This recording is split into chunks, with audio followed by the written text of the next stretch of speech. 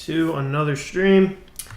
And in this stream, I am going to be working on creating a bounty site, which I already have some of the development done for. Says I'm still sending data.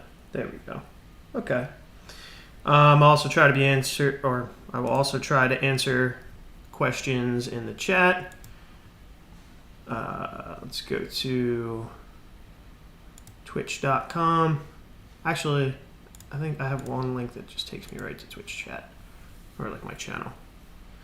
So what I'll do is I'll take this, pop it out, and we'll say always on top. And there we go. All right, so that's not what I wanted. How's it going? I don't know if this is... Got here fast. How's it going, Wormhole? How's it going, Zabiru? Can I make this small again? There we go. That's what we want. Now, we'll get it away from that. And what I'm going to do is, let's go take a look at what I already have for the bounty site. Well, we'll take a look at a few. So, one thing that I have... Oh, I thought I had in my top things here. The first iteration on the bounty site that we made, when I was still trying to like get good at React, was this. And so here's what that looks like. So right now, I got all this stuff. It's not looking great. It took a little bit for it to go in soon. Hopefully by March we'll be supporting developers. So, cool. Nice. Anyway, it could look better. We have some posts here. When you click load more, nothing happens. It's just like flashes for some reason. What else? Yeah, you can see like your posted bounties and all that kind of thing. You can sign in, but even this sign-in flow here, it's not like really doing it the right way. And there's tons of other bad things that I wrote that are in the project. Now, it still looks pretty decent, and it kind of, I think, does mostly what we want it to do. And we can do bounties, and we can do payouts via the Lightning Network on the bounty, so that's kind of nice. But, so I have a 2.0 that I'm kind of working on.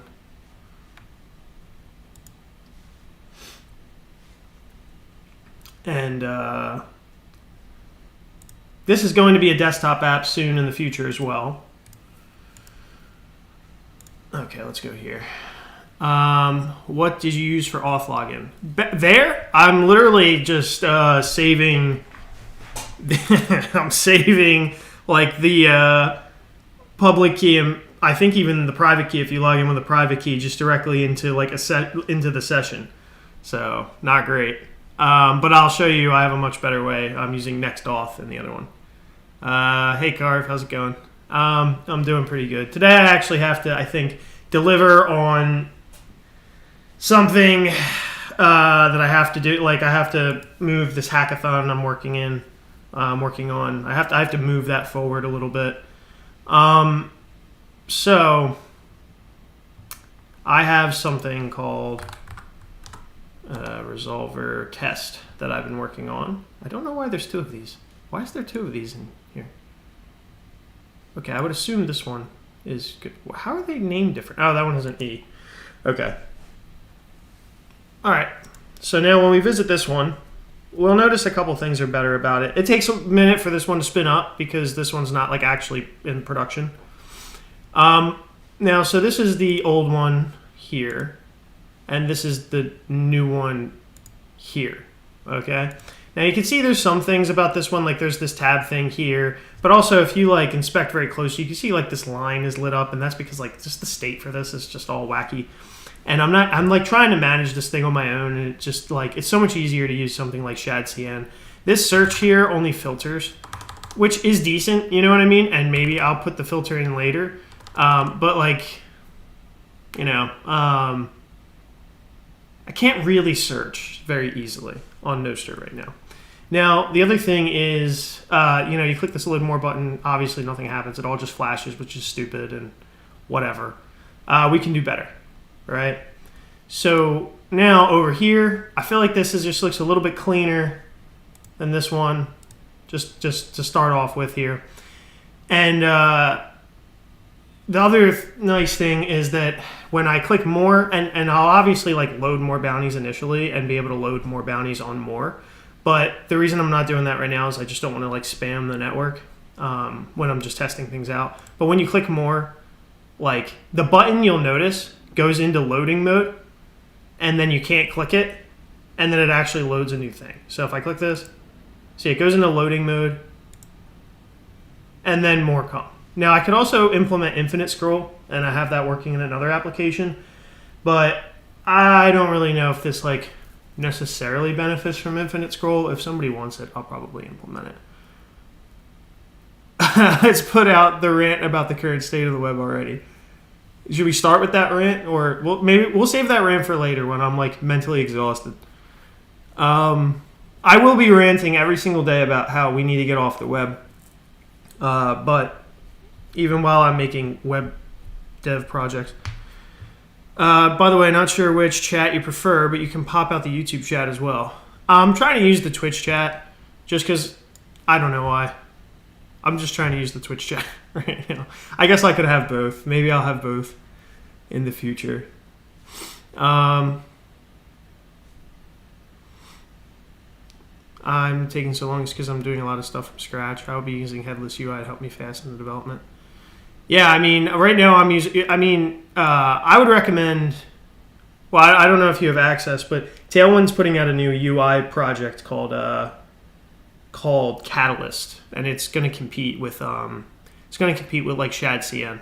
So I would look into that if you have access. If not, ShadCN is great, and that's what I'm using here.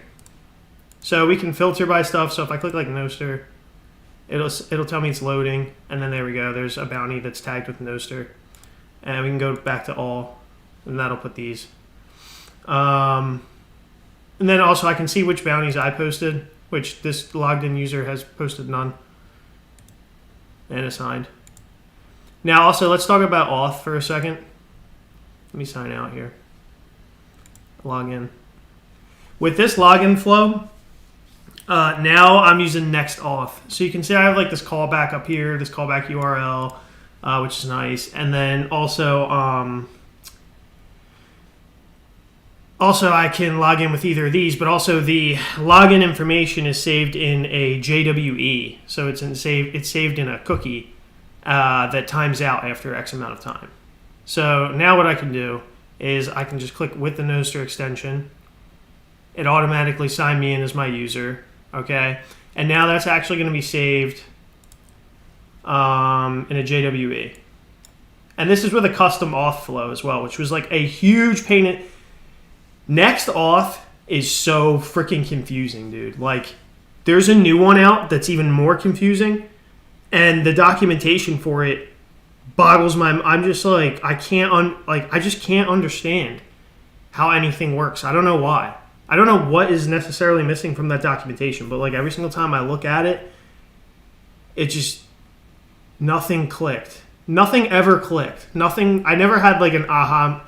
Once I had my, I never really actually felt like I had like an aha moment with Nextauth. I just got it working, and I was just like, oh, cool, great, finally, after all this time. But anyway, if I go to storage here, and we go take a look at the cookies, you can see I got a secure Nextauth cookie here for Resolver test app. You probably can't see, well, you know, I mean, here we go. So now all that stuff is living inside of this. So it's going to expire at the end of the session. And it, you know, this is the little cookie. It's for this particular website and blah, blah, blah, right? So now I feel like I'm doing authentication in like an intelligent way rather than like doing authentication in like some like rolling my own completely rolling my own authentication here. And using not best practices. $300? Yeah, fair enough. From Twitch? What about from Twitch? You don't have access? Yeah. On Twitch, the sound is better somehow. I'm Ricardo, though. Oh, okay, cool, nice. I'm glad the sound is better on Twitch. I don't know. I think I always have trouble with sound. It just is what it is. I think that's a Linux problem. Oh, sorry, I'm dumb. $300 for some more premium stuff. Yeah, Catalyst I think is going to be free for the most part. So I don't think that that's necessarily going to be an issue. All right. But yeah, so during this stream, I'm going to be developing on a hook library. I'm going to try to get this stuff out a little bit better. We're going to go to the Cypherspace continuous build here. So we can take a look at applications. You can comment publicly on this bounty. And then right now I have this locked discussion, but I think I'm going to get rid of the discussion tab. And we're going to do everything in the open. And then users can apply. And we're going to be, anyway, I have a different flow than the flow I already have implemented. I don't know how you are connecting the npub and nsec with auth. Got tired of the extension auth. No, it is using Albi. It is using Albi. So when I sign out and I log in with the Nostr extension, automatically Albi just picks it up and signs me and just hands it the public key. And then that's it. So yeah. Anyway. Okay. Then why do you need next auth? I need next auth to hold on to the session and just keep the session alive. And in addition to that, in addition to keeping the public key in a cookie in the session where I can like easily go and grab it for things when I need it. In addition to that, if I go to, like if I sign out right now and I sign back in, I can also sign in with like a public and private key. So you could put the key pair in and then NextAuth would also handle signing in with that. So that's the reason I need that. All right, so now we have that site there. Let's create a little terminal here, or not. There it goes. And now I gotta pull down this project. So also figuring out like Unix domain sockets and all that kind of good stuff, that was fun. And I'm probably gonna be implementing all that stuff later on. When I get back into the desktop development stuff. Now, let me clone this. Resolver test situation here.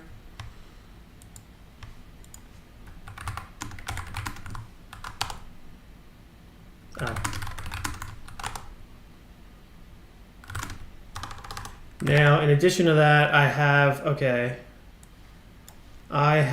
my React Nostr library.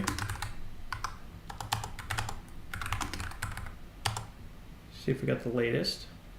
Now with this we can do bun link.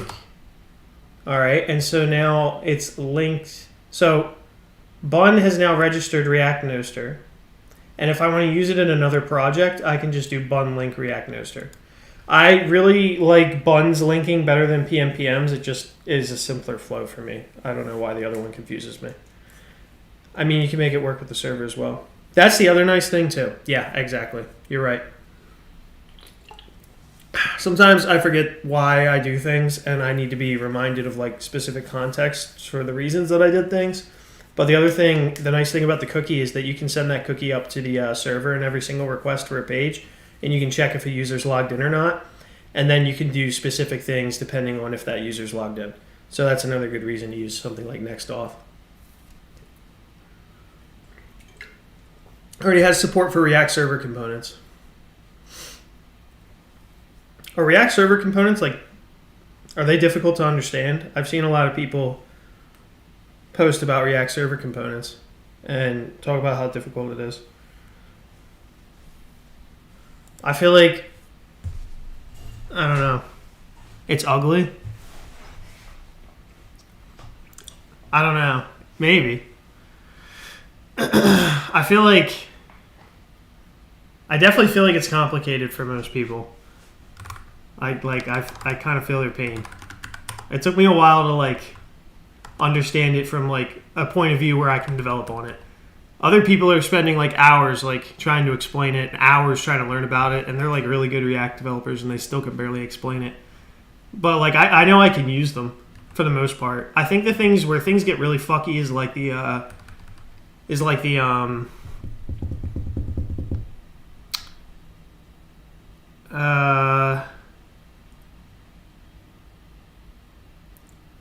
caching layer.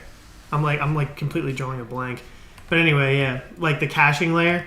That's like where things get so confusing, and it's so confusing developing on a React application, and then like some shit works in dev, and then it works a completely different way in production, and that's how some of the caching works, which is very confusing. Should I learn Next.js? A lot of people are saying it's file-based routing is bad. I feel like a lot of people. I like file-based routing.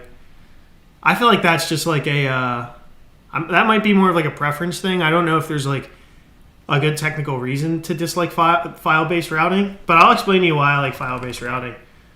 Give me a second here. So early on in the way that I was doing Next.js and React applications, so my first Next.js application, one of my first Next.js applications was this resolver site. And the way that I did it was, let's take a look. And I'm just going to show you how ugly things can be and then how not ugly things can be. And then like you kind of have to decide, because like best practices here, there's maybe a couple different ways to do best practices. So if I go to the site here, we'll go take a look at the code. I love looking back at my code and just seeing like how embarrassing it is. It's just like, ugh.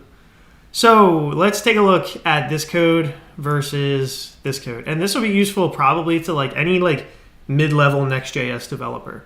You'll learn something here. If you're like some mid-level Next.js developer, you'll probably learn something, okay? So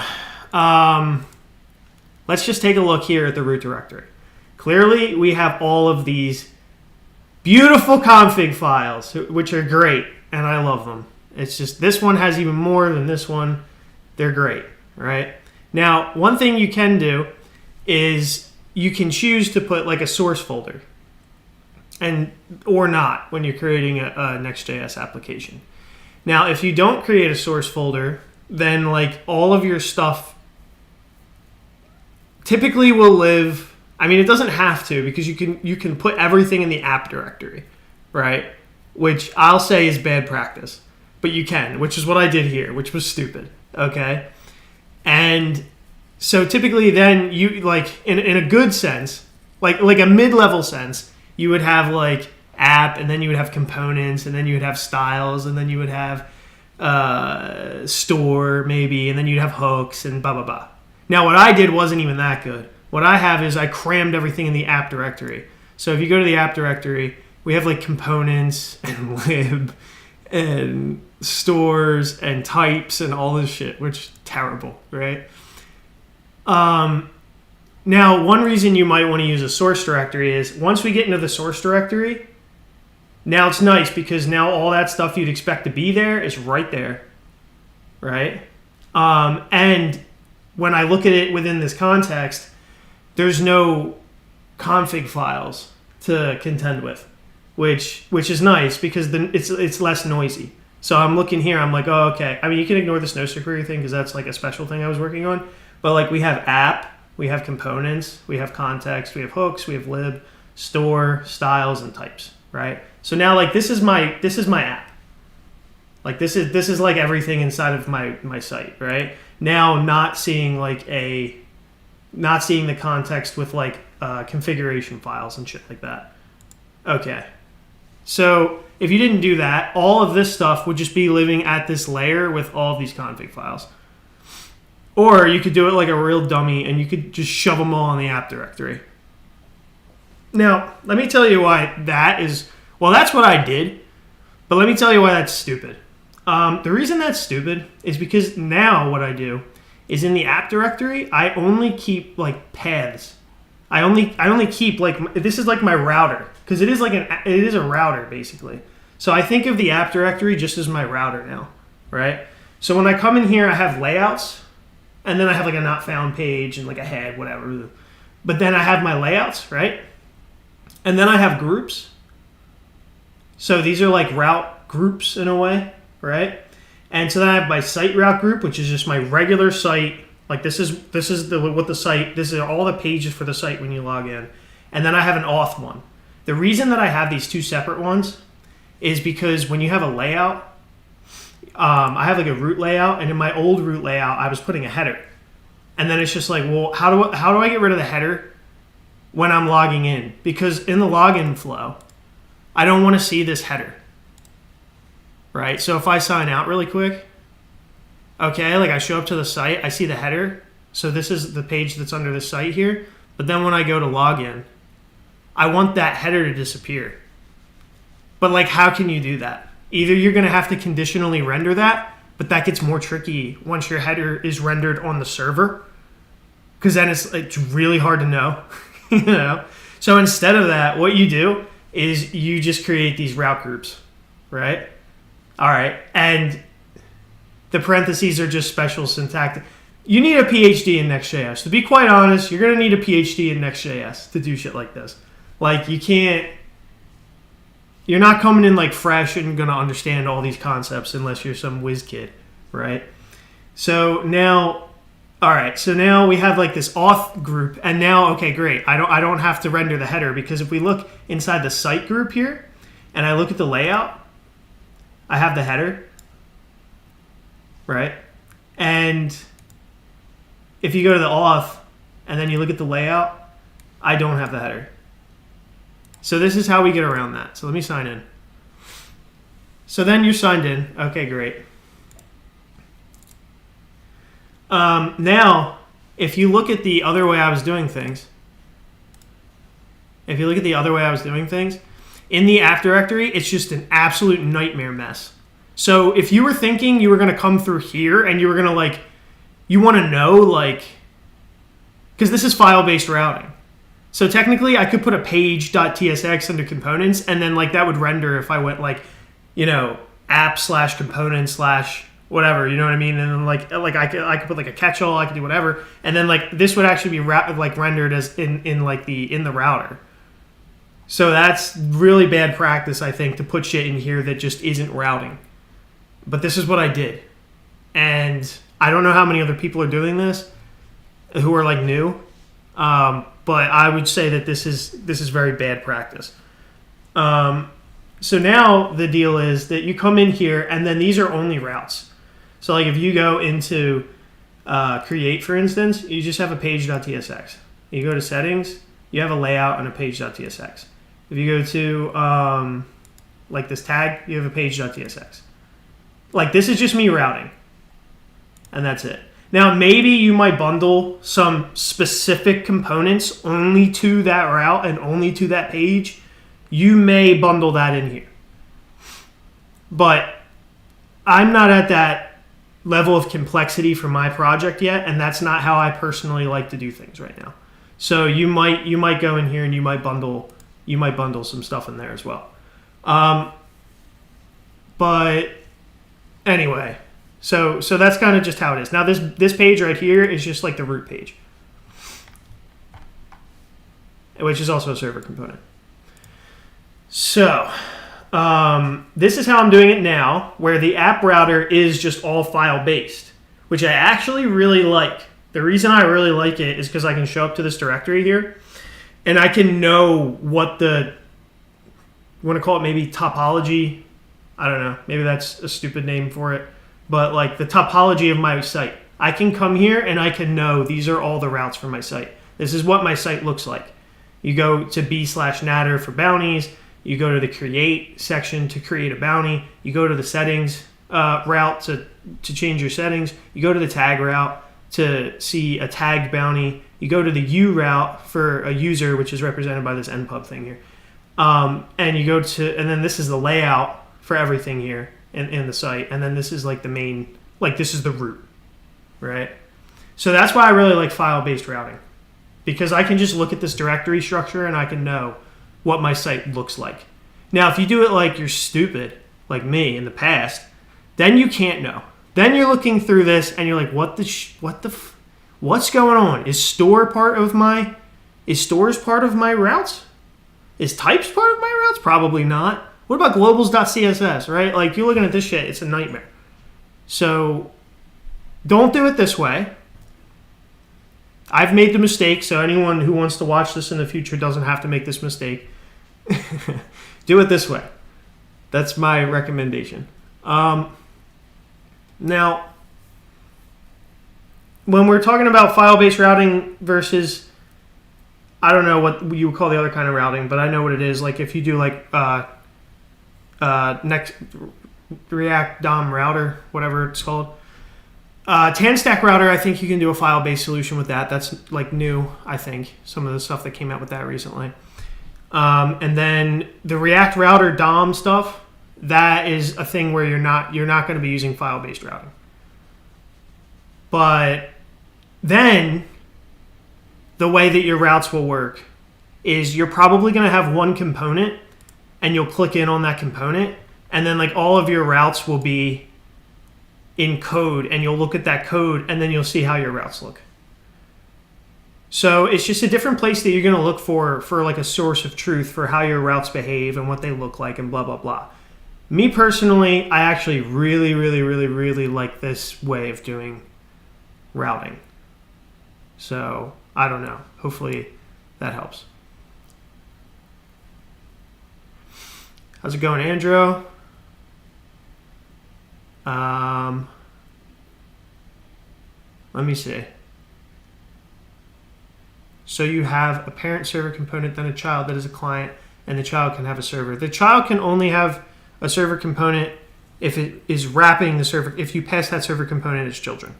Should I learn Nextjs? A lot of people, yeah. This is what started that rant. Yep. Okay, you're right. I'm literally just going over, even if it's just for me, the stupidity of how I used to do routing in Nextjs. Better using source for convention and tradition. I think, you know what I'd rather have instead of like a source folder? I'd like to get rid of this source folder, and then I'd like to have all of this in the root of my project. And fine, like, and then actually I'd like to create a .config folder. So the config is a second-class citizen, and my source code is a first-class citizen. You see what I'm saying? Wouldn't that be so much fucking better if we just had, like, even if it wasn't a .config, if I just had a config folder here, and I could just take all this bullshit and put it in the config folder?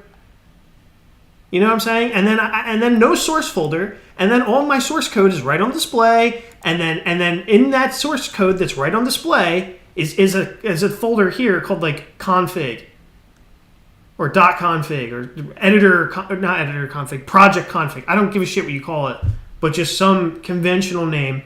And then we take all this nonsense and we shove it in there so we don't have to fucking look at it all the time. I mean, I get it, it's part of the source code, but I never touch these files and they're right in my face. They're like right here. JavaScript does some shit just so ass backwards, it's just like ridiculous. Like importing things or even the destructuring of things I don't necessarily like. I don't know if there's any better way to do it, but I'd like to even change that somehow. But like how you import shit, like you go like, I don't know, let's click on anything here. Like import shimmer from, it should be from shimmer import shimmer. It shouldn't be this way. But anyway, and the config folder should have its own thing, and then all this stuff would be shoved in there, and that's, you know, that's what I think. But whatever, we're not going to get things perfect in web world. This is why we're going to be ejecting from web world soon. Match route, I don't know anything about that. Actually, I do have catch-all routes. I do that for, I think I know what you mean. I have catch-all routes. I do that for the auth. I think for sign-in, maybe. Because I thought I was doing that for the auth. Okay, maybe I don't know what the hell I'm talking about. I could have swore I had something in here that was like a catch-all for this. Whatever. Wow, it's way more readable compared to React DOM. I think so. React DOM is client-side, so your website won't show up on Google search, which is so bad. Yeah. Hi, may I bother you about your MVIM 5 hours video? I'd like to know if you know how to configure LSP for Clang D. I have trouble to make it work the way without CMake. I would just add Clang D, but I don't know what else you'd really want to add. I would just look up the language server and just read about the language server. There may be some files that you need to put in the root of your project. I would also put like maybe a .git in the root of your project too, just to make sure that everything is detected correctly. Also, React DOM is client-side. Yep. If you want to hide imports, use Vue. Okay. Yeah, I'm not learning another web framework. I know React. That's it. The next thing I'll learn is HTMX. And then I have my heavy solution I can reach for, which will always be React. Until React is dethroned, I will always be using React. I don't give a shit about all this other newfangled bullshit and nonsense. I have no interest in learning those things. I do have interest, however, in every now and then when one of those frameworks implements a new concept like Solid.js. I've never used Solid.js, and I'll never write any Solid.js probably. But I did see that they do signals. So like I read about signals. I read about Svelte's runes. I read about those things just to know what they are and to see if like is that pattern like worth it. And if I ever see something where I'm like, oh, that's totally worth it, I need, you know what I mean? Like, I need to switch. Then sure, fine. But for now, I have a heavy web solution with lots and lots of community support that will get my work done the way that, without me like only changing because something, I don't know, like is better for whatever reason. If I want a light solution, I'm gonna switch over to HTMX, and then I'm probably gonna write my backend in whatever language I feel most comfortable in. And that's my ultimate, that's what I want to do for a lot of websites that don't need that aren't apps. If a website isn't an app, then that's probably what I'll do. So that's the only thing I would really consider right now for changing my front end stack or whatever. But then again, I want to get off the front end entirely. I want to get off the web entirely. I want to start building desktop applications, and I want to funnel people off the web. That's mainly what I want to do. I'm doing this for a hackathon. Angular is the heavy solution. We're never going to learn Angular, I'll tell you that. I heard Angular is having a bit of a renaissance, and I don't give a shit. Sure would be great, please. Let's see. He's talking to him. The thing about Svelte and Solid, I think, is that you can have stores outside of components like Zustand. Yeah, but I have Zustand. So I just use Zustand.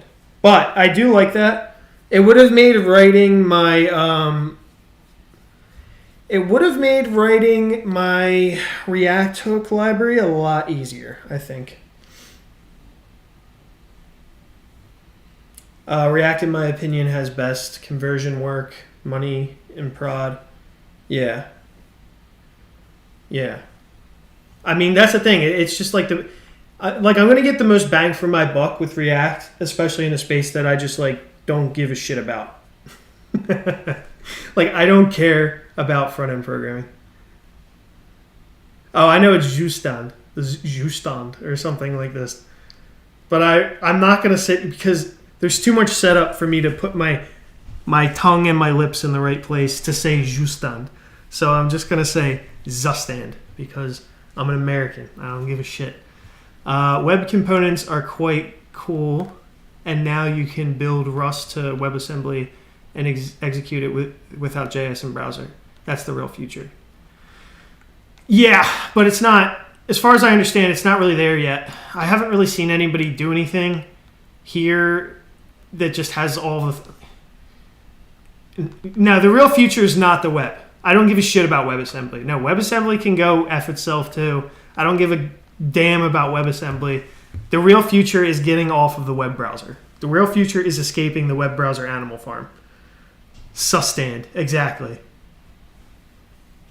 Yeah. The real future is escaping, like I said, it's escaping the web browser animal farm. I think I put a tweet out about that today. I think my other tweet got more likes, though. Yeah, everybody ignored my other tweet for that tweet. And it's a shame. Because the other tweet was better. The other tweet was more impactful. which was we need to escape the web browser animal farm. All right, and that's more true. No one cares yet, but they will. I'm going to spend all year long building desktop applications, and we're going to get there. So let's see now. I don't know. Hopefully some of that stuff made sense.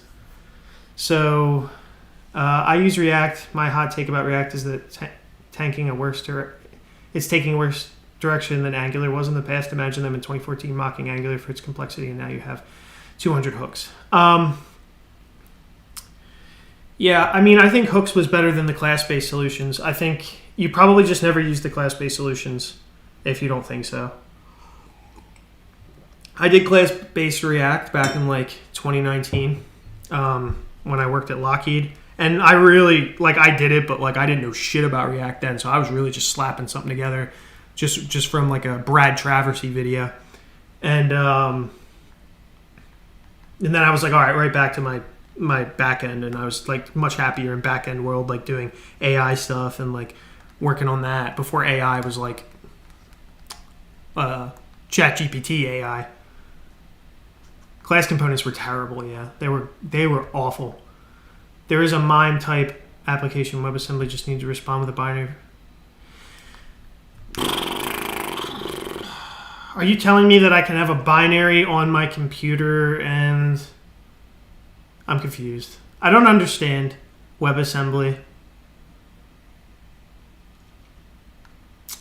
So if I open some particular route, WebAssembly will know to open some application inside my browser. Is that what it is? I don't understand. Oh, okay. Well, then you're surely not arguing that we should go back to class-based components, correct? Remember that the function components were trying to do what classes can do without all the hooks. I'm not defending... Oh, okay, gotcha. But not sure if hooks are good either. I think hooks... You know what? React is becoming extremely complicated. So I mean, I'm not going to sit here and argue with you. I think we need a new solution. I think maybe part of the solution is that if you're going to stay in a web context, I think part of the solution would be leaning into the browser primitives, the stuff that the browser supports more. But that moves at such a snail's pace, so it's hooks are bad. Stop saying they're not. What alternative? I mean, the only alternative is for me to switch to some other bespoke framework that barely anybody really uses. And yeah, I think the hardest part about hooks is keeping track of state and rendering. State. I don't know if I'm ever gonna truly wrap my head around state and rendering in React. Solid alternative. Yeah, with signals. We should kick out users and go back to the role API. Well, honestly, yeah. I don't think we need so many normies on the internet anyway. Why do we allow normies to play on the internet with us? We need to kick... You're probably right. Browsers on the internet could be more fun if we could just get rid of all the normals on there. React just as popular because of Facebook, not because it's great. Yeah, but that's the same thing with lots of things. That's the same thing with... What do you think? JavaScript that's true of JavaScript. That's true of many things. You might even say that's true of the Linux kernel. You might say that's true of GNU utils. You might say that's true of many things. Twitter, Facebook itself. Some things just get a network effect, and then that's just where we're at. Hooks are the unique selling proposition for React. Yeah, and they were introduced in a time where that was the best way we could do things. I think signals and solid are maybe a good iteration on that, but it's still not worth it yet for me. Again, because there's just libraries that just aren't available to me in solid and Svelte and stuff. I'm hyped about React Forget. It should resolve our memoization performance, and yeah, I would love that. Because, again, I don't even want to write any of this stuff. I just wanted to use... Ironically enough, I wanted to use the most easy and popular solution. Oh, okay, instead of do DX. Yeah. No one gives a shit about DX. Nobody cares. Nobody pays attention to us. All right, so now, where am I here? Okay, this is my hook library. And let's go open up the other thing. And WebAssembly is very easy. We create tools to compile everything to machine code, everything unified and works everywhere. I wouldn't be surprised if other person choosing React but actually never got to know why you chose React. Well, I chose React because I already knew a little bit of it. And yeah, I mean, and because it's very well supported. I don't have the time to like think too hard about these things. All right, so now, okay, I have that, and now we go to resolver test. And now what I'm going to do is I'm going to do bun link, and I wish I had some completion there, but I'm going to do react noster, boom. Bun slaps too. Same thing with node, right? Right? Like node is not necessarily like amazing.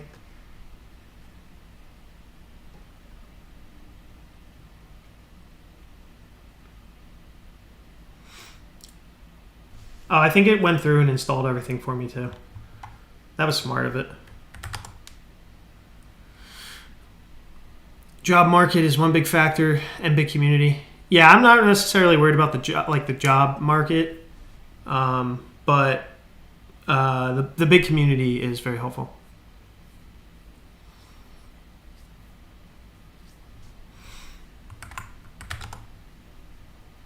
But yeah, like I don't know. Node's another one of those things that's just like, yeah, I mean, just everybody just is already using it. Most people don't even know where to draw the lines between their. Most people don't even know what the runtime is. They don't even understand that. Like, I've talked to engineers who think that Node runs like in the browser and that like all kinds of things. Like most people have no clue what we're talking about when we're talking about runtime, what we're talking about when we're talking about bundler, or when we're talking about package manager, or like, wait, you're telling me this one command is a bundler and a runtime and a package manager? How could that be? You know, I thought Bun just installed things fast. And it's like, I don't know. That's another problem, is just like getting everybody up to date and understanding what these tools are doing. .wit.wat.lang. It's not important, but it's just rethinking 50 years of merging best patterns to create some language. .wit and .wat language. I've never heard of that. Oh, okay, I guess you can. They were right, actually. Well, actually. That's funny as shit. I don't know. WebAssembly, it just feels like something that's just like, it doesn't exist yet. I don't like, that's just where I'm at with it, I guess. All right. What I'm going to do is I'm going to open up another tab here, and I'm going to go repos. I'm going to go to resolver test. And what I'm going to do is bun run. Well, actually, yeah. Oh, bun. I think. Yeah. I want to be on the latest bun. Bun's had some good updates lately. Let's give that a minute. It's like compiling bytecode for the browser. Yeah, this is nice, and I'm glad browsers are getting this. I just hate the browser. Can you? I thought it's super hard to have garbage collected languages on WebAssembly. I know they're managed to have Go and Dart, but it wasn't easy. Yeah, I don't know enough about that. So now we're gonna do bun run dev. I hate this. I hate this shit. Fuck you. You're a piece of shit. Nextjs. This is the worst type of shit. Okay. Just fuck you, dude. Really? Come on, man. It's every time. Oh, and then, well, how do I turn it off? Nextjs now collects completely anonymous telemetry regarding uses. This information is used to fuck you. You can learn more, including how to opt out if you'd not like to participate in this anonymous program by visiting the following URL. You're a prick. This is some sneaky, shady bullshit. And fucking put the command. You can put this big, stupid fucking attention message here, but you can't tell me what config file I need to do. Come on, man. Oh, I hate this shit. Every fucking time. Like, it's just, I put a tweet out about this. Okay, look at this. Look. There are things, and this is why I like Go, and this is why I like Golang. This is why I now very much respect Rob Pike. There are things I won't name that do telemetry to level that would terrify you if you knew it was going on.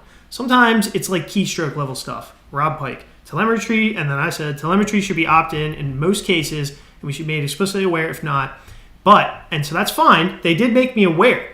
But like, please, just tell me how to turn it the fuck off. And this is not one of those cases where it shouldn't be it should be opt-in. Because now it's just like, okay, so now I'm on this telemetry page. Blah, blah, blah, blah, blah. Blah, blah, blah, blah, blah. Blah, blah, blah, blah, blah. Finally, here's how I can maybe turn it off. You can view exactly what's being collected. When the environment variable is set, data will not be sent to us. The data will only be printed out to standard stream prefixed with telemetry. Example telemetry event might look like this. What about sensitive data? Well, of course, whatever. How do I opt out? You may so now I got to scroll. So not only could they not... Okay, you're telling me you couldn't put this? You're telling me you couldn't put this right here in that attention command that you sent me? So do you see the levels of indirection? And this is the shit that I don't like. This is like... Because it's gaslighting. You know what I mean? It's at a point where it's just like... Because... I'm not crazy. You can put these fucking lines... right here. Like, you can put them there. And you can just tell me how to turn it off really quick. Even better, you could just say, attention, hey, you can now opt into telemetry and help our development. But instead, you're going to make me click a link. Then I'm going to go to that link. Then you're going to explain to me all your nonsense. And then finally, I'm going to scroll all the way to the bottom of the page, and now I can turn it off. What the fuck, man? Okay. I'm pissed off, so it's just... Okay, it's all right. It's fine. It's totally fine. They're great. Great company, Vercel. What the fuck? Stupid thing. All right, let me copy. Does your copy button work? Is it just me? Okay, here we go. I'm already in a bad enough mood now. Your preference has been saved to .config, blah, blah, blah, blah, blah. Nextjs, Node.js, config.json, status disabled. You have opted out of Nextjs's anonymous telemetry program. No data will be collected from your machine. You fucking pricks. Oh my god. Anyway. So, let me quickly, I'm going to just click on this. More people should have liked this. Nobody cares anymore. Nobody gives a shit. Things I won't name. I can't hear anything. Do telemetry at all. I don't know why I can't hear anything. Anyway, click on this video. You'll see what he says. He's not naming the projects. Maybe Nextjs isn't one of the projects. Maybe Vercel isn't one of the projects, whatever. But like...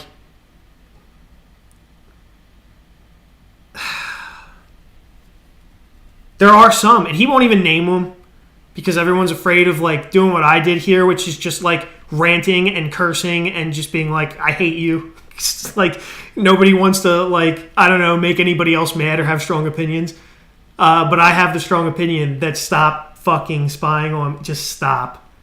Can we just stop? I know it's not necessary. I get it, but just let me opt in. I don't know. What does the chat think about this? Maybe I'm not. I don't even care. Like if you're saying, tell me how you really feel. Yeah. No. I was perfectly happy before I saw that. I'm so tired of seeing this shit. Bit of love. Right. Exactly. I'm sitting here I'm like, oh, you know what? Nextjs, like file routing. I was saying only nice things a second ago. And then, anyway, make .dev container and multi-step build. Gotcha. Yeah, I might need to do that. You're right. He's always like that. I watch these streams because he keeps his streams real. Thank you. I am always like that. Good point. Ignore the. I'm telling you, I only get mad when it's. Like, I already put this out. Like this is a running theme where I actually just don't like this. Nobody uses X. Okay. Ignore the post with the picture. Oh, what, this one?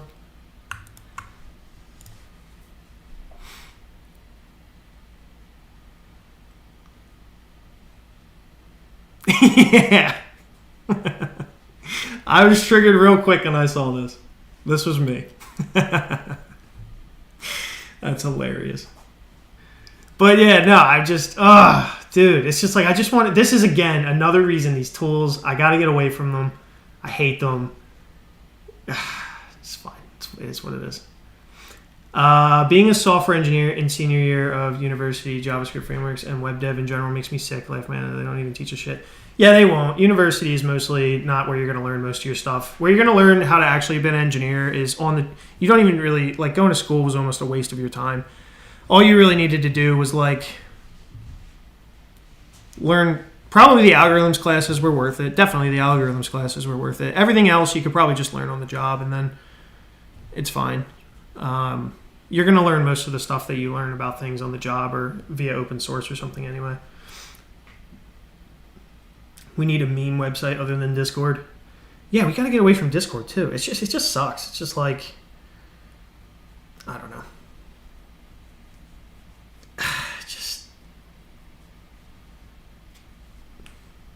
But the worst part is, the part that makes me mad is just the gaslighting thing, where it's just like, you're telling me, first of all, that you couldn't have just say, you could have, this instead could have been a message asking me to opt in. That's what it could have been, number one. Number two, all right, fine, you opt me in on purpose. I still hate you for that, but fine. Then just put directly there these messages. Right? Say like, okay, I can turn it off very easily with that. But no, what you did was you're going to make me click a link. At the top of the link, again, is not those commands. It's me having to read about all your bullshit. And then finally at the end, like this is what made me mad. And then also, what is all this? Why is there multiple commands? You may check the status. Okay, I can check the status. You may re-enable. This is what it should have been from the start. The thing that's all the way at the bottom is what it should have been. And then I guess I'm going to have to like always have this enabled in my config somewhere. So now I got to like do this.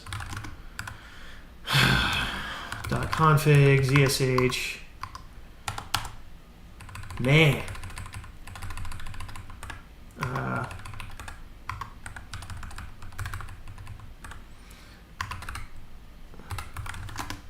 Pain in the ass.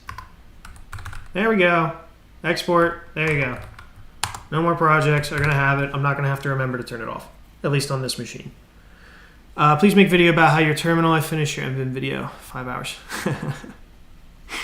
Yeah, I mean, I don't know. There's not much to my terminal. I have a kitty file up on my GitHub. You can check that out. Now we need to hear about why you want to get off Discord. Again, because it's just fun. I'm not getting into that. Maybe another time. Okay. All right. Now I can write code. Here we go. Finally. All right. So what I'm going to be trying to do is I'm going to be trying to get rid of this Nostr query directory, and I'm abstracting all of this into a hook library that I wrote. And it's got some hooks, some utilities, kind of good stuff. So we can, this batching concept was very hard to actually implement. It confused the shit out of me. But, so now I have some hooks that we can use. So we got like use profile, use publish, so on and so forth. And that's going to allow us to pull things in like the profiles, pull things in like these different lists of things for like, you know, bounties and whatever, but it's generalized. So we can build other Nostr applications just using this React thing without having to like, it's just going to like make everything easier to use if you're using React. What's your GitHub? I can't find it. It's in your video description. My GitHub is right here. I'll have to put it in the description in the future, but there you go. Hopefully that made it over to YouTube. If not, like you can, I guess, check the Twitch chat.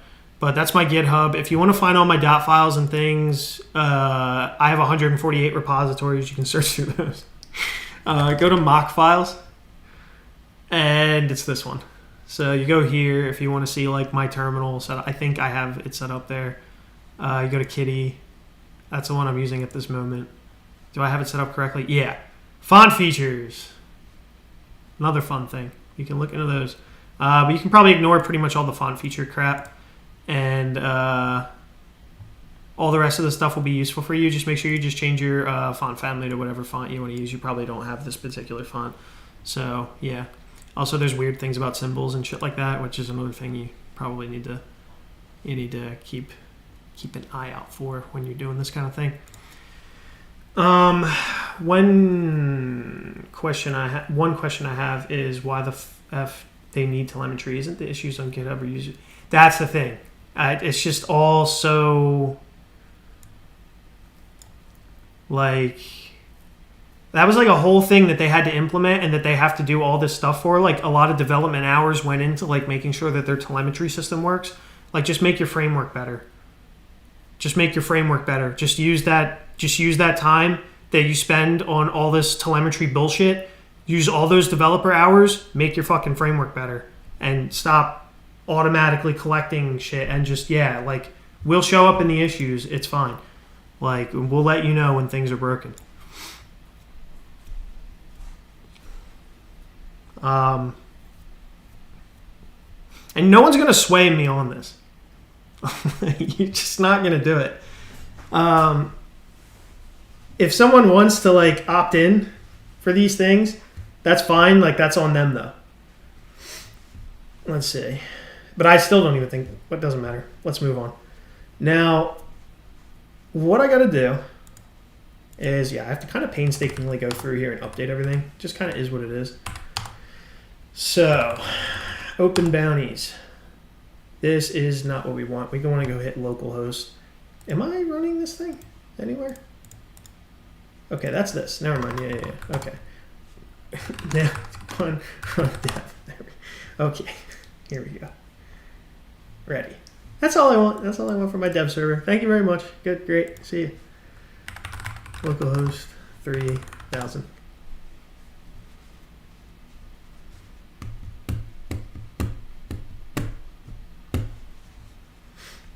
It's got to build and compile everything. Compiling's an interesting word, but whatever. Yes. Symbols. Does anyone know what a symbol is?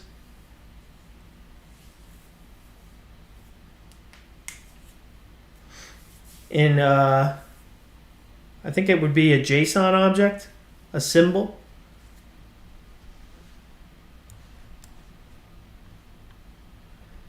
How's it going, Captain Pre? But yeah, JSON object symbols are also another fun concept. So okay. So we got the dev server running. There's a symbol object in JS. Yeah. That was a new one to me. And you can't serialize it. And you can't pass symbols between the server and the client, as far as I understand, with Nextjs. Only plain objects can be passed to client components from server components. Objects with symbol properties like verified are not supported. Right. Currently learning Nextjs, super interesting. Also a question I have, React is extremely bad for SEO from what I understand. Yet most software as a service utilities are based on React. SEO is significantly important. Are these people merely riding the hype train? To some degree, you're probably correct. But with server components, SEO is more fixed and solved. So look into how SEO works with server components, and this should help answer your question. I'm not really thinking about SEO right now. I'm thinking about like actually doing the development, but in the future, I mean, this is once you actually have like your features are complete enough to where you're too tired to work on them anymore, then you can go work on things like, I think it's called like multi-grid or open graph. That's what it is. That's when you go set up like open graph and go figure out SEO and things like this. At least that's my way I do it. For example, you can't send functions from this, right. Use client or use strict add to the first line. Well, you only do that if you want that to be on the client. I don't want everything to be rendered on the client. I would rather a lot of the things be rendered on the server because it's going to be a lot faster when they're rendered on the server. Right now, all it does is it just strips that symbol property, and it's fine. So it's not the end of the world. You can actually, the way you can solve this, if you ever run into it, which I really doubt most people are going to run into this problem, but the way that you can solve it is, it's not great. But if you go to page here, and what am I doing? Yeah, you can stringify it and then parse it. That's how you can handle it. So just take whatever the object is, you just stringify it, parse it, and then you won't pass the symbols. By the way, one question I have: can you show me how you display the avatars? Or are you using image or? Okay. If I am using Nextjs as image component in the future, I don't plan to. But if I go to the should be, I think it's bounty card.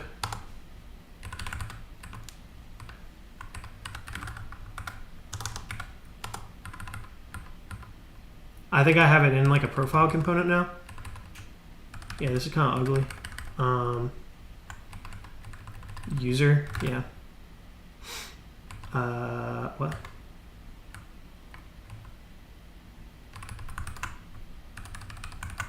Oh, here we go. Yeah, I just use an image component. I don't use Next.js's thing because then I have to like configure all the domains that could possibly be, used. So I don't like it for that particular reason.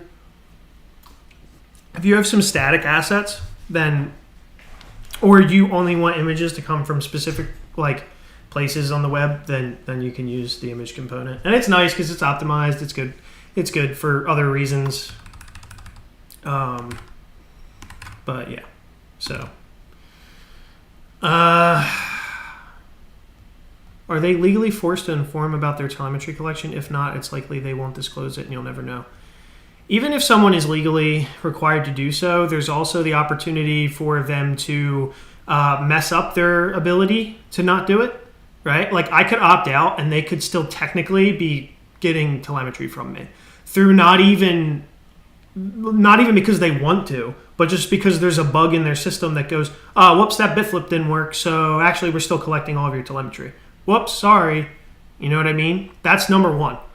So there's no perfect world all the time where everything works perfectly. That's already the first issue. The second issue is there are GDPR laws and things like this. But again, I don't want to have to care about laws at the end of the day. I'd rather just this stuff not do that. I feel like there's kind of a social contract here, or at least there should be. I mean, it's clearly being broken by companies like Microsoft and stuff like that. So these other companies just think they're cool too, like that they can do the same thing, At the end of the day, I would just say that it's just extremely disrespectful, and it's fine. It is what it is. If that's the kind of company you want to be. But I don't want to say much more about it than that. I just think it's an extremely disrespectful thing to do, to opt me into telemetry. It's just... And if other people don't think so, if other developers don't think so, it's okay for them to be wrong. Image is neat, but you need to specify the URL and the config now. Yes, you do. You need to specify like some glob path thing where you can say like, okay, everything from GitHub, you can use images from that URL. Exactly. Well, you can actually. You can put a pattern and you can say like star and you could just say like from everywhere, I guess.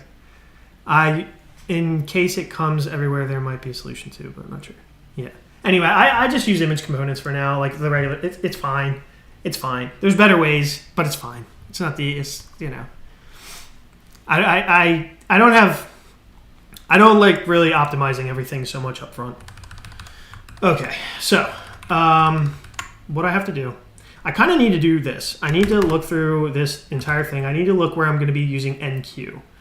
So that's in 131 places, which is great. Okay, that's fine. But some of those places don't matter as much. So, okay. So what we're going to do is we're going to do Control Q. We're going to throw that in a quick fix list. Then what I'm going to do is I'm going to mark everything that comes from my library.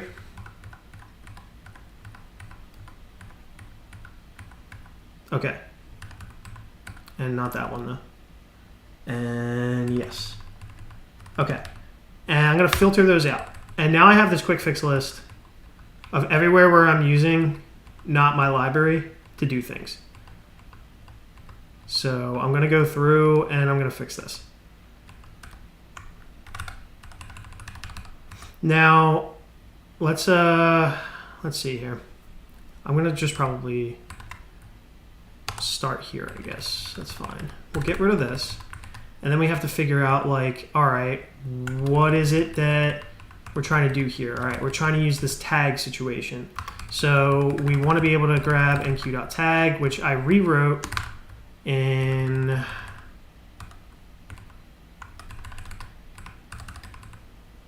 something where I guess I can't do that, so I guess I have to import it.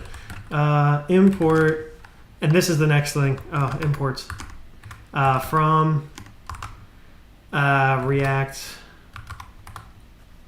Noster. If it's not available, I'm gonna have to relink it, I think.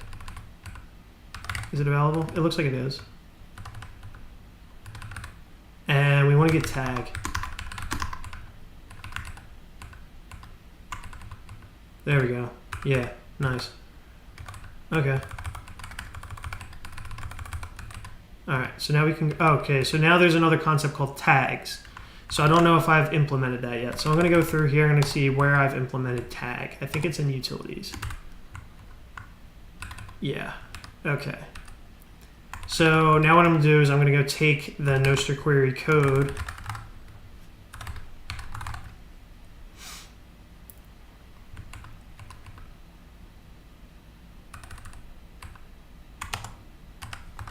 I'm just going to grab that piece of code. I'm going to abstract it to my library here. Like this. And we're just going to export that. I also need to figure out concepts like tree shaking and all this kind of stuff. Let me put the chat back up here. I have to figure out like concepts like tree shaking and a couple other things as well for my library, because I know that that's going to matter later on.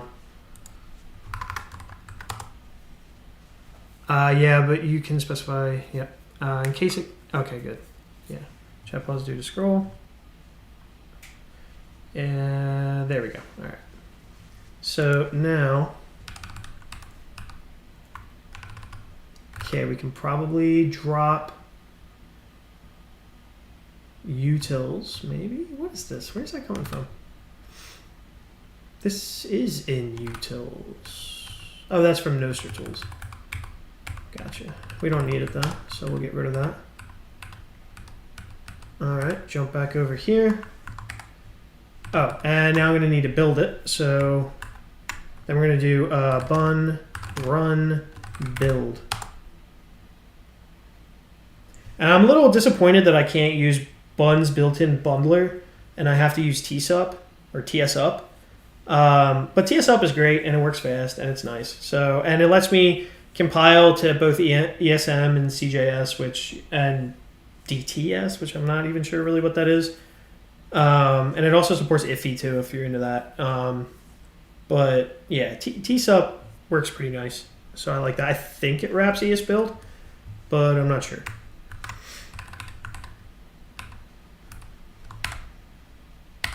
Okay, let's get out of here.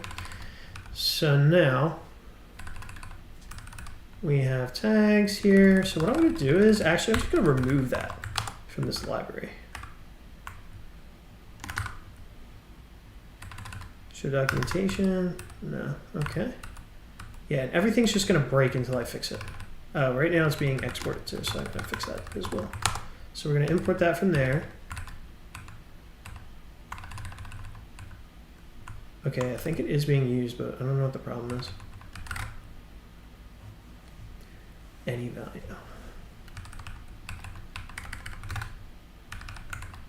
That's what it is. It's being hoisted there. So we're going to need to come up with a new name for this here. We could probably rename this to like all tags, right? And then we could do like that. Oh geez.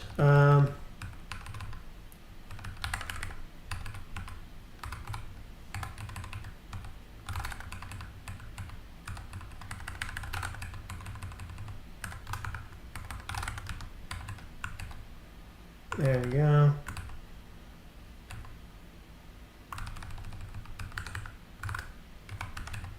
All right. Okay, so that at least solves that issue. Kind of don't like that I named this tags.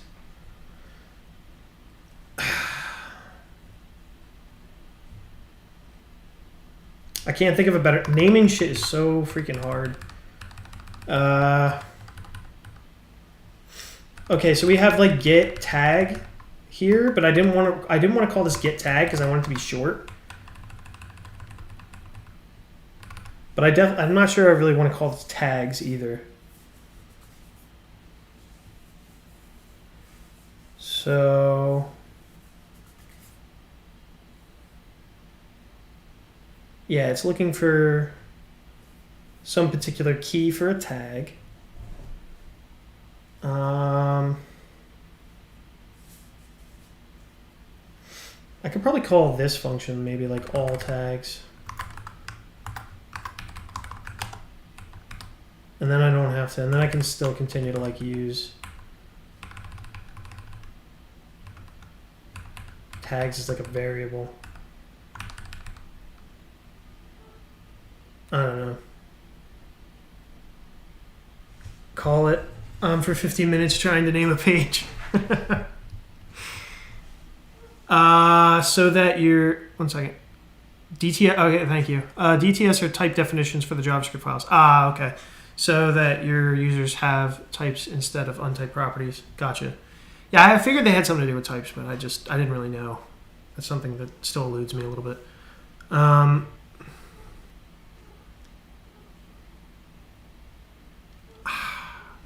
hate naming shit because I'm going to be, at this moment, I'm about to be locked into whatever like I name this thing. And then it's also import tags.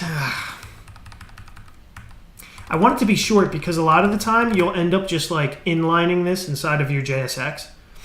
So that's like why I just called it tag, because I'm just like, boom, just like you want to inline that in your JSX. I don't want to like put like get tag or whatever. But if I did make this get tag, then I could make that get tags, and then like maybe that would be better. But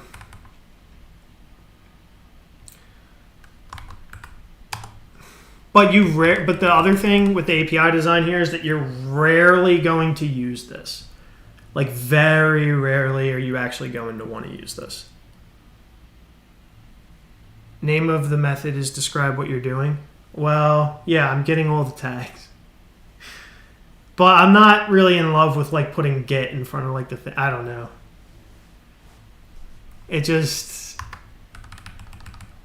I come from Javatown, and Javatown was way too verbose, and so I try to get away from like verbosity, especially when I'm working in things like, especially when I have to live in like a world where like truly Tailwind probably is the best way to do CSS, but then that also like shifts everything, so like it really like explodes your like the length of individual lines of code. So then it's just like, yeah, but then let me write like long function names too to like complement that, and now everything is super long and I have to go buy an ultra wide monitor. So this is like, it's funny, like all these things like kind of factor into to API design, like things that you don't think necessarily factors in, but I think that it does. I know that you could probably rename it, or a user could, but I don't find that people really do that very often.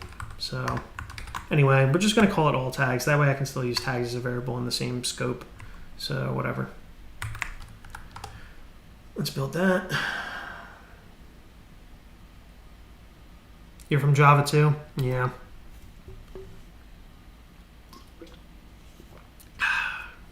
I'm never going back.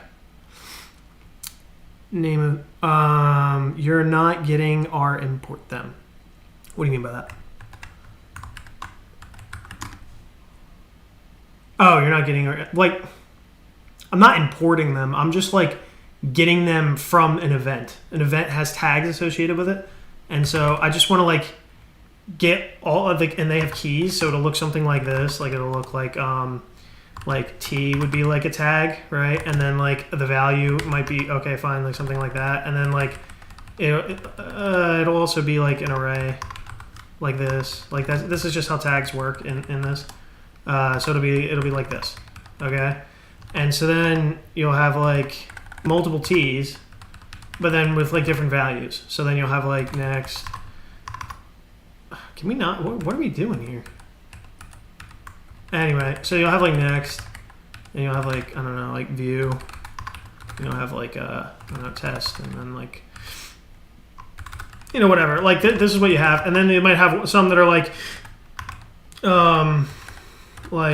I, right? And then like you'll have like all of your I tags. Some thing else, right? And so what the all tags method does is it just returns you an array of all the values. So it'll give you like React, next, view, and test. And that's just how tagging works in this system that I'm working on. So like that's why I have the all tags method, and then the tag method just grabs you the first one of any particular key. So if I pass like T to the tag for an event, like it would just return me React and ignore all of these, which is useful sometimes as well, which is actually the most useful thing. It turns out, like that's usually you don't have that many different named things, but sometimes you do. And even if you do, it's not even useful to know them all very often. But yeah, so all tags. Tag map. Yeah, maybe. Incoming tags. No, but that's too long. That's too long. It can't be that long. What's the stack? The stack for this project. Oh, it's so hard to find boundaries around stacks. Like what do I include and when I explain the stack? But this is Nextjs. I'm using Bun for package management and stuff. To interact with the social network, I'm using NODE-TEC. Sometimes particular libraries are also considered part of the stack. So like for instance, I'm using Tailwind. I'm using ShadCN for UI components. These kinds of things. So I mean, I don't know. That's the best I can. That's where I'll draw the lines for the stack, I guess. So okay, so we have all tags. What is your problem? Let's see. T-tag. 1 second. Yeah, first of all, I think I accidentally named this wrong. T-tags. Unsafe assignment of any value equals all tags. This thing. Can I go to the definition? There it is. Takes a string and an event. String and an event. What's the problem? What does it return? A string.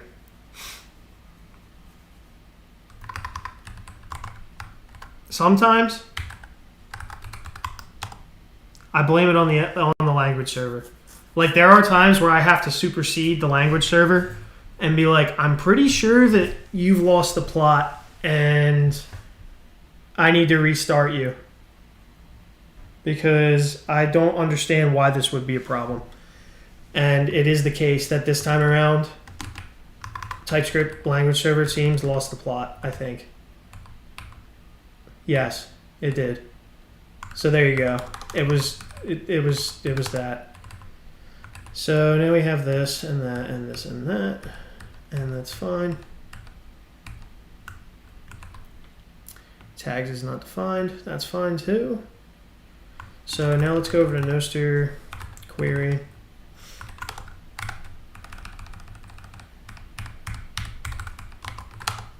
And really I should be removing that as well.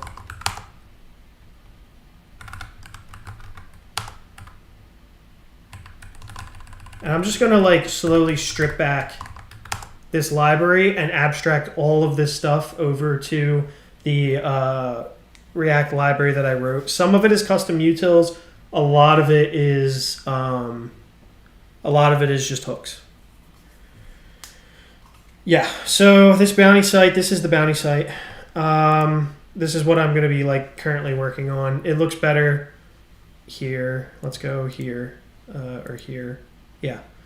So basically, the idea is companies post bounties, and like people are actually using it for a good amount of money. Like even Fiat Jeff posted a bounty on it. He's saying that this is what this is worth 5 million sats to him. So if we do 5, or we'll do sats to USD converter. I don't know what that is like off the top of my head. I don't know if Kraken does this well actually. I remember I had struggles with that before. Anyway, so what is this bounty worth? 5. That's 50. I'm wondering why it isn't updating.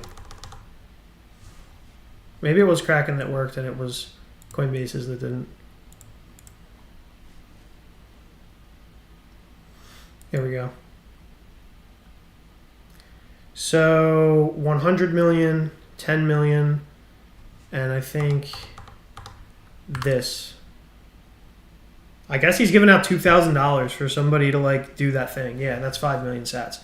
So like the bounty site already has people who are willing to put like $2,000 worth of bounty on it, which is cool. But basically you're just saying like you're putting up this much sats for somebody to like, for somebody to fix your problem or for somebody to implement something.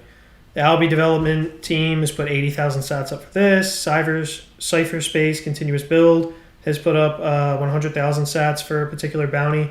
The problem is the current site is kind of garbage and I want to improve it. So that's kind of what we're working on. How's it going, John Free? Lovely Nextjs. You should have heard me bitching about it a second ago. Do you have something Shift plus FX to change all similar things? Oh, yeah, I do. Yeah. Hopefully that explains what the bounty site does. One of the cool things is if you do post a bounty, like directly on the platform, you can just pay out in Lightning. So like if I click on this one, for instance, somebody would apply to it here, right? And then like I would just pay them with Lightning, and then that's the entire thing. So there's no need to like sign up with like a payment provider or anything, because that's a whole nother layer of abstraction that the web is just shit for. So what font is that? Depends which font you're talking about. On the site, I'm using Geist. Over here, I'm using Mona Lisa. Yeah, I'll have to try this out at some point. Fighting with TypeScript or TS servers, such a pain in the ass. You need some architecture patterns to solve problems with names and structure forever. I'd like to have encapsulated data layer with composited tags and probably logic as commands and aggregate. Ooh, man. 1 second. Sometimes I have to like think. Some of your comments like make me think too hard. You need some architecture patterns to solve problems with names and structure forever. Well, let's break down that first piece, right? First of all, I am not necessarily great at patterns within TypeScript land. So, for like what I mean by that is how I would do this in Java land is I would probably create like some sort of namespace for all of these functions, and I would do it that way. The thing is, when I'm looking at how JavaScript tends, like how libraries tend to handle things in JavaScript, like if you look at, and I think it's because of things like tree shaking and different things, so that I don't have to include an entire bundle. Like I don't have to bundle a bunch of extra code so that the library size is smaller. So when we're looking at something like this, right, I have this enqueue object, right? And so then you would do like enqueue.tags or enqueue.tag, and then it's a namespace under enqueue, which I thought is a decent architectural kind of pattern for a utilities library or a piece of a utilities library. But I'm not sure that that's the best solution for TypeScript and web projects, because then I'm pretty sure that when you want to use one thing, you buy the entire package here. You have to buy everything. That's what I think. I don't know that for sure, but that's what I think. So that's what I'm worried about. Now, I have to do research there, so I'm not saying I have the right answers and stuff like this yet. But I also don't think I need to have all the right answers right away. Like, I'm okay with shipping things that's like not perfect, because if I spent all of my time trying to figure out how to do everything the perfect ways, I would never get anything out at all. So, how's it going inside sources? I feel like my mic's not so bad. It's not so bad anymore, is it? Now, I have encapsulated data layer with composited tags and probability. I don't know what you're referencing here, if you're referencing like how the protocol works, or if you're referencing how like the architectural patterns within my code work.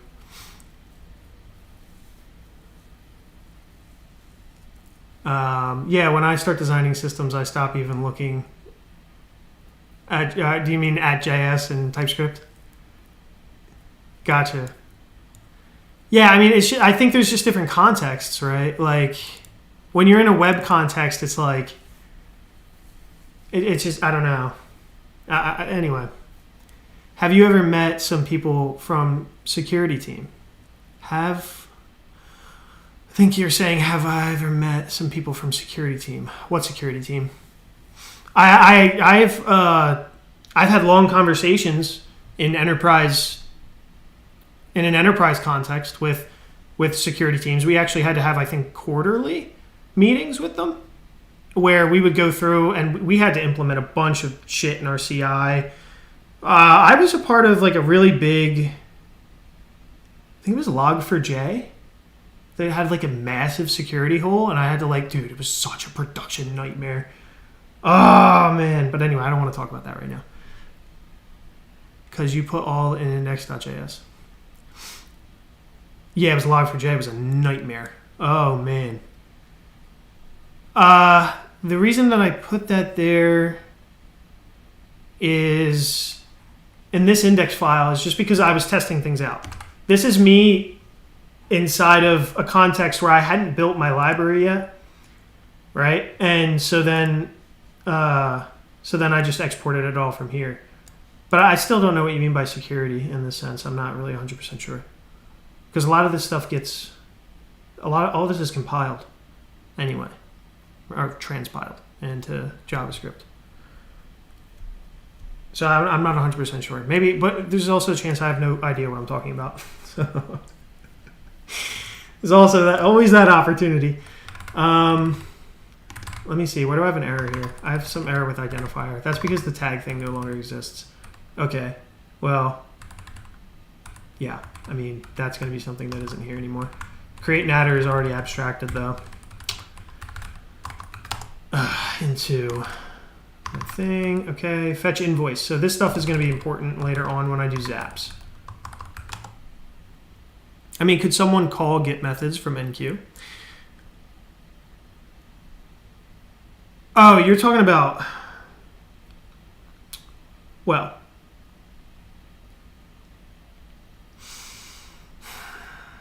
That's how I have it implemented in this code, right? Like, that's how I have it implemented in, like, if I go to the site and we go to, well, let's go here. And we have an event map. Let me just make sure that this one is mostly buttoned up. Yeah, so, like, the way that it works now is I do, like, enqueue dot, and then I, like, call some method that's hanging off of that struct, essentially, right? But how I'm going to have it work is, like, you're just going to import those methods from my library. Hopefully that makes sense. I don't know what security implications are necessarily there, though. Like, I don't think there's any... I think this is just, more of just, like, a design decision. And I think the design decision, I'm pretty sure I'm making it for tree-shaking reasons in the future. Also, this is also a lie. Can't find enqueue. It's like, again, okay. You're wrong, because enqueue's not there. Now what I'm going to do is I'm going to come down here, I'm going to filter that one, I'm going to move on to the next one. Like a lot of these are going to be things that I can just filter right away. So what I can do is I can filter that, and then I can do A here, and then I can see where everything is, if I already fixed it or not. So I'm just going to mark that one done, mark that one done, mark that one done, mark that done. That's not done because it still has NQ there. This is done. And yeah. So we're going to filter those away, and then we're going to move into the next thing here. So, okay, so finish event, that's something I need to abstract away from here, and I need to abstract it into my library. I worked some years in KYC, fraud, laundering detection. Oh, so me and you can't be friends because because I hate KYC. And SEC guys learned me that you should use old sure solutions and keep it stupid simple. Yeah. Well, I thought Log4j was an old stupid solution at the time when that blew up. I mean, yeah. But yeah, anyway. I don't think that there are any security implications for the code that I'm writing currently. At least I don't think so. So now we have finish event. So what I'm going to do is I'm going to look through my code. It doesn't exist. I'm going to go to the Noster. And this is where, by the way, something like Harpoon is really nice, because now I can just go to the Noster query index file here. I can mark this with Harpoon, and then it's always going to be there so that I can just jump back here when I need to. Now I have a method here called finish event. And here it is. And it is a hefty method. So let's jump back over here. Let's see if this method makes sense. All right, so we have an event template. We can update the import from Noster tools. We're also going to want to say that this is a type import because we're only going to be using it as a type. And then what do we got here? So we got finish event, secret key, on error. We got a nice little callback there. Now, what's this? That's because get public key is not there. Okay. So now this is a type issue. And this here is called get public key. Can I just import this? And then that's a secret key. The problem with that though is that it doesn't take a string. It takes a uint8 array. So we have to say uint8 array. And then this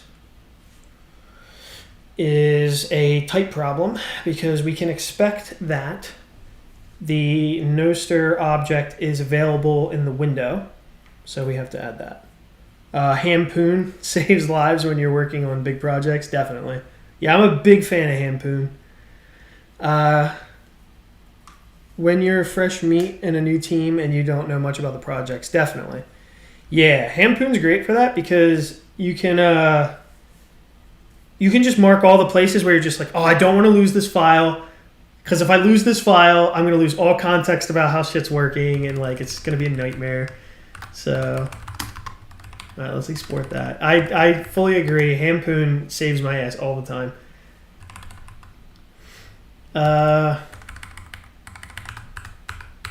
Noster.get public key. So what we're going to want to do is at this layer, we're going to, now I don't, again, this is going to be another questionable practice. But we're going to come down here. We're going to go to global.d.ts. And we're going to grab a couple things. We're going to do this. We're just going to use the Noster stuff. So I'm just going to grab this code here. I'm going to say a global.d.ts. I guess this is one of them d.ts files that I was being educated about. And we could probably drop, well, we're going to probably keep the WebLN stuff because we're going to support zapping and stuff. And now when I jump back over to the code that I was just working in,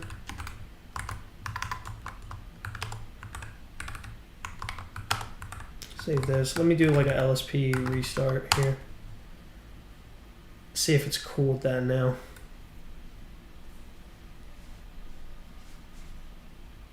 Yes, it is. Okay. Now we have get event hash. Is this still a thing? I think it is. Yeah. Now we have get signature.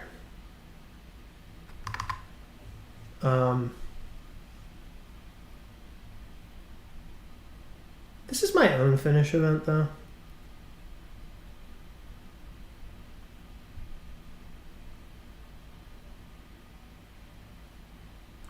I have an idea of Harpoon, but for GNOME. What do you think? I think that's a pretty cool idea. Like right now, I just use Alt-Tab for a lot of things.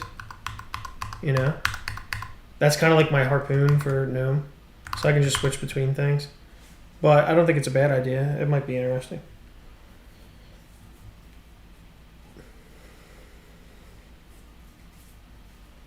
But I guess it would be more specific than that.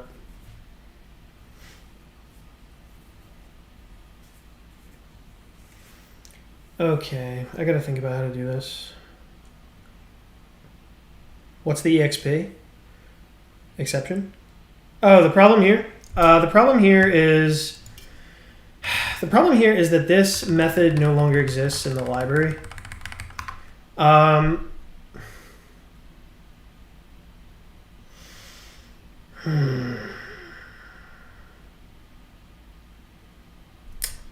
So I'm gonna go take a look at what is available in the library. Because I know they have a finalize thing as well. So, yeah.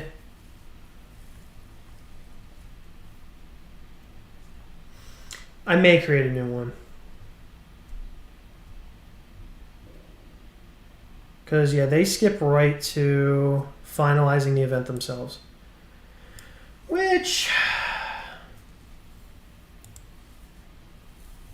we could probably just use their implementation, to be honest. So like, okay. Yeah. If you have a secret key,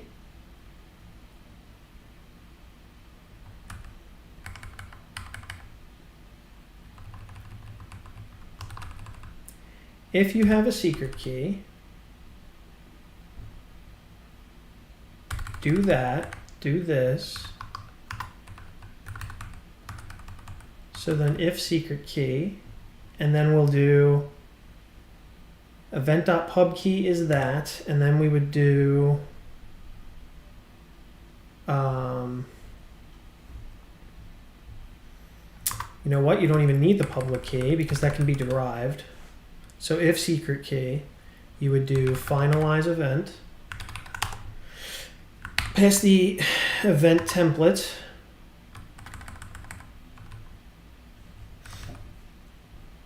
I don't know why I'm doing this.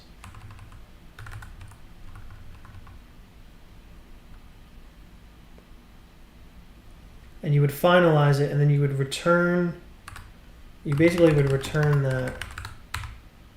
And I don't know why I have to say like as event. I don't know why I'm doing that. I think I just pass T. Because it takes in the original event template, and then takes in the uint8 array for the secret key, and then it spits out a verified event.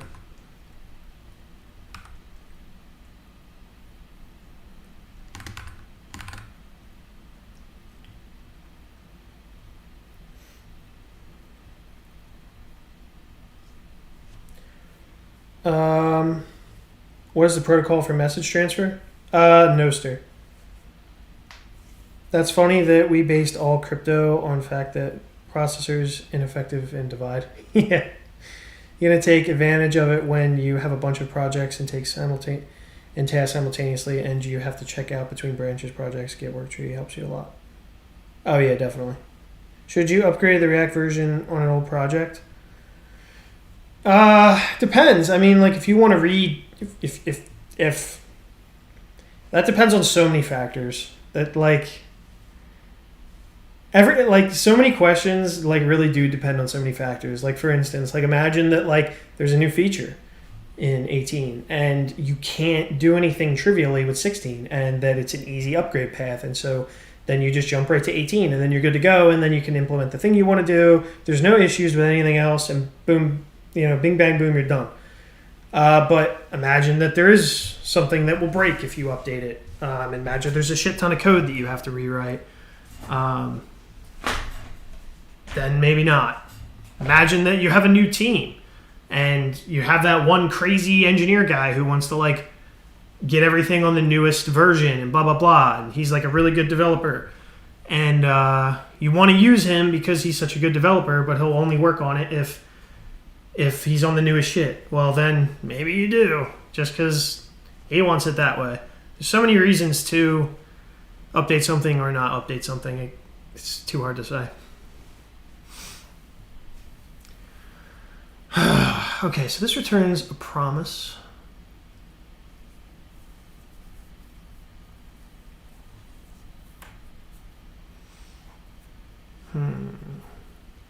What the hell is this bullshit, though? A verified event?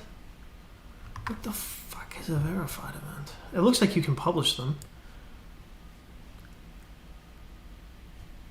Why doesn't it just return an event? Also, why is that not in my typing up here?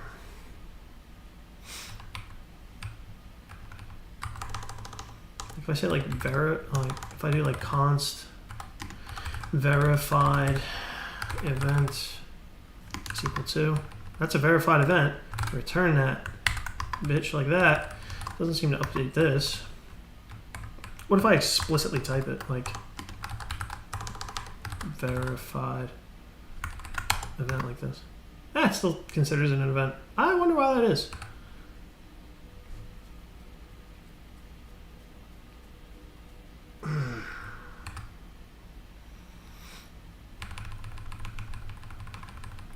Yeah, anyway.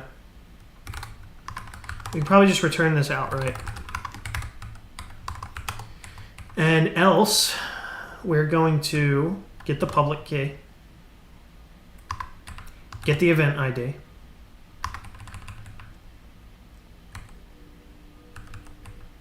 actually all of this should live in this else, and then this I think can be, oh, okay, I think I see why we're doing this now. Yeah, we do that, and then this would go there, like that, and then this is like this, and then we can sign that event and return it.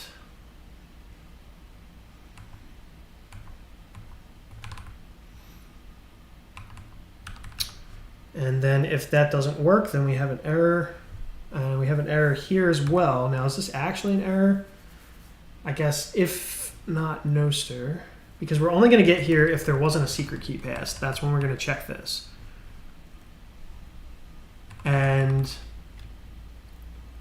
we're going to say if Nostr do these things, else blah, blah, blah. So we're also going to probably put that there as well. And it takes in an error object. Well, I guess that's only in a catch. So, I mean, that's probably fine. I mean, honestly, it probably will spit something up at this point. If not, do we really want to throw a new error here? I don't know about that. I think we're just going to return undefined and just console log something. Because there wasn't necessarily like a real error. Like this is like an actual error happened. This is like Nostr wasn't defined.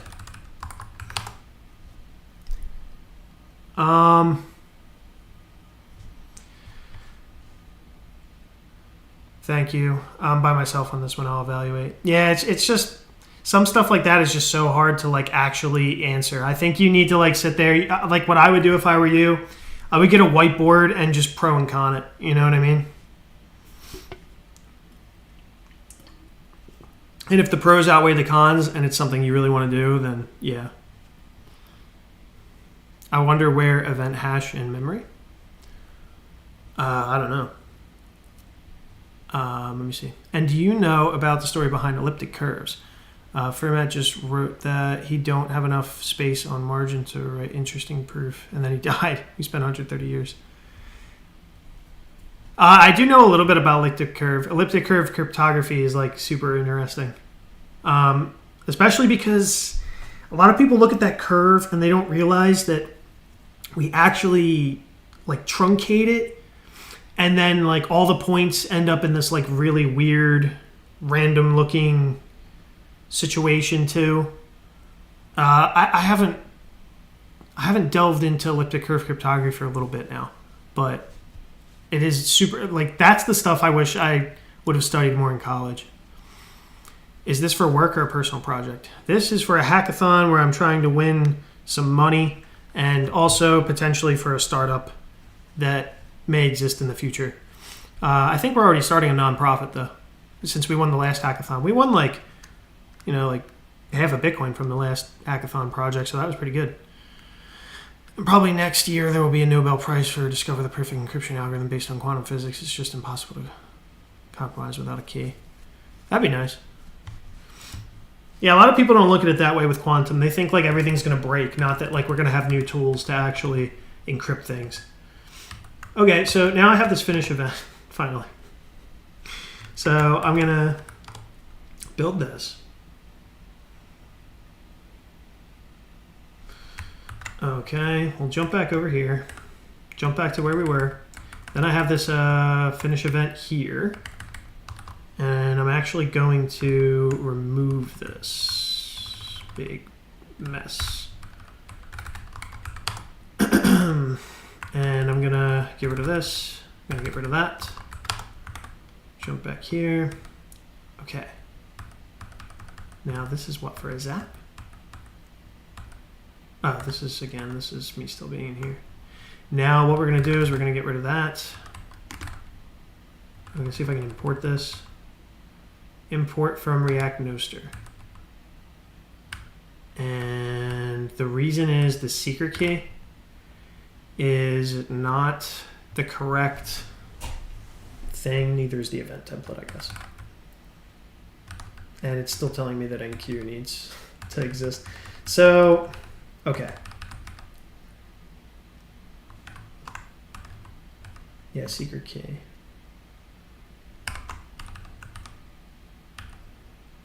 Where am I getting secret key from?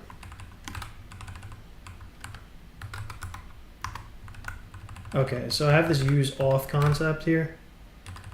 So secret key is going to be, instead of this, a uint 8 array.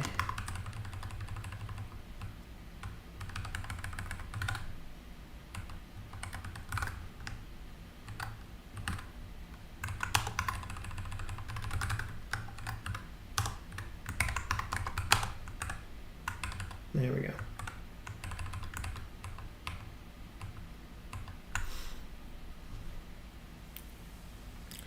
What stack is this? People keep asking that stack question. I guess, I don't know. I'm using Nextjs, Tailwind, ShadCN, Noster for the network stuff. I guess you can almost count my React Noster library I'm writing as kind of like part of the stack at this point. I'm using TypeScript, if we consider that part of the stack. If we consider the auth stuff a part of the stack, I'm using Nextauth for authentication, but also I'm using like an extension for authentication as well. If we're talking payments are a part of the stack, I'm using WebLN and the Lightning Network for payments. So, I don't know. That's like general technologies, I guess, that I'm using. All right, so now the question is the secret key okay? Probably we're going to have to restart this again.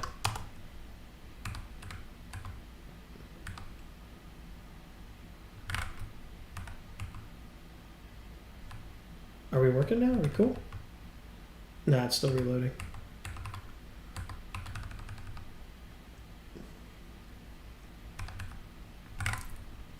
Can't find name MQ. Okay, well, that's fine. I think other than that, it seems to be working. We have finish event imported. I think it's taking in the correct information. Same thing here. It's going to say NQ, yeah. All right, that solves that problem. So we can cross that one off the list. Now on the applicant card, I'm going to jump in here. How's it going, Diju? I thought this was Rust and HTMX. I meant Django and HTMX. Yeah, this is Rust and HTMX and VS Code. I am getting back to Rust at some point. I don't know how I feel. Like, we'll have to... I really do want to learn HTMX.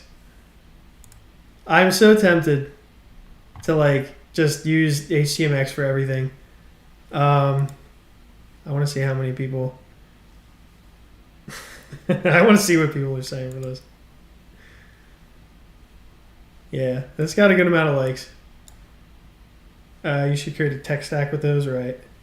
Not false prophet any longer. Embrace the relationship, right?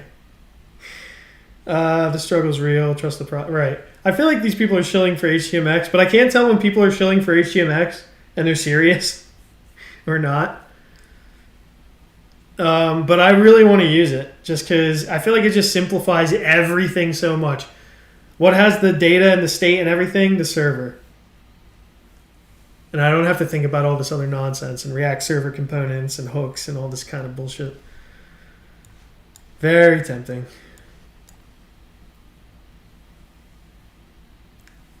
I love that too. There is a class of HTMX enjoyers who think that like they're getting away from JavaScript somehow.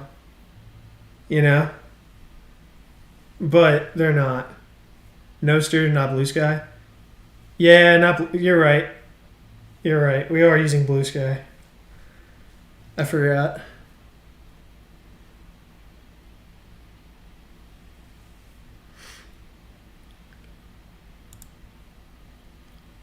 But yeah, it is literally just, it's a JavaScript library. HTMX is a JavaScript library. I mean, it's fine. That like everyone's pretending. I just think a lot of people who aren't really aware don't like, they're not like some like, yeah. A lot of people are just getting caught up in the memes.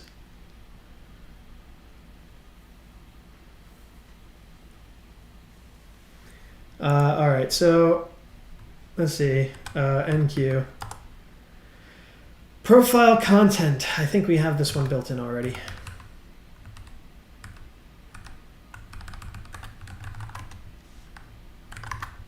Oh, another tool I can't wait to use is Biome. Once that has like support built in for Tailwind, I plan to completely switch over to Biome. I don't know if they do import, handling like the importing sorting, but if they do, that would be like amazing. All right, so now we can come through here. We can just drop this. Drop this. I think I can import this from React Noster. Yep. Tag.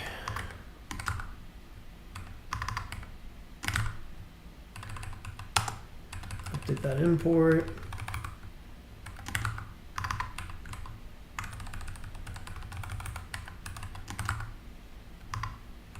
Yep. Nice. This was an easy one.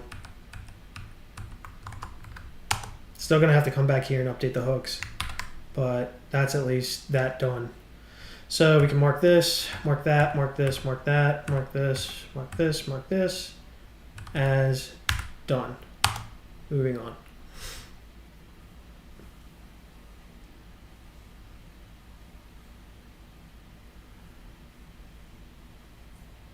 Two lone likes on YouTube about their mining Christmas stuff. This time I'm not sure that I did like my own YouTube video, but I need to go.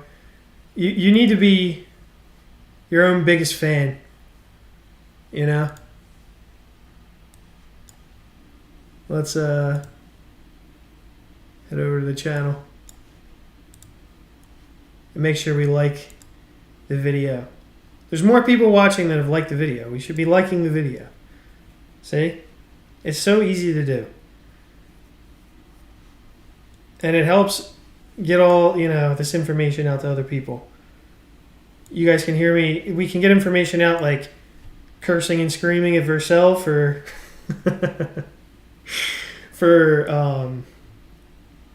opting me in by force into their telemetry. And also how to structure Nextjs problems or Nextjs projects very poorly. Did I try Asahi Linux? Yeah, the problem was that when I used it, my MacBook heated up big time. Like it almost heated up to the level that my lemur is at right now. And my lemur, it's only gonna be a couple more days before this lemur burns a hole straight through my desk. So we might have to switch back to the MacBook at some point.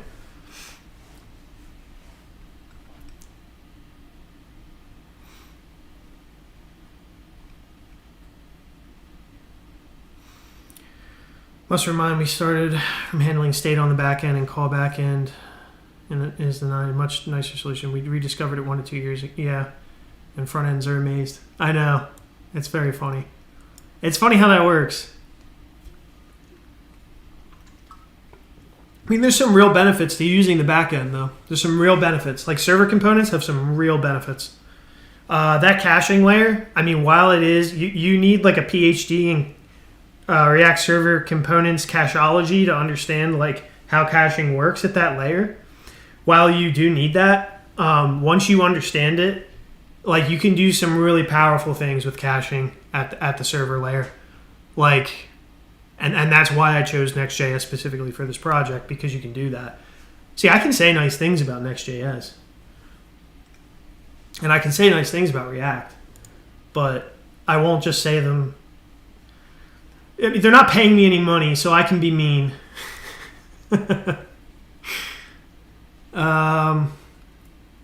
Yeah, remote call protocols are defining. You know what I want to bring back? I want to bring back desktop applications. I want to bring back, and we already have this in some applications, but I want to reintroduce XMPP. I want to introduce Nostr is another thing that's just using older stuff, which is just what if we all agreed on a JSON object and anybody could spin up a database and we just all use the same JSON object. So now everybody can have a database. And then what if we use just public-private key pairs for our identities? I mean, this is basic stuff. But yeah, I want to reintroduce that, XMPP, public-private key pair cryptography. I was doing some work recently with Unix domain sockets. Yeah, Unix domain sockets. That was a lot of fun and very interesting in Rust. If we look at this implementation here, I think it's pretty neat. So I'm sending a stringified JSON over the wire, and so this is at the very lowest level, basically, of how you can do things. But it's how we can get desktop applications to talk to each other, so we can kind of build extensions on the desktop, essentially, which is going to be useful for me in the future. But if I go, and I'll maybe explain why if someone asks, but we can go to write to Unix pipe here, and then we'll come over here. And then I'm just going to go into the Unix pipe example. Even though it's not a Unix pipe, it's a Unix domain socket. I didn't really understand the nomenclature before. But we can do cargo run and spin this up. And you can see, okay, we got this little server running over here. And then we come over here and we do write. This is going to write a JSON object to a socket where the domain is a shared file. Boom. And so now we can talk between desktop applications like this. So that's what I'm looking forward to implementing. So if we look at the source, all I'm doing is I'm just saying I'm creating a JSON object, I'm stringifying it so that I don't have to read a JSON object line by line, that would be a nightmare. So serializing it makes sense. And then you go, you guys just agree on a socket name, which is just a file on the system, which I originally thought that you actually wrote the data to that file and that like you would stream the data to the file. And then this program over here would be like waiting and reading the file and then just like like, you know what I mean? Like kind of like emptying that buffer content like from the file. And but that's not actually how it works. How it works is like this is a domain. And then they just like this is how we just both know each other. So like so this is like where we go to like talk. And then once you have something, once we can agree on like a little like a file that we can connect on, then all of the actual message passing happens in like kernel buffers, like memory space there. And it's very interesting stuff. So this is something I want to work on when I get back to desktop application stuff. And then over on the server side, and I'm still butchering some of that note, like some of those words and things, but like I plan to understand it better in the future. And if we take a look over here to spin up the server, all we have to do is again just point at the same file path. And so you might be asking like why I shouldn't be like this is like the lowest layer of like I think it's like called like the OSI stack. Never use .sock.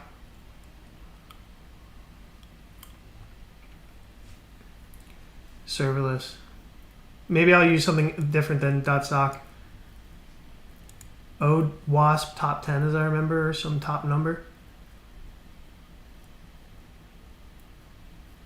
Which thing? Next benefit of WebAssembly migrating to serverless to server architecture. Yeah, I'm not sure. How come I can't use .sock? It told me to use it when I was like reading things. But anyway, you remove it and then you begin listening on it. And then these two programs can just kind of talk to each other over this. And we need something like that. So like if we're going to have these applications talk to each other, and we can have them talk to each other, but I don't really know if there would really be any security risk in this scenario. Like I don't know. It depends what kind of data you're obviously passing over it. But if all of it you don't care, it's probably not an issue. But anyway, you just you create this little event loop and you just kind of listen on it, right? So you spawn a new thread every single time you get something in, and then like you read to the end. So on the socket, you read to the end the entire JSON string, and then you can deserialize it. And yeah, it's kind of nice. So that's something I want to work on in the future. But I would like to hear why I should never use .sock. Like, because it's just a file name. Like, I could call it anything. I could call it like some complicated hexadecimal value. I could call it whatever, right?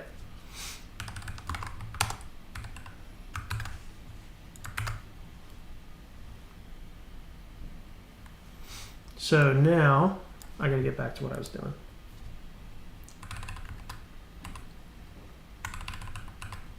Okay, we have this tag again and this component.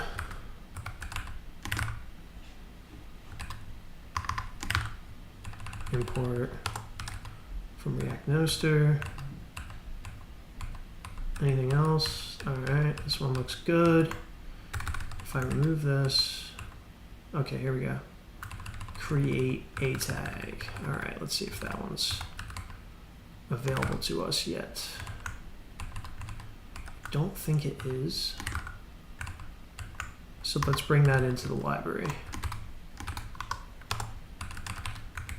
And boon. I do want to get an answer for this. How come don't use .sock? I'm on the edge of my seat here.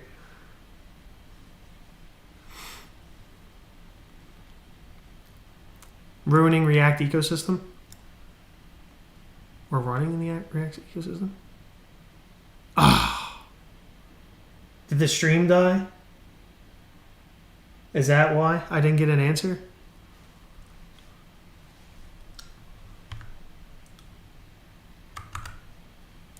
Am I still sending? I'm sending data now. It should be fine.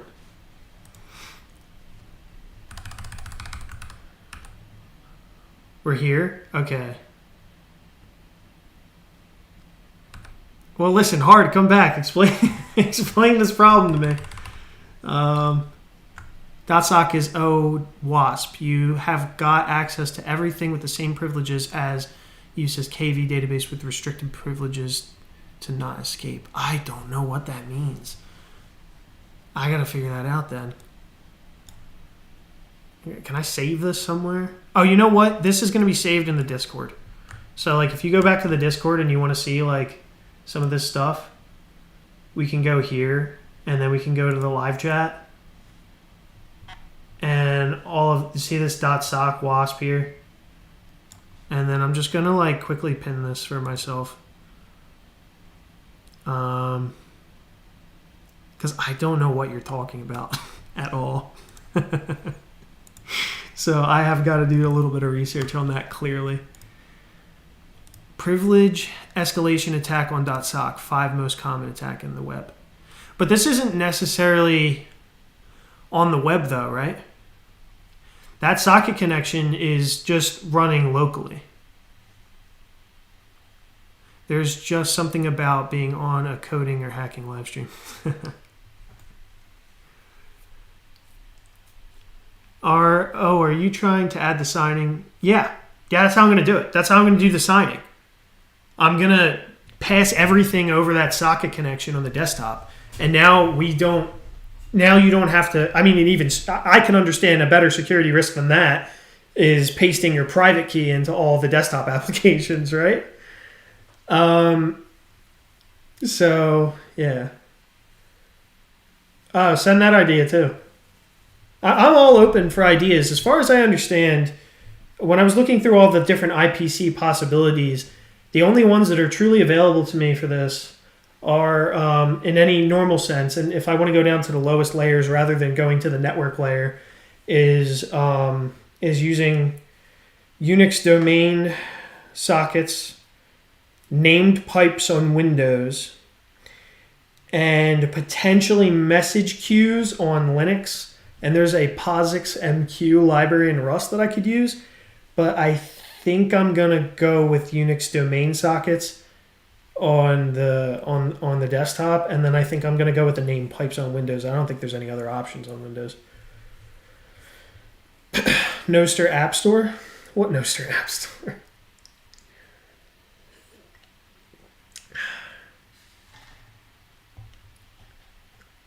Oh, I see what you're saying.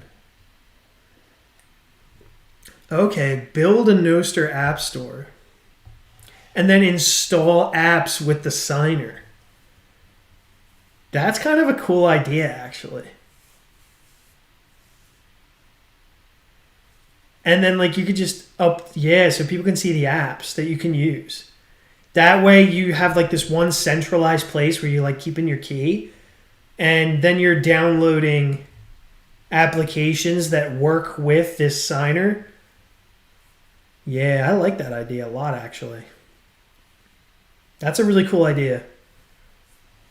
I really like that one, actually. Let me bookmark that one, too.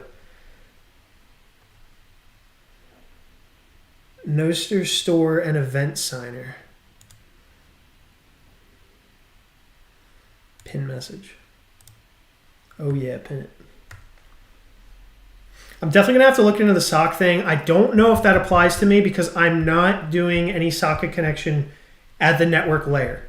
I'm doing the socket connection at the lowest layer.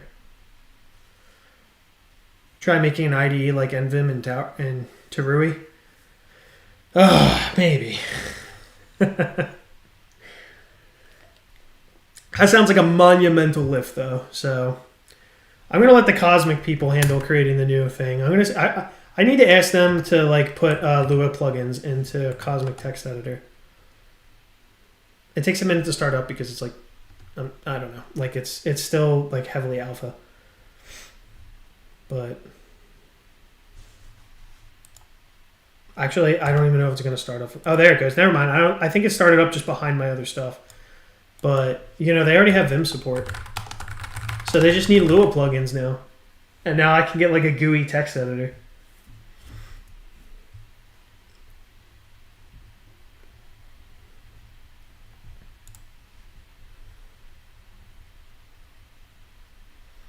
Did you try the suggestion from Find with the local whatever folder?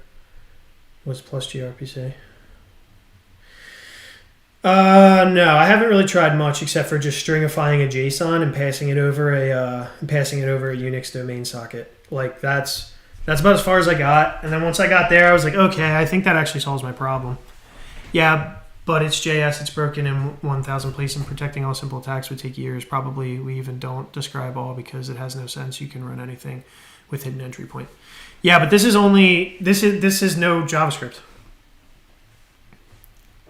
That was Rust, and it's just a Rust server. It has no JavaScript, no JavaScript at all. Like this is running the Unix pipe example. This is all Rust, and it's going to run in a Rust server inside of Towery, and I'm just going to spawn it on another thread. So I don't think we have an issue. None of that will ever connect to the web. None of that socket code I just showed you will ever connect to the web. There's no web connection whatsoever.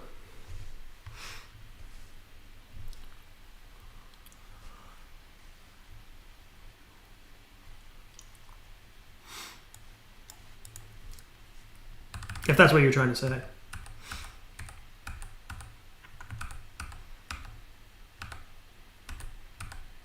What the hell is this file? Oh, this is this file. I'm like, what the hell? Okay, so create a tag. Yeah, okay, so we got to go look for create a tag. Nice. Okay, this is a nice simple one. Nice simple utility here.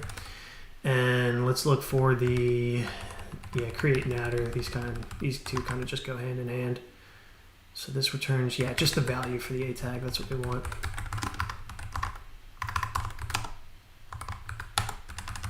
Export function create a tag, and then we need a tag params, and the a tag params like this.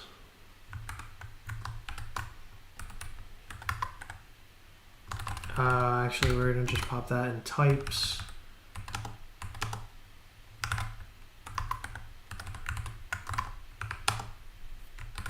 And then we're going to import it here. There we go. Now we'll build this.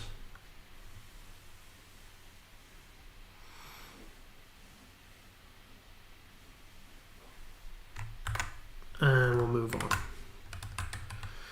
All right, so now I can take this, remove this code from here.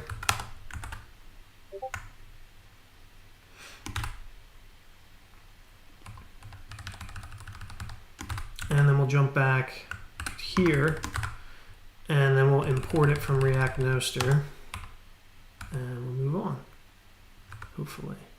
What's your problem?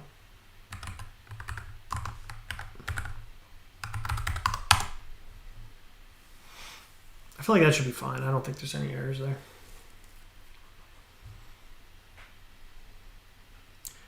I don't know. Does anyone in chat know anything about Unix domain sockets and low-level programming?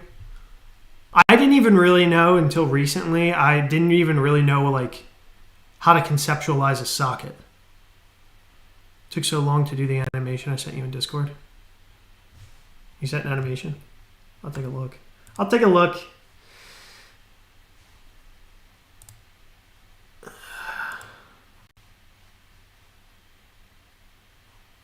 Oh, that looks nice. I like that.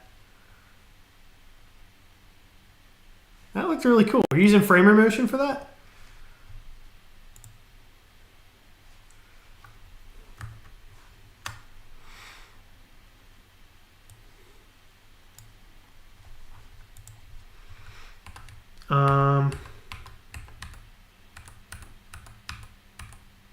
That's for Hacker News? Nice. By the way, oh, okay, I don't know about Rust to Rust via .sock, but you don't want to give access from your code to all data in the system. Let me think about that.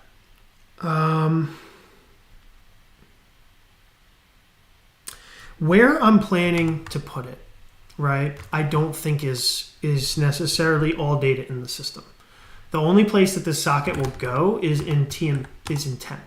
Now temp is, as far as I understand, it's used like as an absolute junk drawer for all kinds of things. Like you can see like TS server is just absolutely blowing it up in here. System D's doing a bunch of wacky shit. Even Shad CN's using temp, right? So I guess some people are using this for, like, you know, this is typically where you'll like clone a repository, build it, and then move the binary into like where it's meant to go. So I don't see a problem in doing some basic communication in here, where the communication is not even like, it's, first of all, it's on your desktop, so you can do this without a network connection. Number one, there's no need. You can like unplug from the internet and still use this, right? And so this is from desktop to desktop. It's happening over Rust, so you can imagine that if there's any weird exploits, they're probably brought to a minimum. And I'm only doing the communication through this temp directory, so that eventually the socket, if some implementations don't clean up the domain socket, then like the temp folder will eventually purge it. So I'm pretty sure that this is, I can't think of a better practice to have two. Now, I just started learning this shit 2 or 3 days ago. I currently cannot think of a better practice with the context that I just learned about this stuff 2-3 days ago.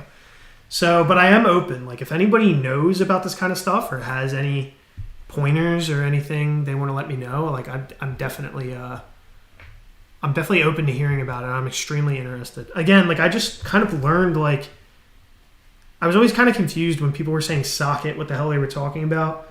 And then I also realized that the kind of communication I wanted to do, I couldn't do over a port, because I can't necessarily always expect for a port to be open.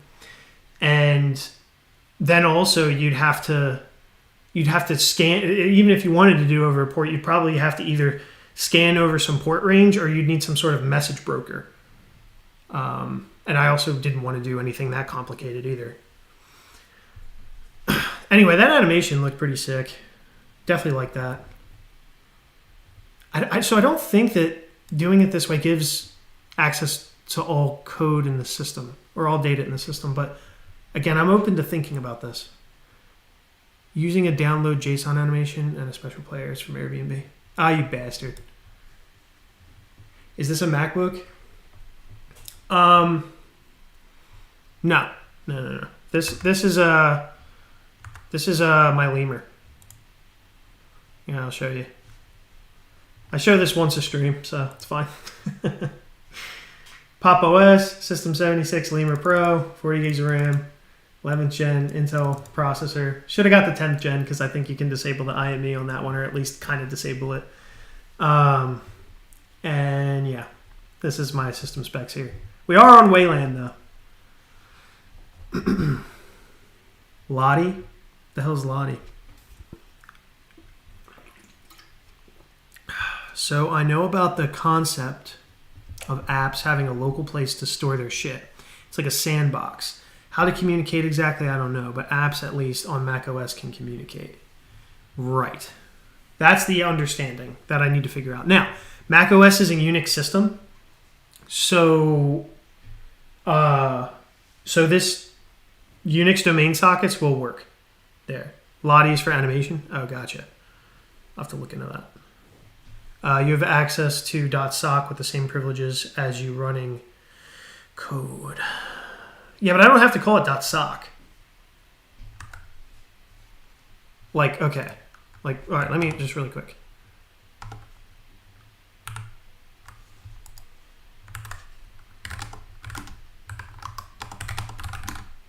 Let me show you what I mean.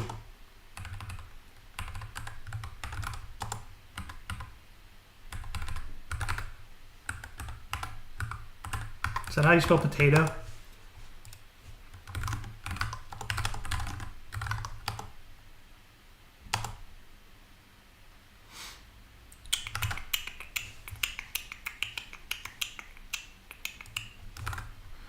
potato.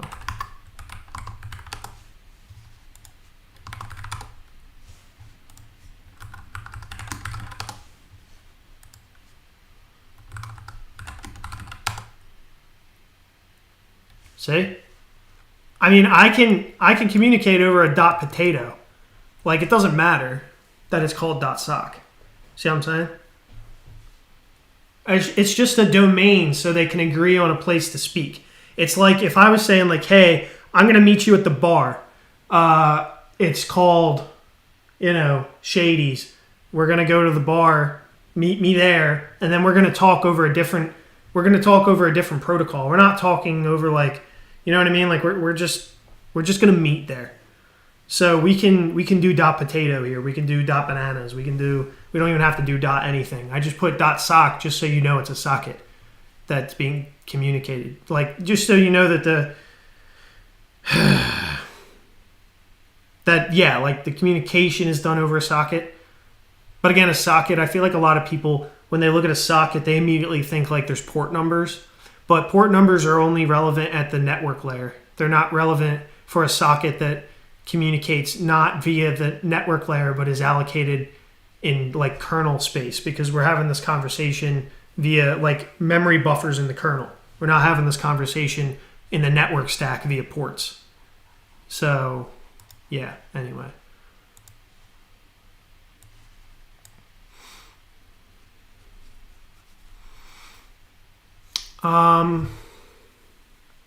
So Tauri has to have explicit authorization to dangerous locations if this way doesn't. Tauri doesn't care. I already have this working in Tauri. No, it doesn't require a whitelist. If their plugin, their file system plugin requires a whitelist, and I could write a plugin for this and require a whitelist, but for now, I'm just saying like the path is in temp. I mean, if you decide to write a desktop application that's like listening you got to watch what you install, right? Like I'm pretty sure, I'm 100% sure that I could make you install a desktop application, and that desktop application will just read from your documents folder and then upload everything to my website, or upload everything to my server.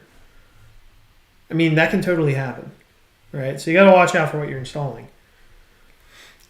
There's nothing that says that I can't put a program on your system that like uploads things to whatever I want. Now that doesn't stop people from for downloading all kinds of applications and all kinds of wacky binaries onto their system.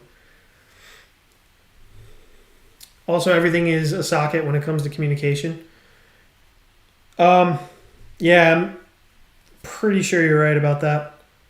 But then, but I'm just saying, I feel like people, they take like the word socket and they mix it up with the concept port, and they think about like ports as sockets. Like I've had a conversation with somebody, and that's what they thought. So I had to kind of like break down some stuff.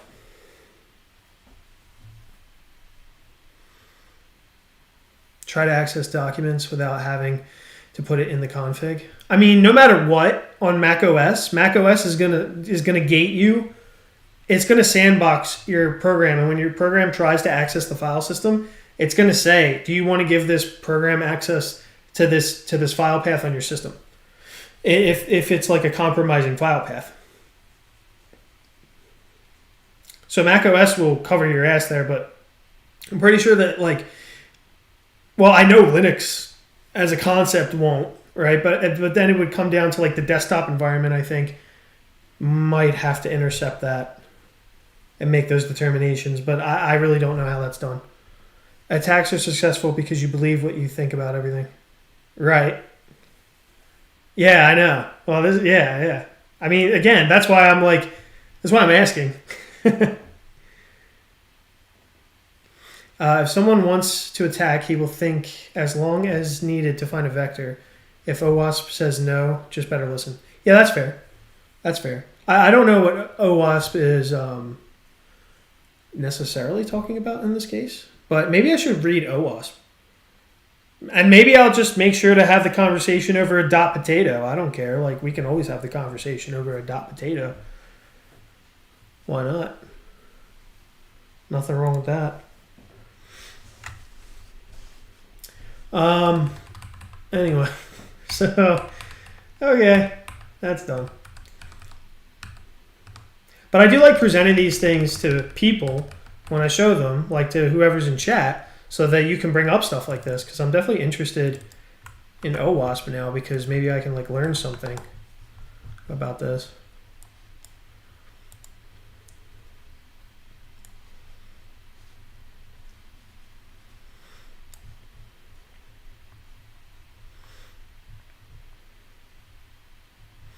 This is always the guy you want to talk to. The bald guy with the beard and the glasses with the nice shirt.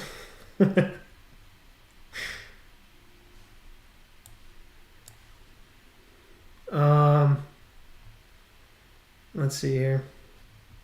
I don't know. Maybe they have like a best practices page. Why don't I use NeoVim? I gave up on NeoVim a long time ago. NeoVim's garbage. So I use VS Code now.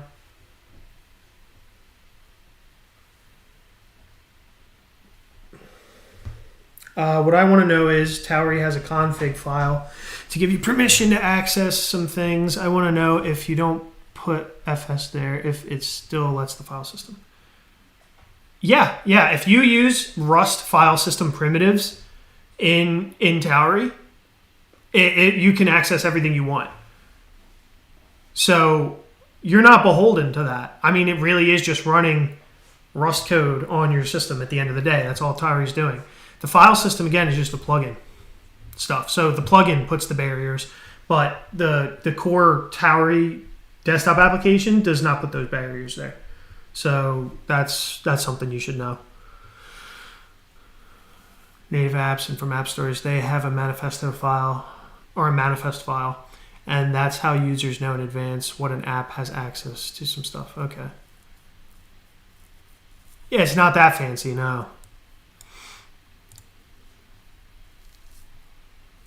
But it's fine. At the end of the day, you just have to make sure that like you're just accessing what you say you're accessing and what you think you're accessing, I guess. I don't know if that would be a good or a bad thing if they included that. Anyway, come down here. Yes, that can be filtered out. That can be filtered out. That can be filtered out. And we're moving on.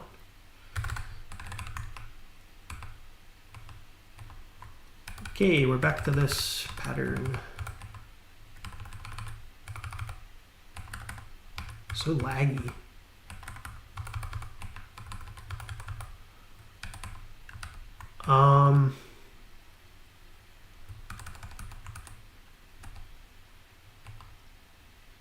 Yeah, NeoVim doesn't even have good folds. You see how I can easily fold stuff in VS Code? Like, why would you use NeoVim?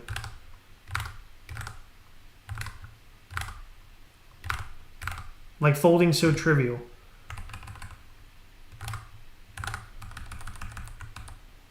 Let's see here. Tag, let's pull that in.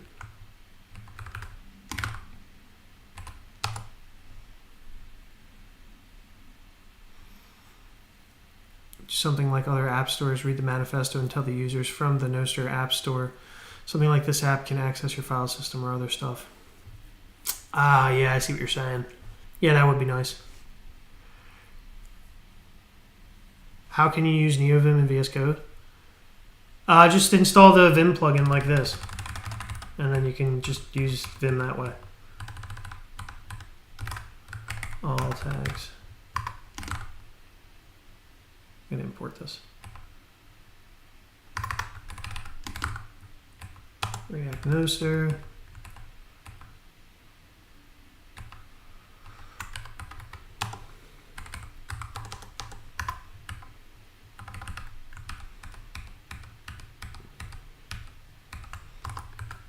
Okay, I think this file's mostly done.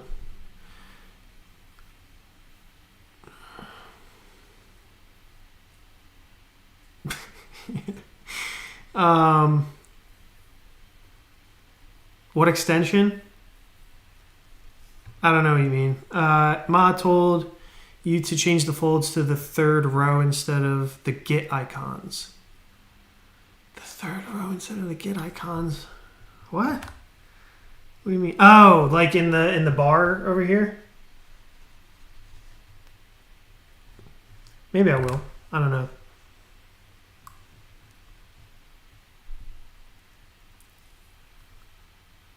I didn't.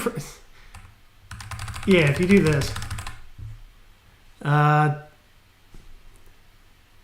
UFO. Yeah. Maybe that would look better. I don't know. For now, I literally just grabbed a piece of code that just like handled it for me, so I didn't really think too much about it.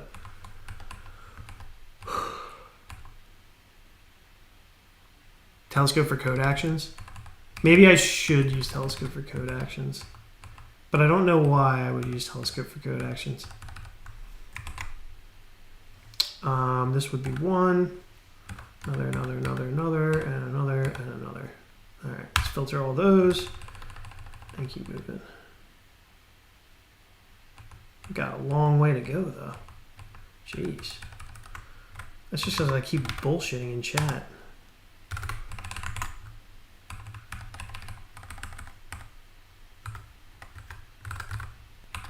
Okay. And also because my system's extremely laggy. I'm also having trouble. Oh, missed it.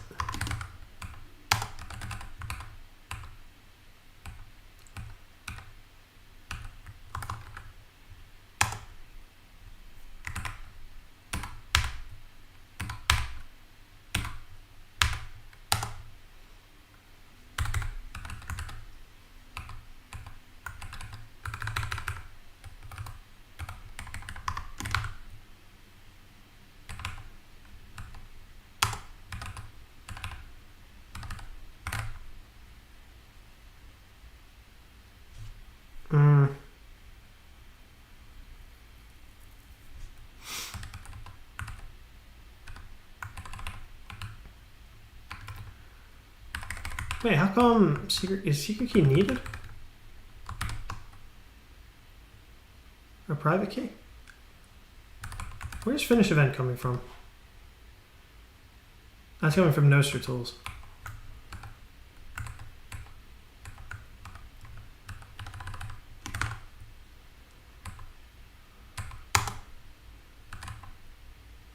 There we go.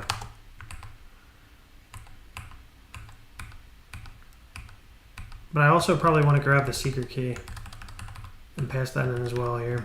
So I'll destructure that from there.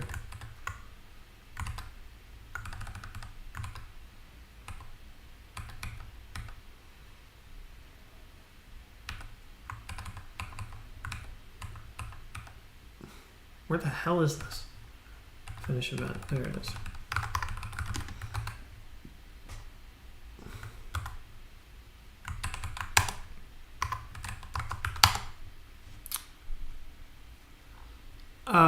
So you can immediately type fix, for example, and press enter. Yeah, you're right. Actually, that probably is better than like me like pressing J and having to go down. Next time I fiddle around with my config, I'll probably do that then. You're probably right.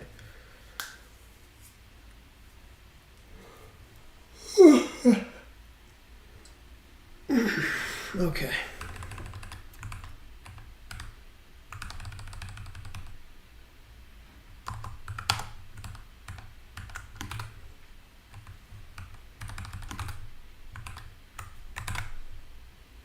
Mark,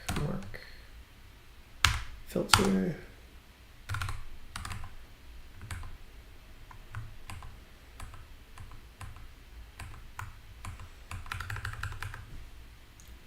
.get params.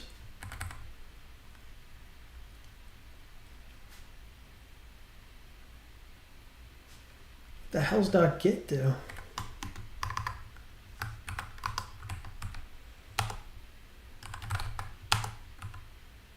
Oh, I think that's like,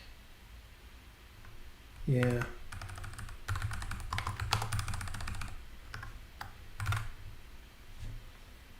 Okay. This is abstracted into a hook, so that's fine. We'll get back to that later, I guess.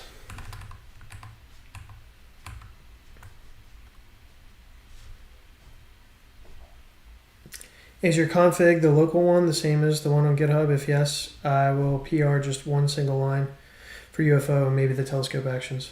Yeah, it's the one on my GitHub. It's just called NVim. So see if you can if you put them in two separate PRs, so I can play with them, that would be helpful. But yeah, definitely. If you wanna do that legwork for me, I would appreciate it. Okay, that's going to be a mess. And this is get cached events. What does that mean? I don't know. We're going to do things differently here anyway.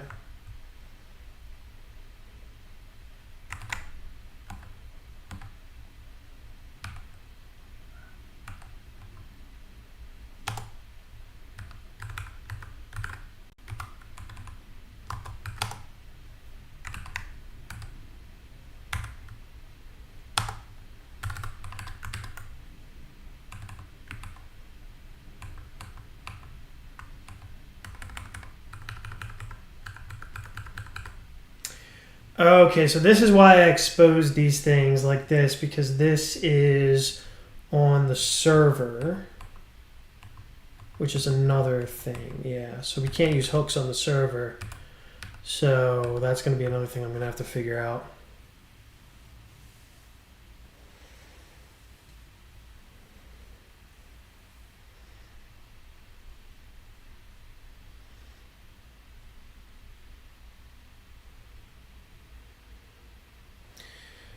Here it already snowed like yesterday or the day before that, and it was crazy. But it's not really so bad right now. Like, it's kind of died down, but the snow did stick and it was pretty icy. I had to go shovel the front. That sucked ass. So yeah, I don't know. All right, so some of this stuff that can't really be handled yet, so we're just going to mark that finished. Let's go to the settings page.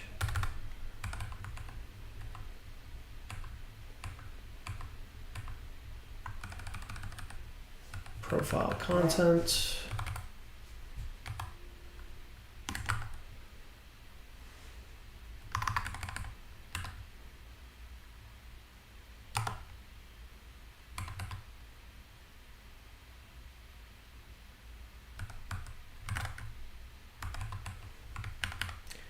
Find first GitHub iTag.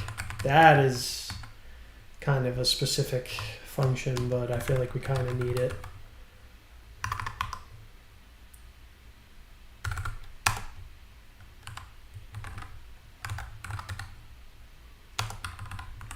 Actually, wait a minute.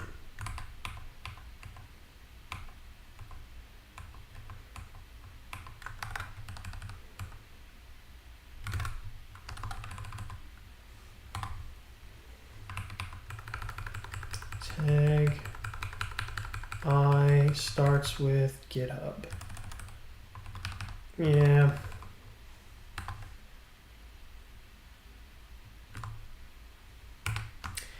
This is probably going to need to be abstracted a little bit.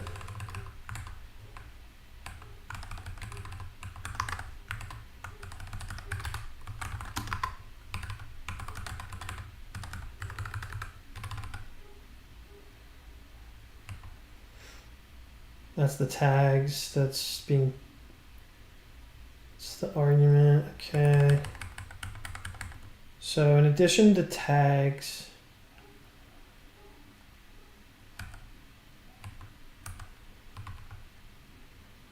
I would say,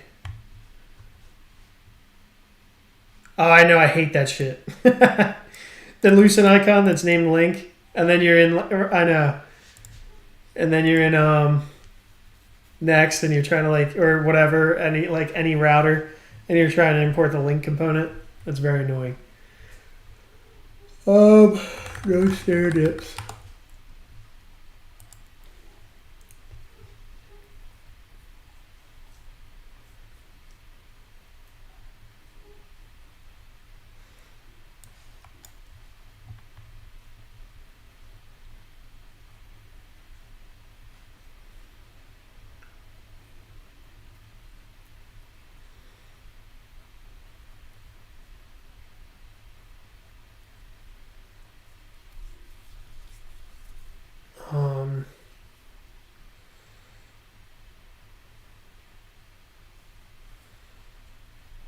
rule.envim.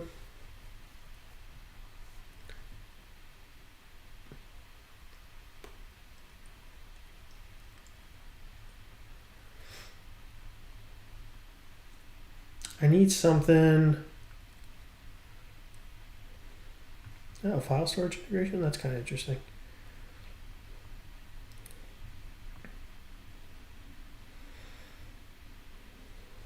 External identity. Okay.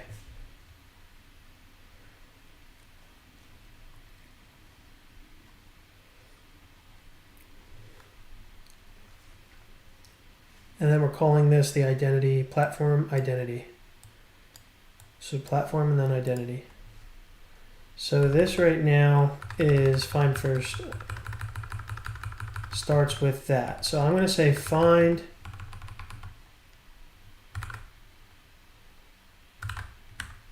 identity tag. Or I could just even do identity tag. And then you pass it the platform.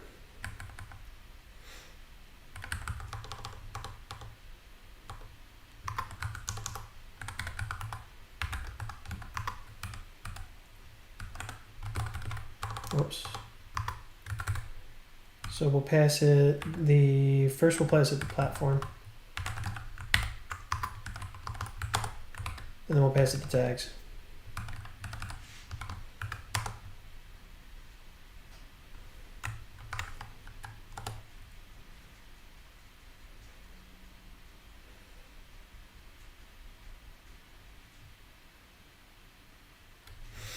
You always yawn at this time. It's time for a siesta. It might be, but I want to get this stuff done, so.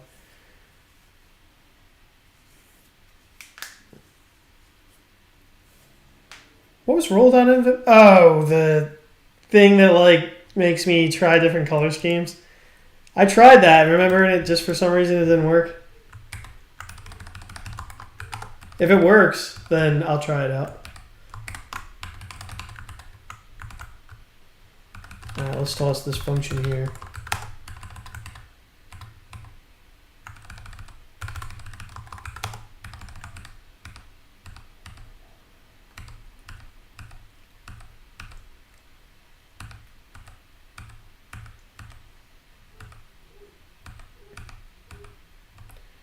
Yeah, these are all starting to be handled.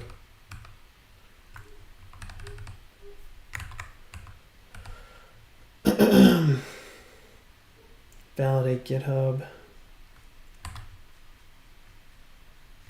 Here we go. So we actually want to find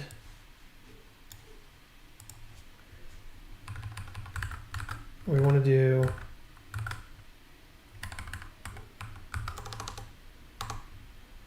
identity tag. And then we want to pass this. Dude, something is really slowing down my computer right now. GitHub.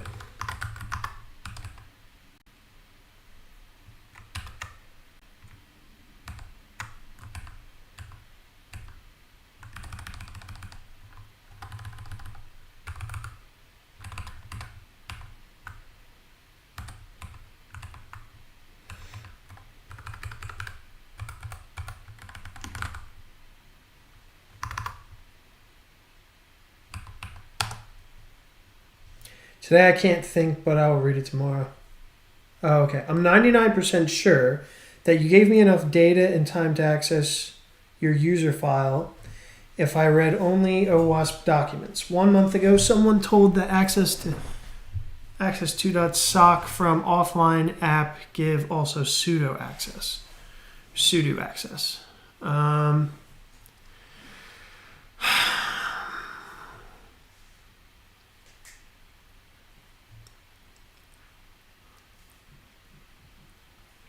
Even if you had enough, well, the socket's not necessarily something I'm trying to hide information that's being passed over it. So I'm not trying to hide the information over it. Now you're saying that that socket, somehow you can get sudo access from that socket. I'd be interested to see how that works. I'd be interested in implementing that myself, because if I can implement that myself, or if I can just install a program that implements it somehow, then I'd like to see how I can maybe do that in like a virtual machine.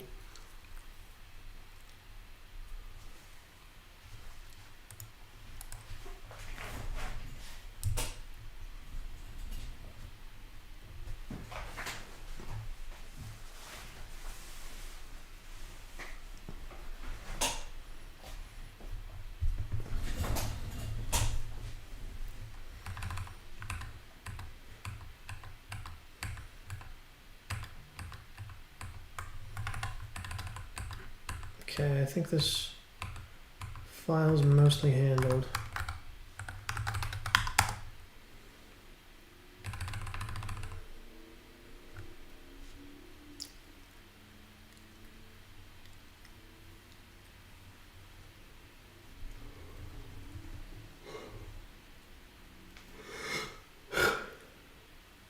Sarah Telef, what are we doing?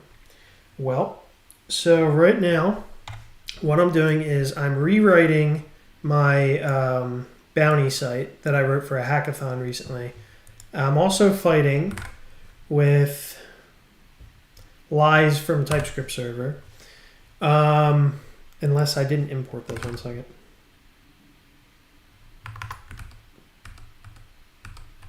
Did I import this? I did import this. Yeah, I'm almost positive my language server is lying. And then, so what I'm doing is I implemented a bounty site a while ago. And what I'm doing is I'm rewriting it to look like this. And what I want to be able to do is get all of the logic for this built into a hooks library. By the way, you don't happen to have any knowledge about Unix domain sockets, do you? Because that is also something I'm trying to figure out as well. Just kind of on a separate thread. But yeah, so I'm almost done with this. And then I kind of want to be able to take on some pretty high profile bounties. I've already actually had a few companies like reach out and let me know that they have like big interest in actually using this platform to put their bounties on. So I think that could be pretty neat.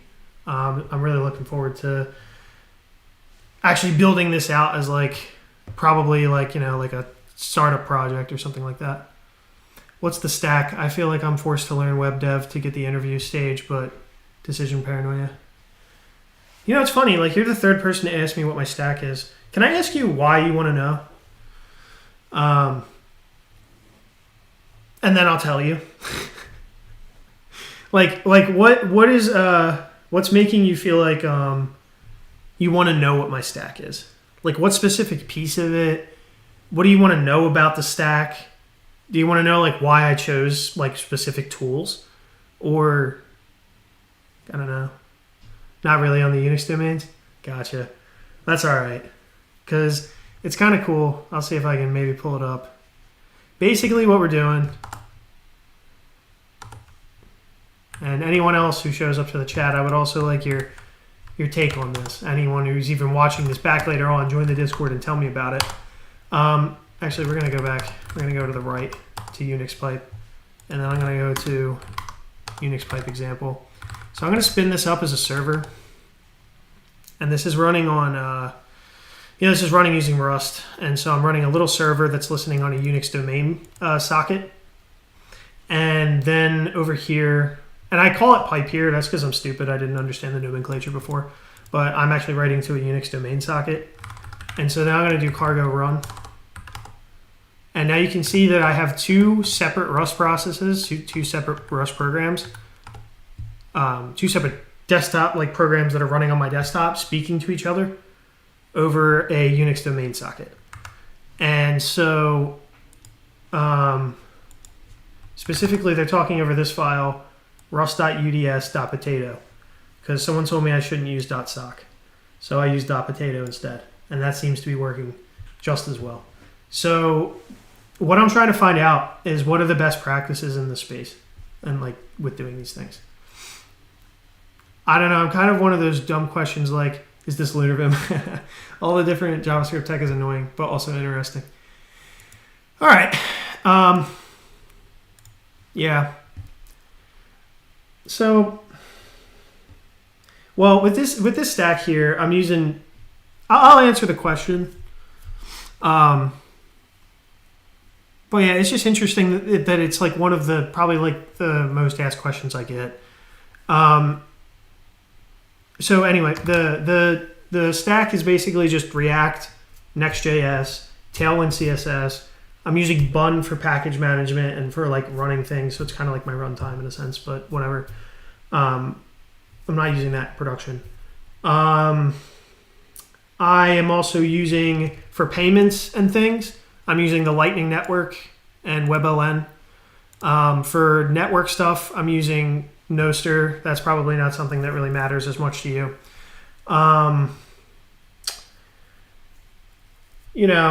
Other things, I'm writing a hooks library. So this over here is a custom hooks library that I'm doing. That's kind of like probably the most complicated part. So I just learned how to write like custom hooks and stuff like that. So I'm like building that into a library. And I have that published out on NPM. I actually want to see how that's doing. And like if people are using it when they really shouldn't be.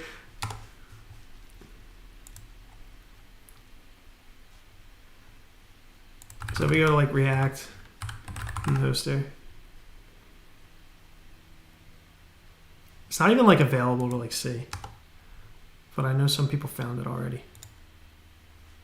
Here we go.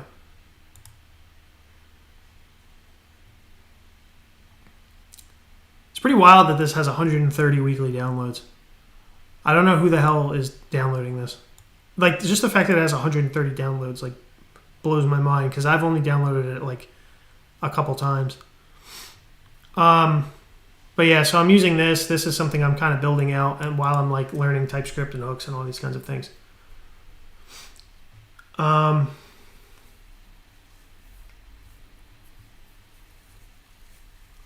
But yeah, that's kind of like my stack. I don't know. I also know you do a bunch of crypto related stuff. So yeah, I don't do much crypto stuff. I mostly do now, like, depends what you mean by crypto, but I only really work with like Bitcoin, and that's all I'm interested in is like Bitcoin, the Lightning Network, that kind of thing. So not like crypto stuff.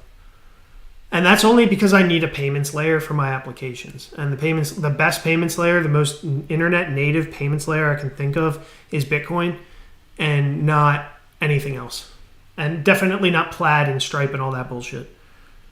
Let's give this stack a name. I suggest the NNN stack, Nextjs, Nostr, NeoVim stack. Yeah, NeoVim is part of the stack. Well, actually, this is VS Code. I assume you want people to watch on Twitch now. Yeah, I mean, I don't know. I don't really care if people are really watching on Twitch or YouTube. It doesn't really matter to me. I get more money if people watch on YouTube, so I don't really care either way. I just decided to use the Twitch chat. Not like I'm making a ton of money from these streams anyway, so that's not like the reason. But like, it's not like I have a want, I guess is my point. So like, it's not like I really care if you're watching on Twitch or YouTube or whatever. I just happened to have popped this chat out today just because I wanted to play around with it. I remember going through your website on something and found a Reddit post with like 4 Bitcoin books. Oh yeah. Yeah. I read like 2 of those. But yeah, I'm very pro Bitcoin. That's funny that you're sitting here stalking my Reddit posts. I'm only kidding. But no, yeah, I did post that out. I still have those books. One of them I don't like. It's like a blockchain book. One of them's like mastering Bitcoin. The other one's like writing Bitcoin from scratch with Python. Another one is mastering the Lightning Network. And then the other one was more like blockchain, like Ethereum bullshit nonsense. So I dropped that one. It was a while ago, yeah. Yeah. That was when I was still kind of like thinking that other cryptos made sense. But now I don't think that at all. And I really think... I think the only one really worth exploring and the only one actually worth using as like an actual payment solution would be layer 2 solutions on top of Bitcoin. But I don't want to be like a crypto bro. I'm not like integrating that into my personality though. You know what I mean? Trying to write your own shitcoin seems fun. Yeah, maybe. You know, it might be fun and it might be like that kind of thing. It's not for me personally, but it's like I get it. But I definitely am not like a crypto kind of person. I'm not like a crypto bro or like I hate all that culture. I just legitimately I cannot think of a better solution than the Lightning Network for exchanging payments on the like over the internet. I can't think of a better way. So if someone has a better solution for me, you know, I'll switch to it. But I really don't think anyone's gonna have a better solution. So that's why I have Bitcoin and WebLN and the Lightning Network in my stack. There's other layer 2s in the future I'm also interested in, like potentially Fedimint and Liquid and a couple other things. Anyway, let's see if we can jump back over here. Yeah, this bullshit, this nonsense is just... What do you mean any? How's that any? How's this profile content any? I'm literally importing it right here. And it says it returns a profile. So you're clearly lying. Maybe because I didn't save the file, I don't know. But whatever.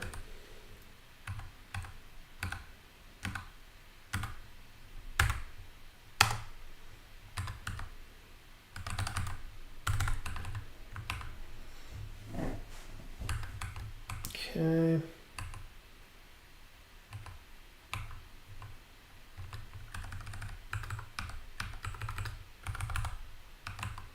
Finish event.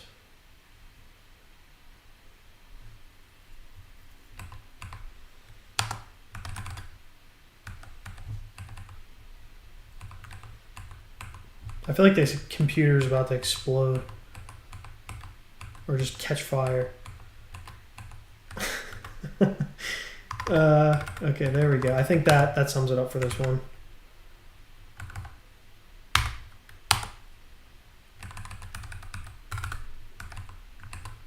The header. Fetching the profile is going to have to be something I do later.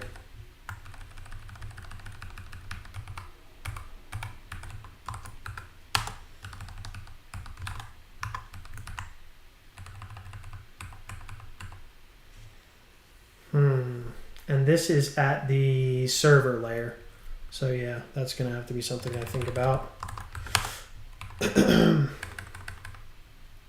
I could probably just inline write code from Nostr tools here though.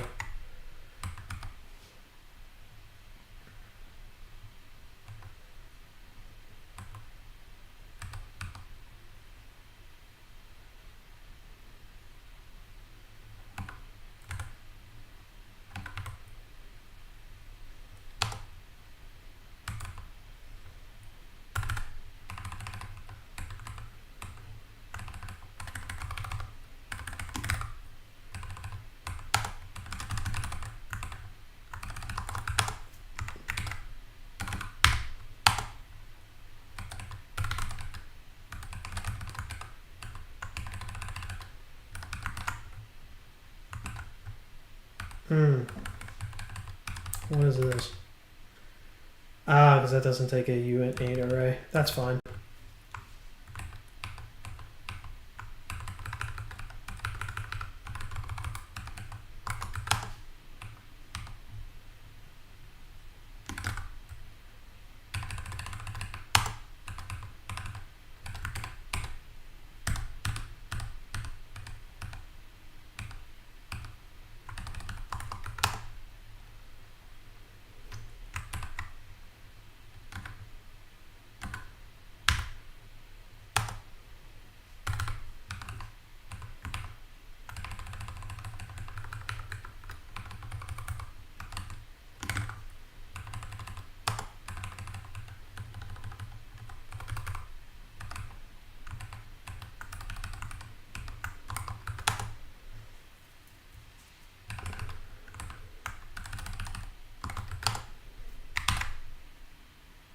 Okay.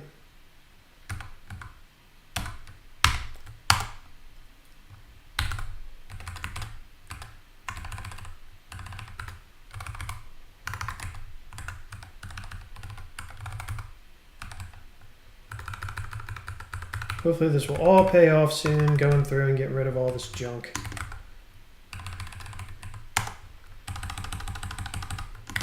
And then I can abstract this and use it always from my library. So I'll never have to go through and do all this nonsense ever again.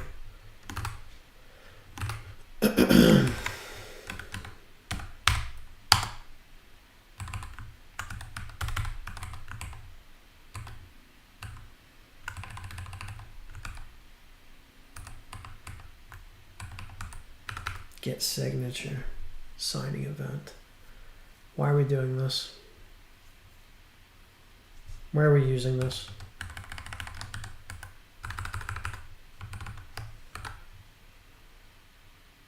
Here? Oh, that's doing that. Okay, and then what am I doing? No, I want to say that it's finalize event or finish event. And we want to pass that this event and the secret key.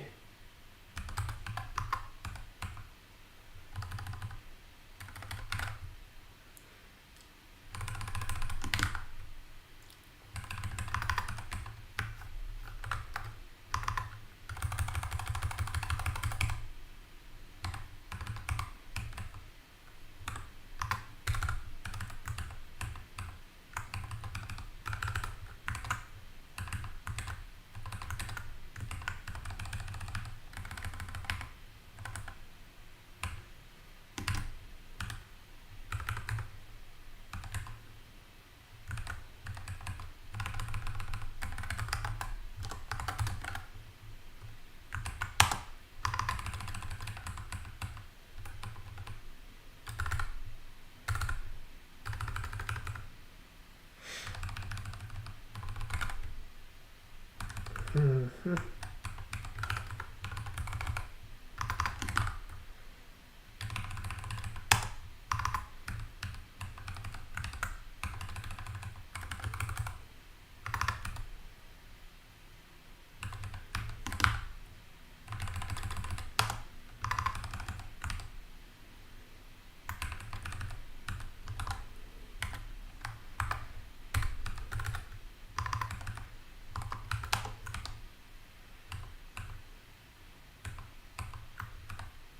Don't need this, or this, or this.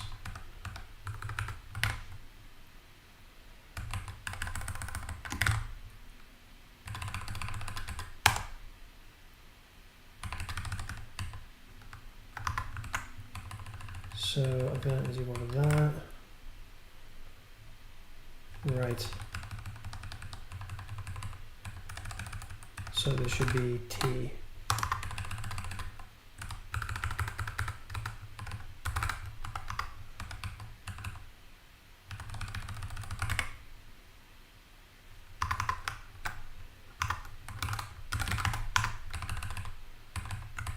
Okay.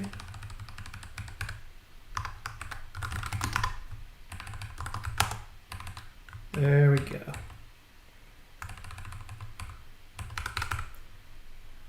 So I've been reading about the socket thingy, but I'm a noob when it comes to it. I don't know how secure it is. Remember when we talked about using WebSockets on the server? Yes, WebSockets, but we don't want to do, I think there's more inherent security risks doing things at the network level. So basically what we're talking about here is the OSI model, as far as I understand. So let's use this to kind of break down what I'm talking about. So back to college. So here is kind of our, let's see, maybe we can look at this, right? Right. So we have like the application layer, I guess the presentation layer, session layer, transport layer, network layer, data link layer, and the physical layer.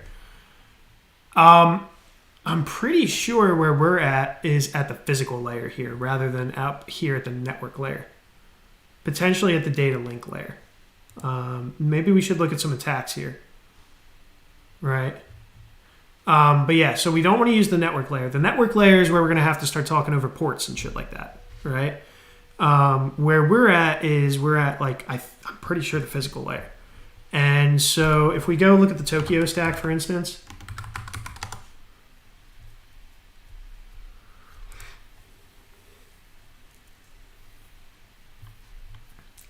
we have this Tokyo stack here, right? And so, you know, they have like a runtime, they have Hyper, which is an HTTP client, they have Tonic, which is gRPC client, Tower, modular components for building reliable clients and servers, including blah, blah, blah. Then the MIO layer. The MIO layer is a minimal portable API on top of the operating system's evented AI or IO API. And I'm pretty sure that's what we're wrapping here when we're doing this. Like, so if I go to the write function, I'm pretty sure I'm using a Tokyo wrapper on top of the MIO part of their stack. So when we take a look at write all, I guess maybe I gotta wait a minute. Come on. Come on.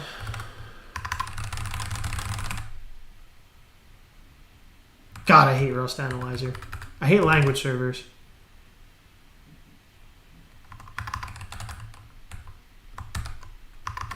What the fuck? Like, what? Can we just make things a little simpler?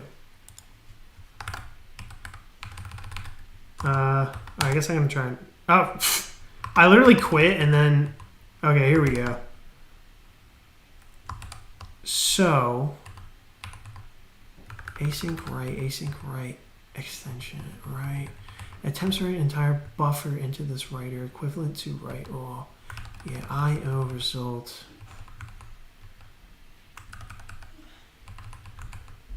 I could have swore that this was wrapping that. Like if we look at, and I don't know enough about this. This is why I'm just doing this research. MIO Tokyo.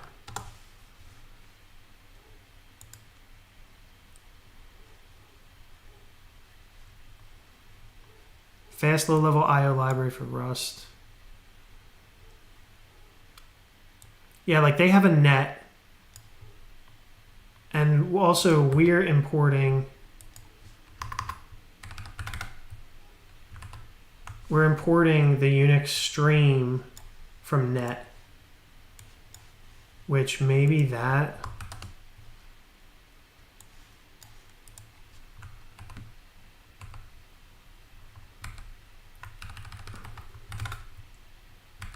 can I go to definition on this? Here we go, see? Yeah. So we're wrapping MIO. I knew it. And we figured this out without even using ChatGPT.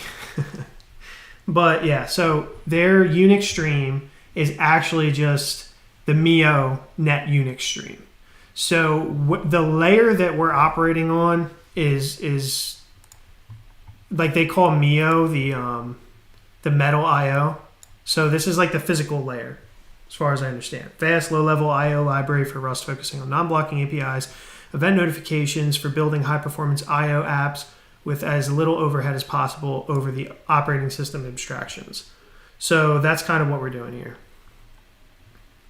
You can see here they have like a TCP situation, but the problem is here, I have no interest creating something that runs on a socket.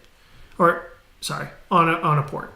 So I have no interest in something that runs on a port because I'll never be able to know what that port is, which is why I like the Unix domain socket, because the domain is specified via a file on your system rather than a port. And we're going lower level, so I think that I could be wrong. I don't know. My assumption is going lower level here is going to end up being more secure than doing things at the network layer, and also potentially faster. But I think there may be some other limitations, and it's also going to very likely be more, like the implementation is very likely to be less abstract. VS Code is behaving very weird today. I might have to delete VS Code from my system again.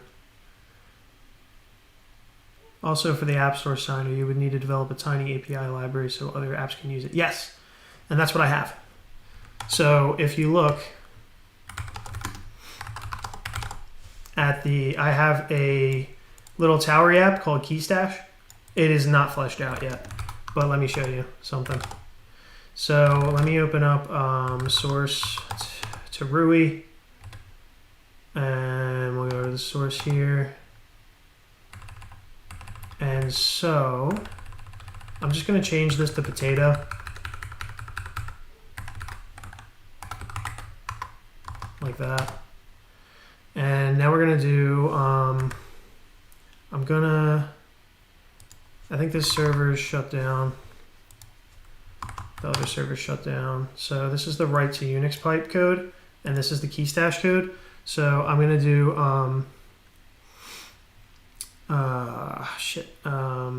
what's it called? pnpm run Towery dev here. So we'll give that a minute.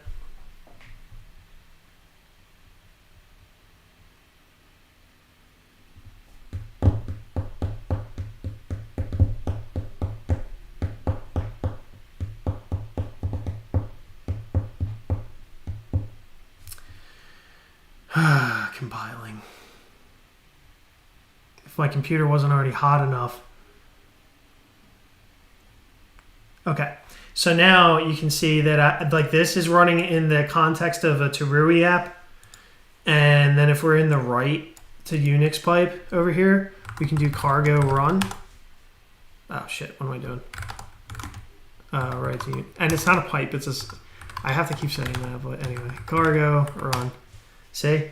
And now my Terui app has got that information. So then I can use the Terui events, and I can kick off an event that will open up a pop-up with shadcn in the front end, right?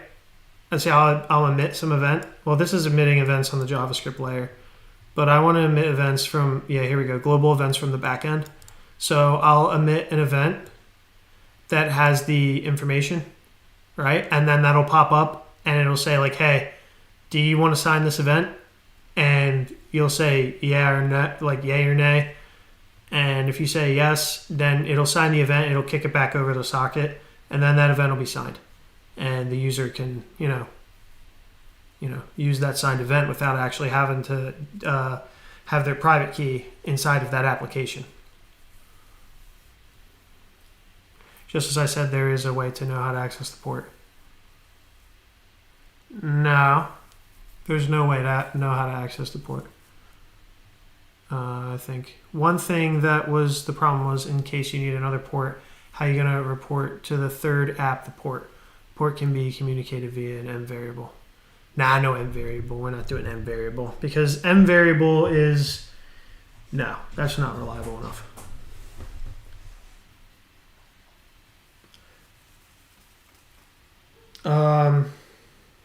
I don't think an M variable is the answer here.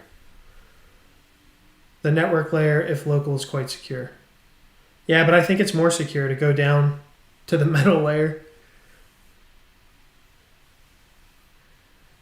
VS Code is behaving and we're, went over that. Yeah, we're definitely deleting VS Code today. Anyway, hopefully that was at least an interesting demonstration to see how you can spin up another thread in Terui and do all that on it. Check my precious message. How precious was your message?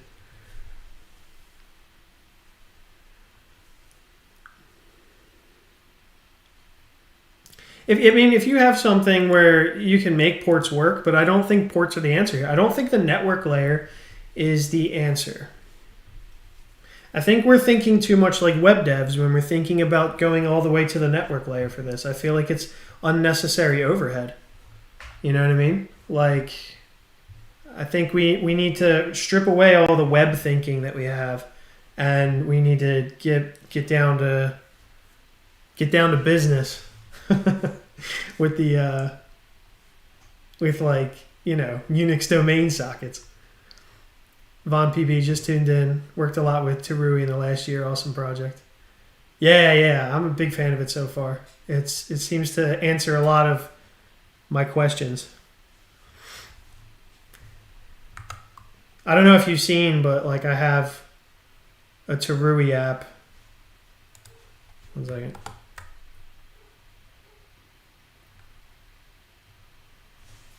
Yeah, I know what you meant by that, but yeah, I can't imagine that environment variable could be that. Like, I just feel like that's too brittle of a solution. If you see what I mean, like if that somehow wasn't set, then like all the apps wouldn't know.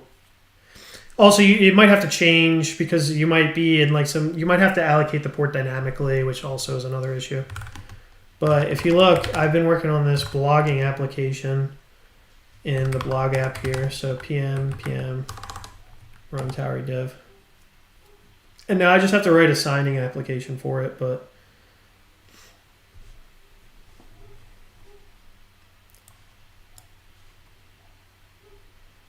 I don't think it would take this long normally. But yeah, so we got this nice blogging application with infinite scroll. And I think it'd be even faster too and look smoother on like a MacBook and not on my like dying laptop right now.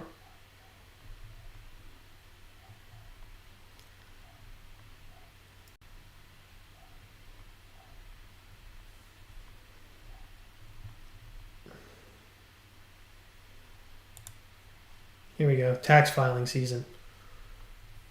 As we click on this blog, and you got comments here. Yeah, so I think it's kind of neat. And then you could like write your own blog. I didn't really get the right page completed yet. It looks better in light mode. So here's a flashbang. And then you can click this publish button when you want to send it to the network. And it's completely local. So yeah. Yeah, I think it'll be pretty cool. I just got to get another signing app to work with it, which is why I'm talking about Unix domain sockets.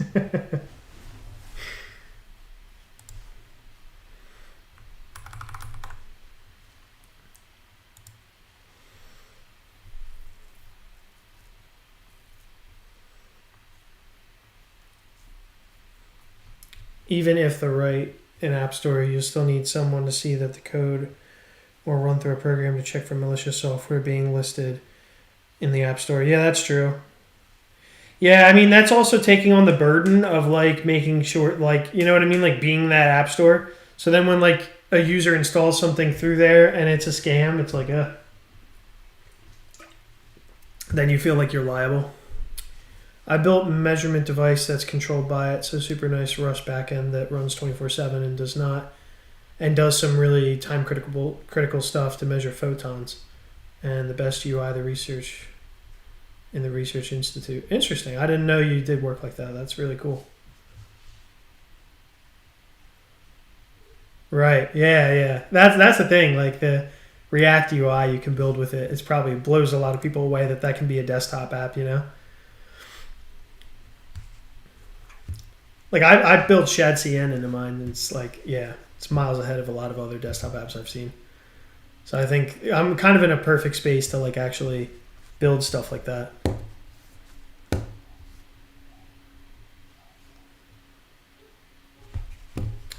Let me check something really quick. Oh shit, my phone's dead.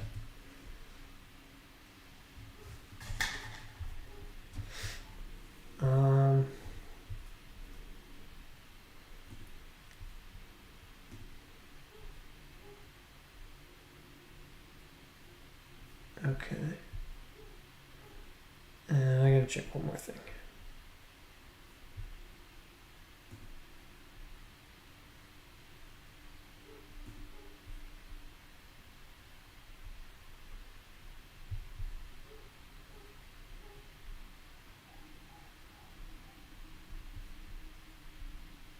Okay.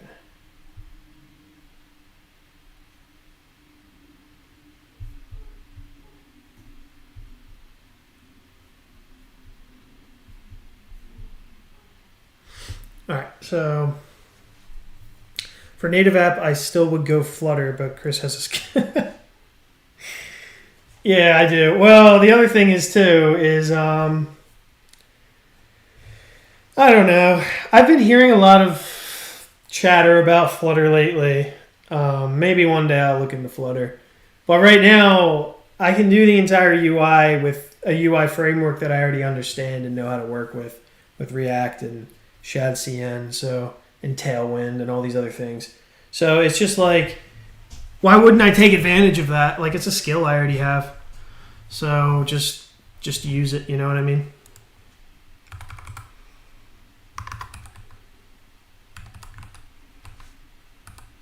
I love how skill issue is becoming like an appropriate thing to say and not feel bad about. Like, skill issues exist and it's fine. And we all have skill issues.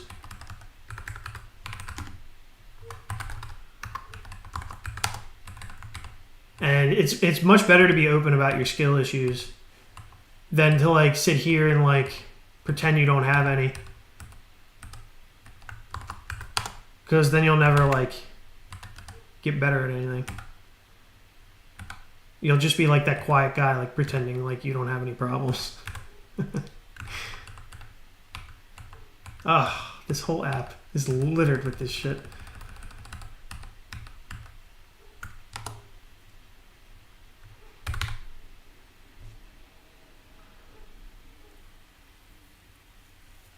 And design is really nice, UI library.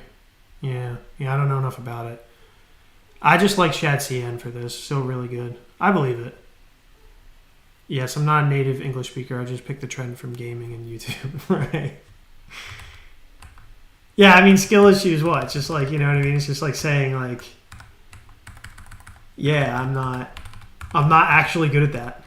And that's okay.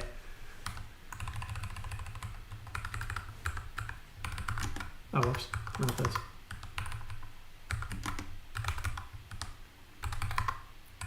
And I feel like a lot of people feel like they can't stream code and stuff like that because they have skill issues, and people will bully them for their skill issues. But no one's really bullied me for my skill issues. Like, I've rarely had people come on here and like talk shit.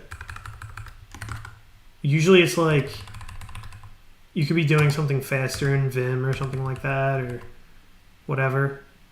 Oh shit, 1 second.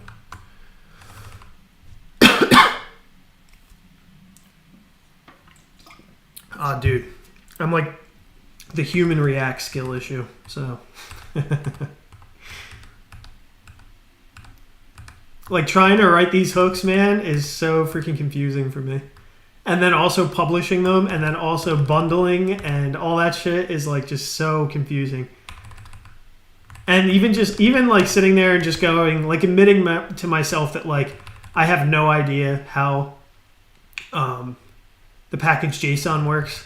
I'm like, what the hell is main? What the hell is module? Like, now I know, but like what's an ESM file versus common JS? And if the type of this is a module, then the main is going to be a CJS and the module will be a normal JS. But if the type isn't module, then the main will be JS and the module will be MJS. And like, I even forgot, like, I didn't even put together until recently that a .dts file was like a type, like it was like this, you know, and like that's this over here. I didn't even know what the hell ESM versus CJS was until I started like working on this library. A React pattern book. Yeah, I could probably use that.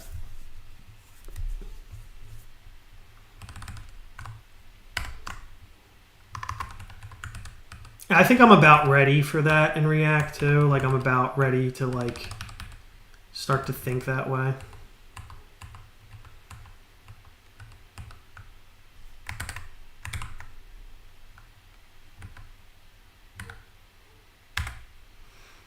But for a while, you just have to implement things like very poorly, I think. If sec key gets signature, blah, blah, blah, blah, blah, blah, blah. Okay, we're signing an event again. let's not do that.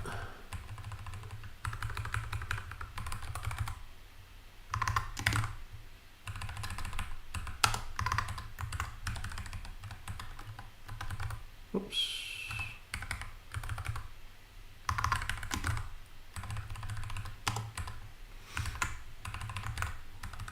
Man, this is painful going through all this.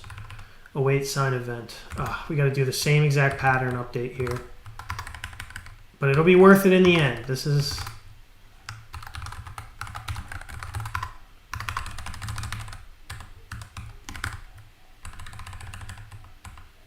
Update import from nested tools, yeah. Event ID. Toss that.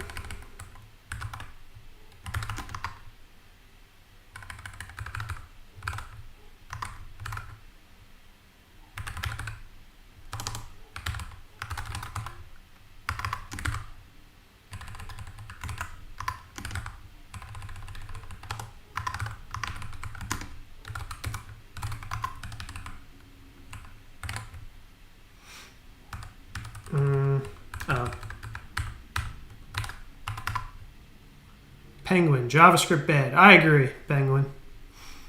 Don't abuse patterns though. Yeah, I'm not huge on design patterns. I know a good amount of them because I read a good amount of the I read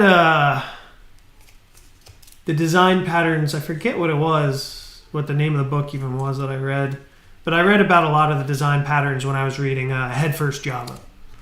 So when I read a lot of this book, Head First Java. And, you know, if you are a Java developer, I do recommend actually reading this book. I think this was one of these is the one. Like this actually definitely helped me think about Java.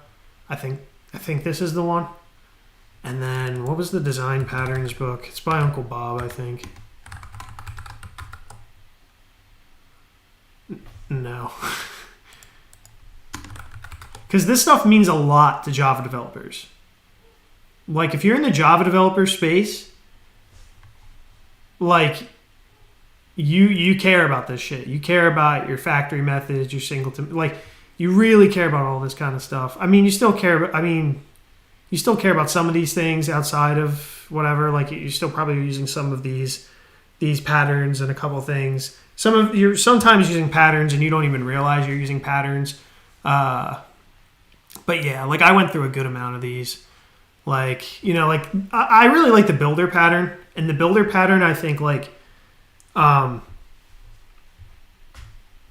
it made me appreciate like functional code and stuff. So I like the builder pattern.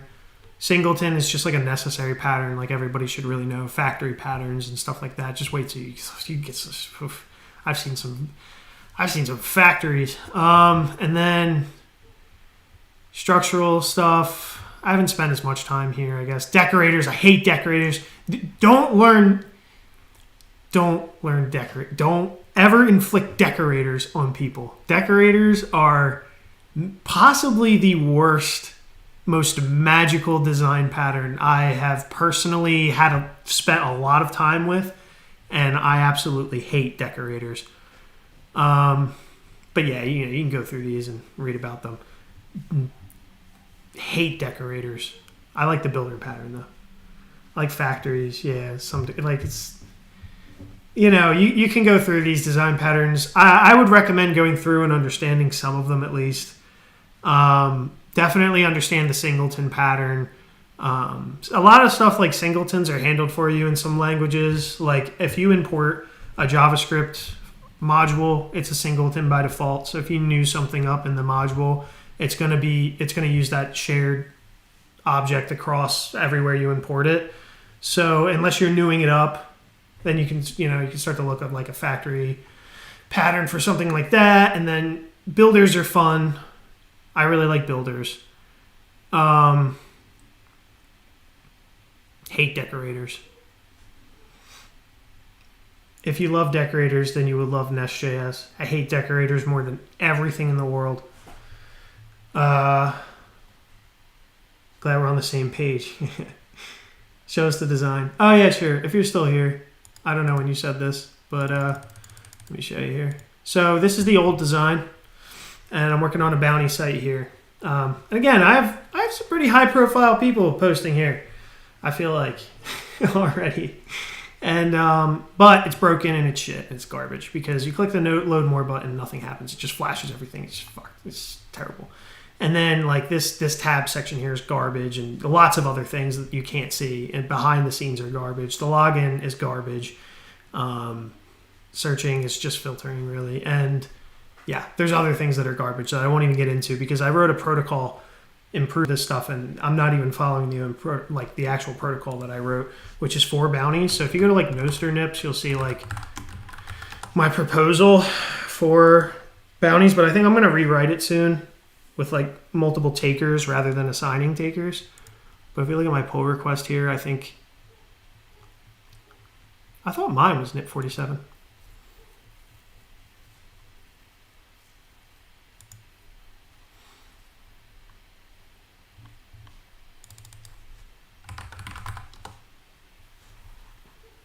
NIP 43. Okay. Yeah, so I put this here. I don't know if people are still commenting now. But you can read through my proposal for how I want to do bounties on the Nostr network here. And anyway, so like this site isn't even following my proposal, and my proposal needs to be rewritten. So this is the new site. And the new site is using ShadCN. Everything looks a little bit more consistent. We got better light and dark. I don't know why that jumped like that. It was weird. But anyway, got better light and dark support, which is nice. Not as important. I'm doing logins a lot more intelligently. And also I'm using server components. So when I refresh this page, it refreshes like, I don't know what is doing that jump right there. I don't know what the hell that is. That never used to happen. I got to figure out what that is. But also all these bounties are being cached at the server layer. So like we're not putting undue stress on the relays if it's not necessary. And then, yeah, I have to rework some other stuff. But this is what it'll look like here. Then you'll put a comment. I stole some of this from like the way Replit designs their bounties. But I'm going to rework some of this stuff soon as well. Oh yeah, also I do want to be able to get old events. That's going to be another nip.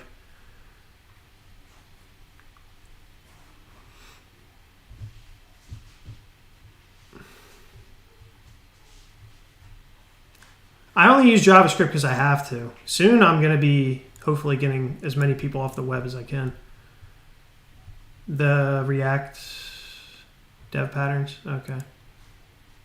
Here, I'll pin this. Compound pattern. Yeah, I don't know shit about it. I'm probably implementing some of these patterns and I don't even know it. But yeah, I'll definitely have to read about those patterns. That looks interesting. That Java book will cure my insomnia. Very true.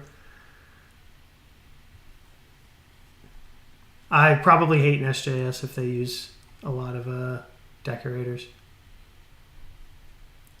Spring Boot and Spring, the Spring framework, use a lot of decorators, and that's where I grew to hate decorators. So much, you can fit so much magic in a decorator. You can fit infinite magic inside of a decorator, and then when you go read it, oh, it's just not. It doesn't work with your brain as well as just looking at like a function does. I'd rather call a function any day.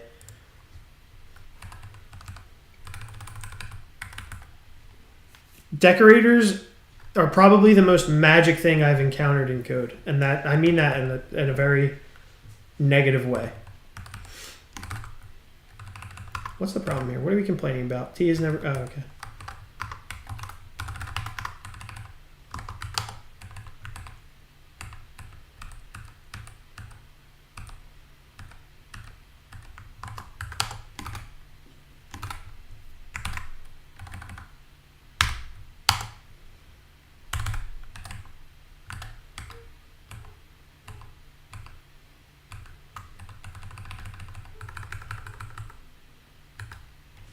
compound component.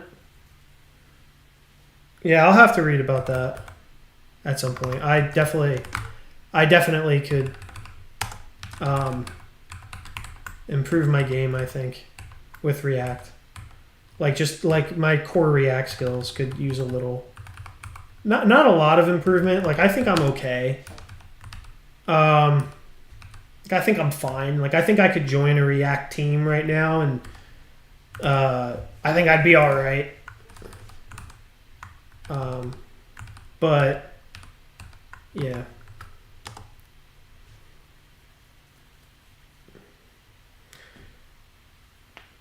I told you I failed one interview for a local big bank because of Spring Boot. Basically, they knew I didn't know Java during the first interview.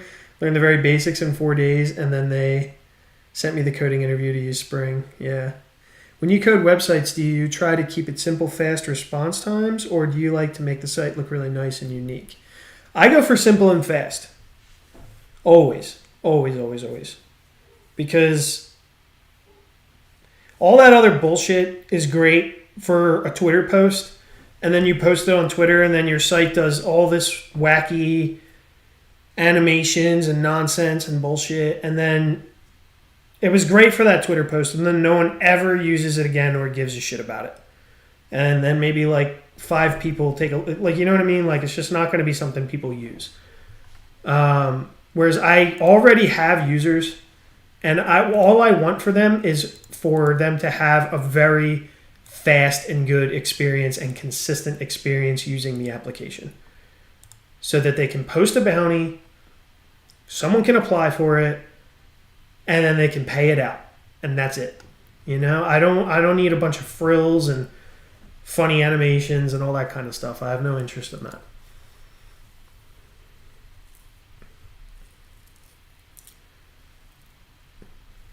That's funny. I think I could still write a to-do list in Spring pretty easily.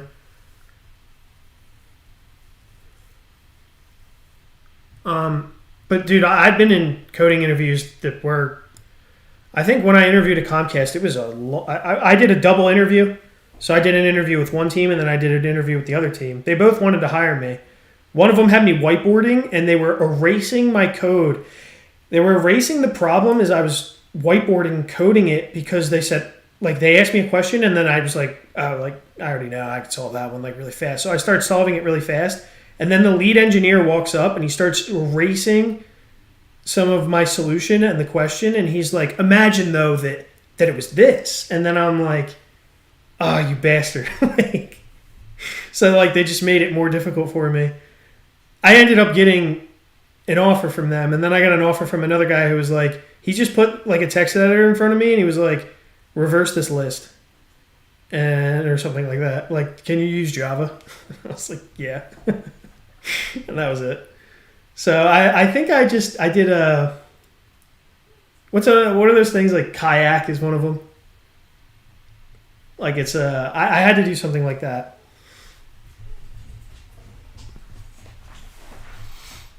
I just finished my first website today, but I used gradients, icons, and such. Yeah, I would personally not do any of that, but that's my own personal take. I didn't know Spring. If I had a full day, perhaps. Right? Oh yeah, I mean, yeah, I'm sure. I'm positive you could figure out Spring. I'm just saying, from my knowledge for years of developing on Spring, I'm only pretty sure that I can still write a to-do app in it. You know what I'm saying? Like, I'm not flexing that I might still be able to write a to-do app in Spring. I'm saying, like, I might be capable of doing such a thing.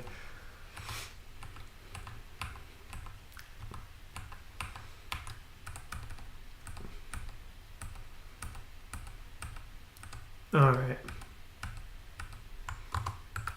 There we go. Boom, boom, boom. Filter. Status badge. Get out of here.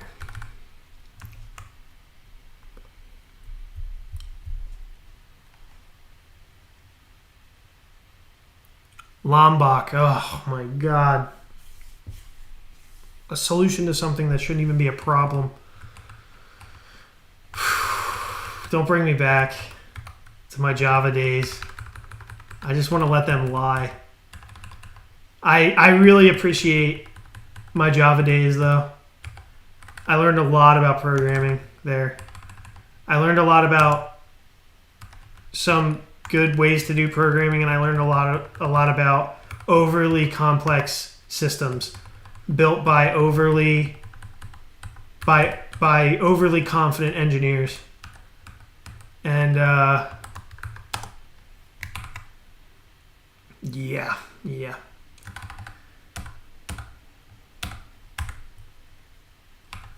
I was even part of one of those things where it's like, oh, let's build our own. I was a part of actually a few things where it was like, oh, and I was really the victim of let's build our own framework stuff and having to deal with that. This encrypted chat component is basically just bullshit. I can probably mostly just ignore the encrypted chat component. I'm probably going to do that.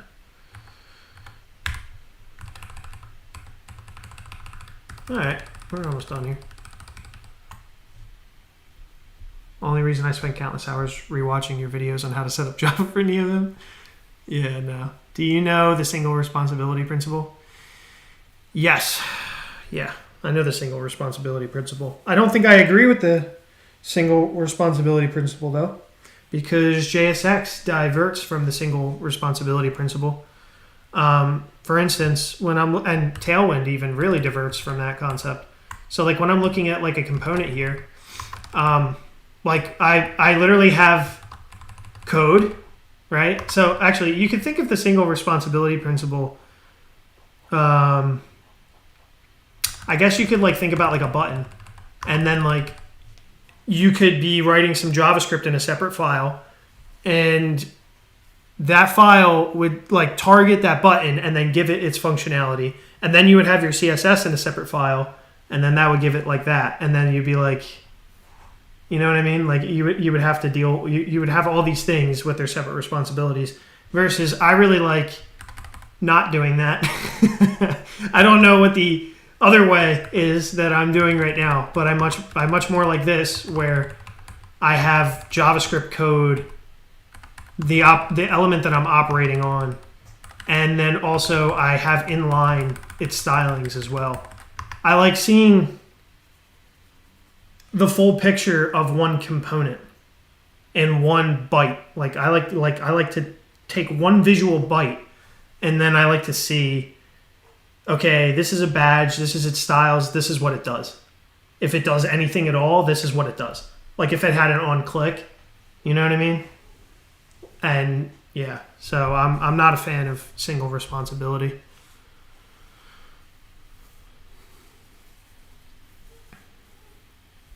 Go to definition times 1,000. Exactly. In singles in the single responsibility pattern. Yeah. It's annoying to implement. I can't imagine ever wanting to. I don't understand implementing it. I don't know where single responsibility necessarily helps you. I mean, it's more helpful maybe in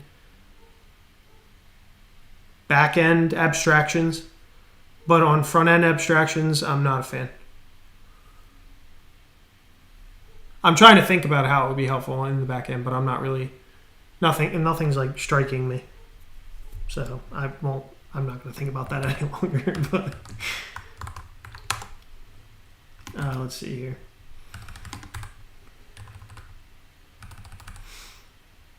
Oh, where'd my quick fix list go? How can I open it back up? What is it? C open? Copen? Yeah, we got a Copen. There we go.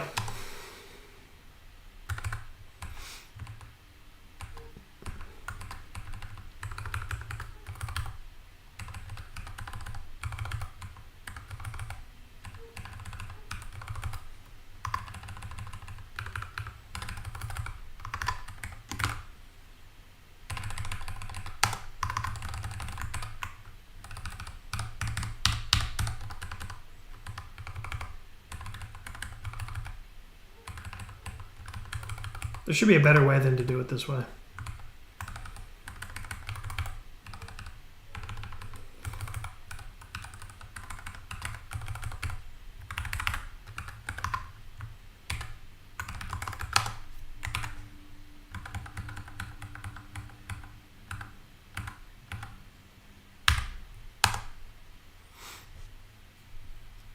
Can you coping with the, right?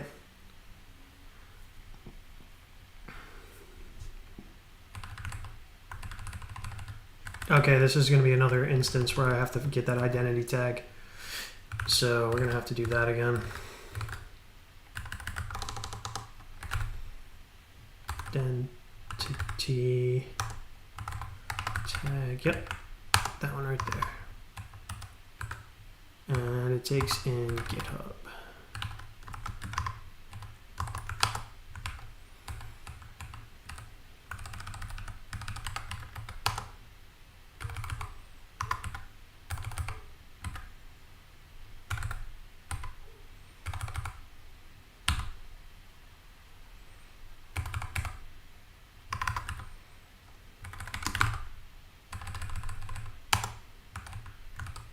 There we go.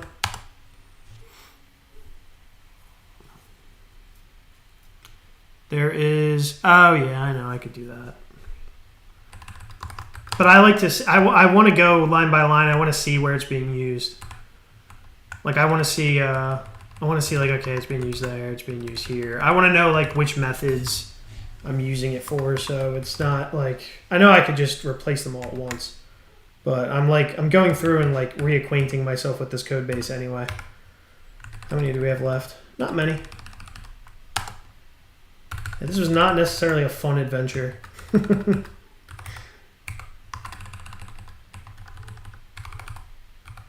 Oops. Just refactoring this to use the library.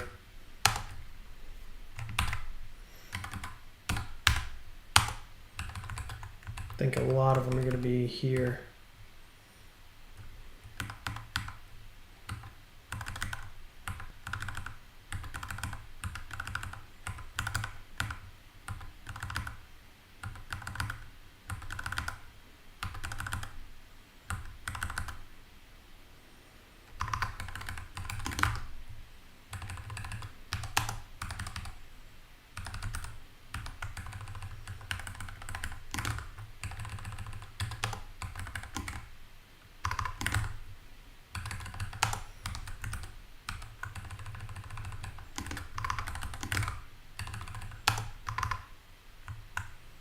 Sub-relays?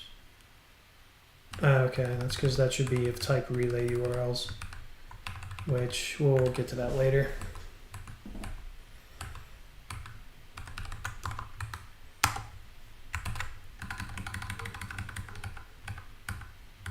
All right, that's it. Cool. All right, so now that it's basically all updated,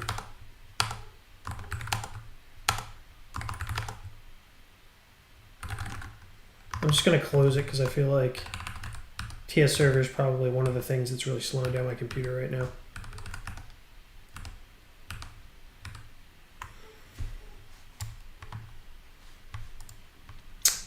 I also think that it's probably broken enough to where it's not going to work.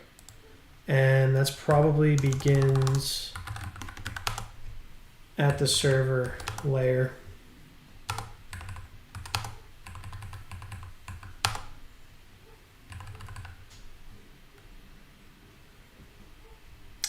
Also,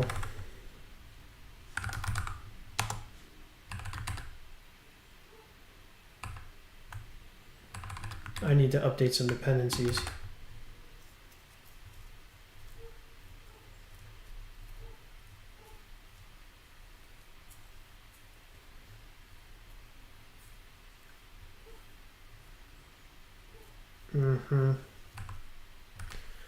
Okay, so hook form, resolvers, Geist, Jotai. I don't even think I'm using Jotai, to be honest. I just thought it might be useful. React hook form, I am using that. Not any major bumps, so these are all safe. Backwards compatible features. Okay, these are mostly dev dependencies. If not all dev dependencies, so that's all good. Did anything useful get updated? Not really. We do want to update this, and we do want to update that. And we might as well, 0 verg, anything may change. Probably should update these as well.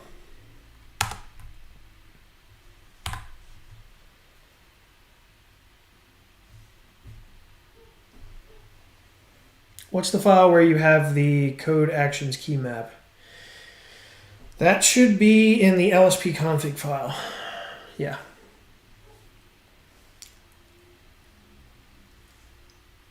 Yep.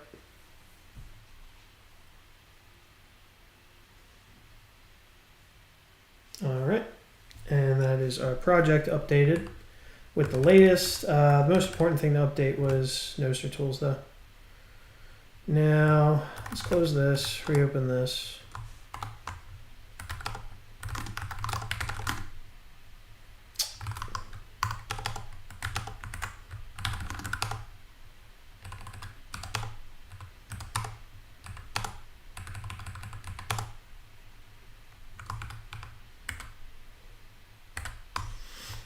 And now we can do localhost. And we should immediately get a problem at the server level.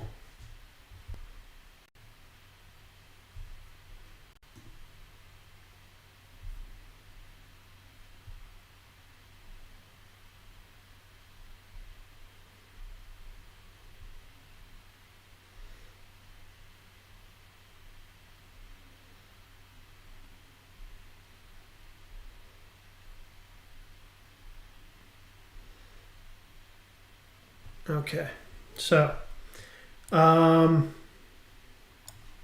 where's the problem?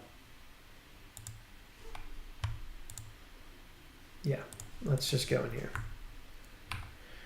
All right, so this is going to be the first place with nq.list. Now, I could wrap this in React Nostr, or I could just use Nostr tools. I think,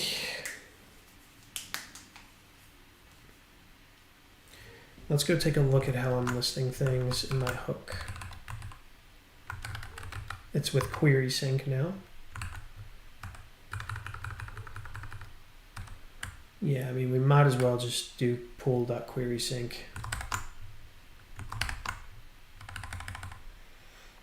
But then we have to instantiate a pool, which is also kind of a thing now to think about, is that some things run on the server.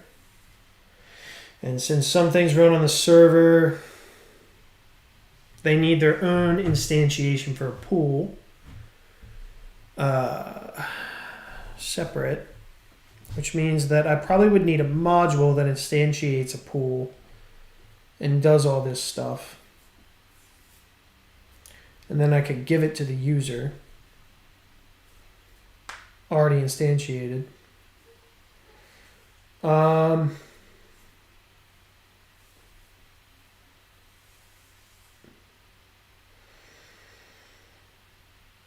don't know.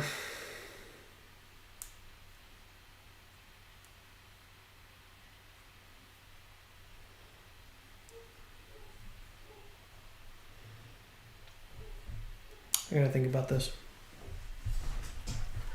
Design decisions are hard.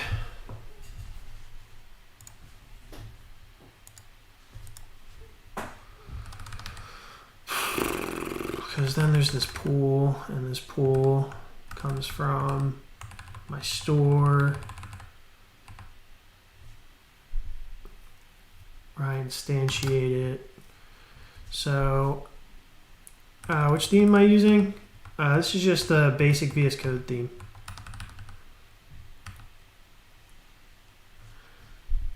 So,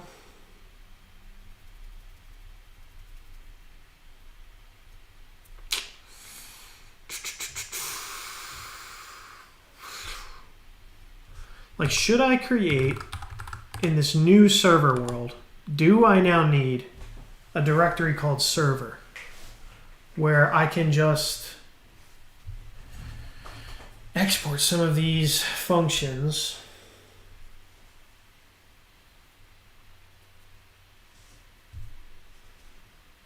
I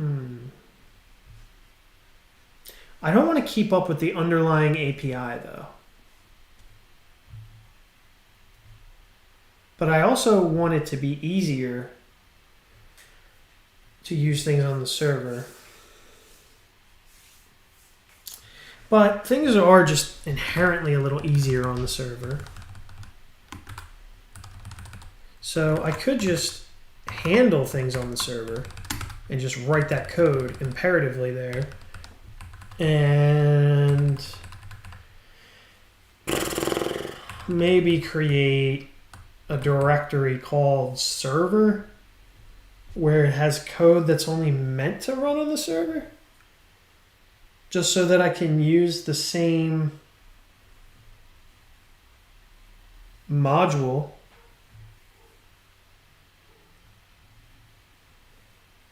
and I think that's probably what I'm going to do, because I don't want to put this responsibility on the React Noster library.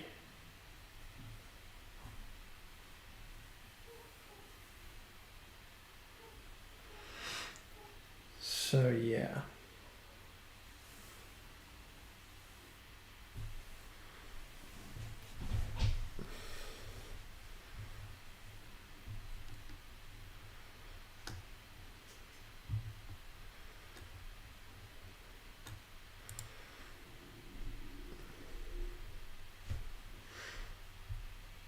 I still need to think about this.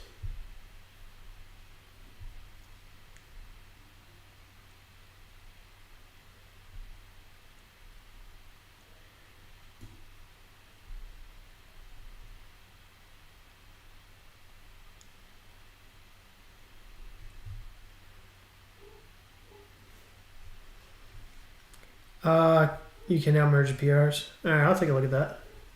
Probably in a little bit.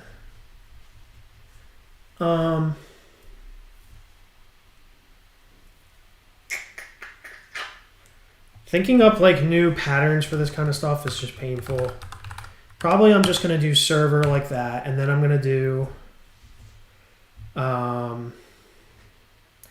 could just do like an index thing, and I could just keep all of my server functions here.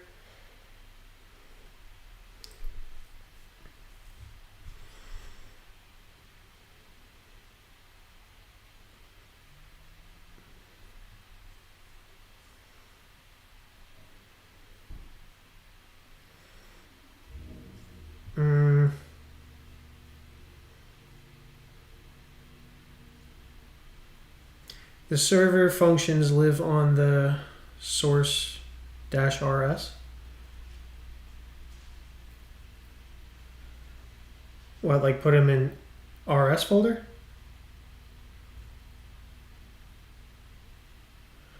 Oh, this isn't for Terui. This is just for the Nextjs site. So this is a Nextjs version of the site, and then there's going to be another version of the site that, yeah, runs in Terui.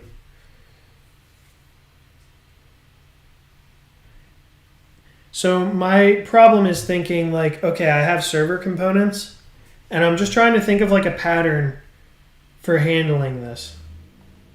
Like,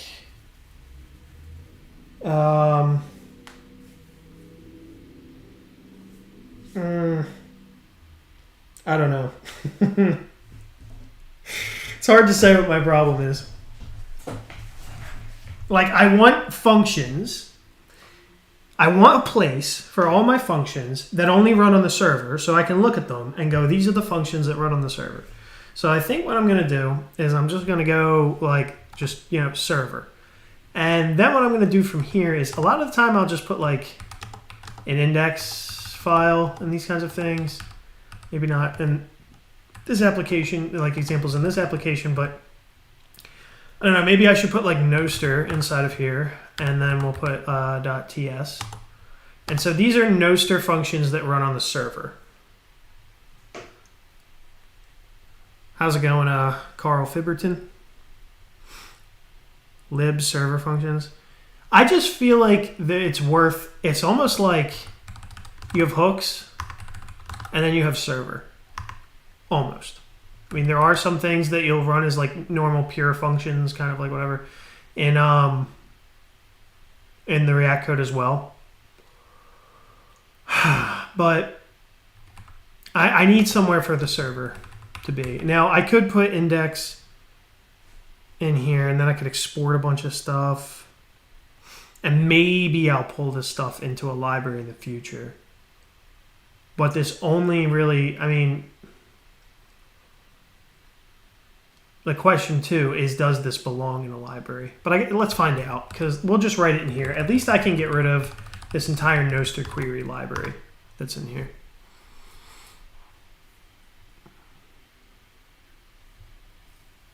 Firebase buckets, which are server side.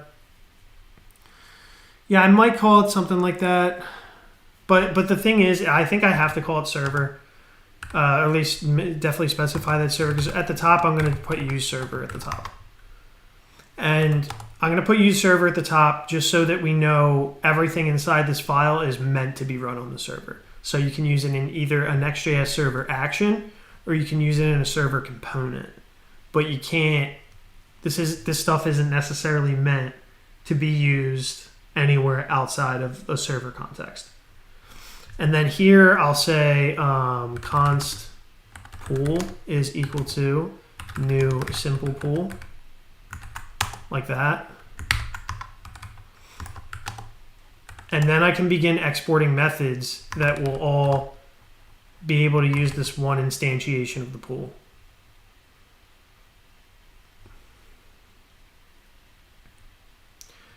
So let me think. So I'm going to be wrapping the functionality that looks similar to this query sync, which maybe I'll continue to call it query sync for now. Probably fine if I do that. But let's grab this, and then let's jump back here to, no, let's jump over here. Now from here, I'm going to write an async function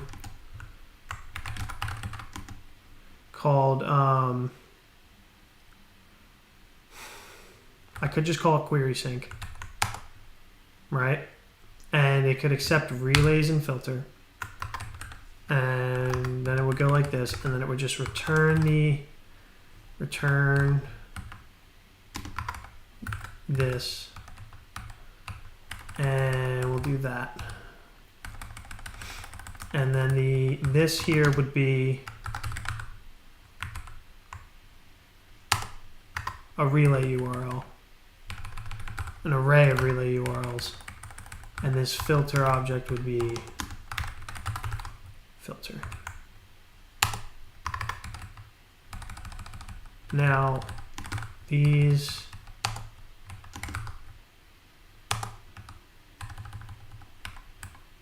yeah, that's not just being used as a type. All right, so now we have this, and we can export it like that. And now we have one instantiation of pool, because again, you know, JavaScript modules are singletons, so we can just export these functions, and we can do that, which are server side. Oh, you're talking about the Firebase functions, yeah. I think this is fine. It just says that that's what this does. So now we can pull in that query sync function and do a very similar thing.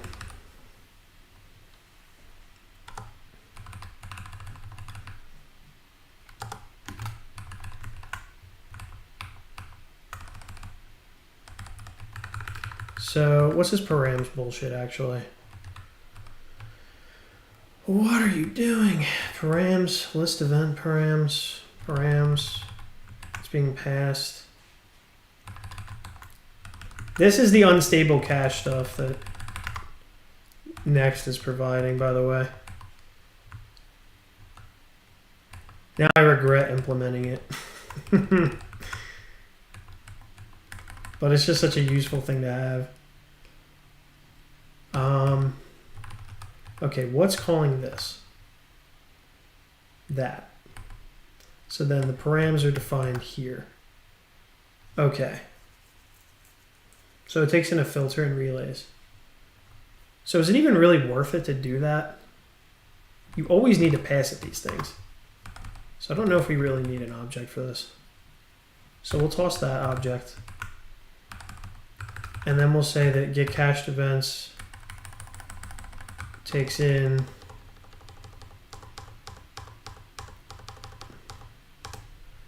relay URLs. And that'll be of type relay URL. And it also takes in filter of type filter.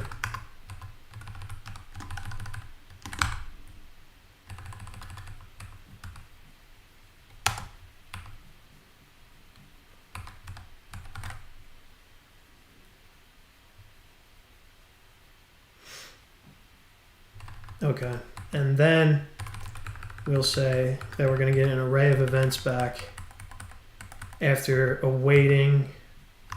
This is probably not good, but after awaiting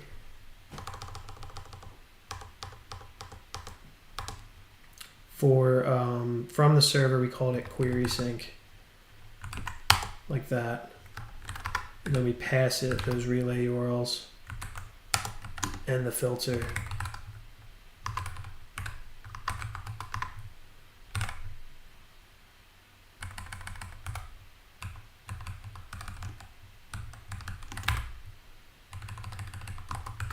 Oh, does that always return that now?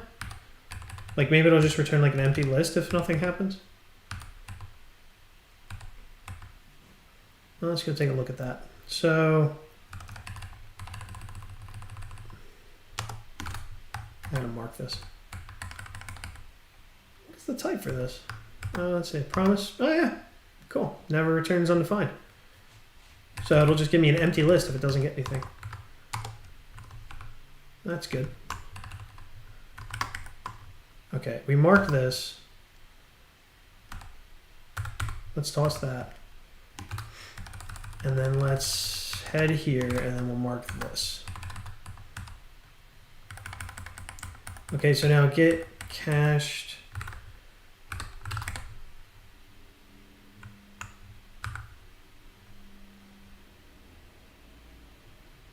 What's this relay list? Do I have as like a constant somewhere?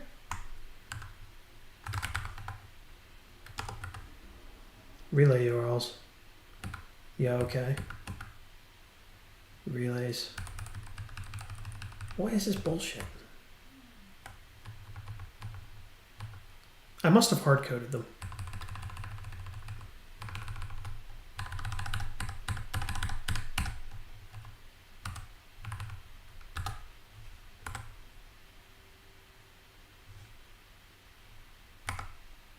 What?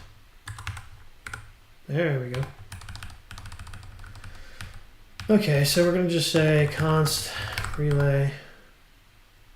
Yeah, we could just do that. I don't even need to do that. And then we would say, where's the filter? There's the filter.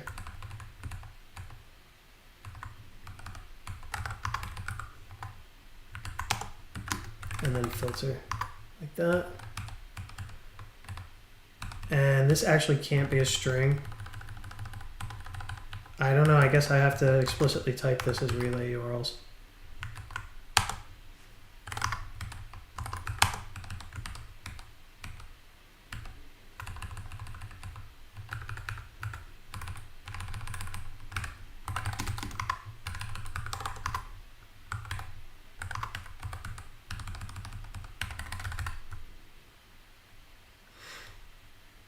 Screen blur? Is my screen blurry?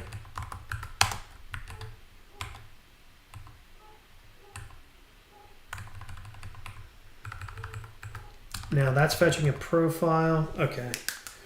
So next problem is fetching a profile. But I don't think we really need this abstraction here. Because profile is actually just a profile event, I think.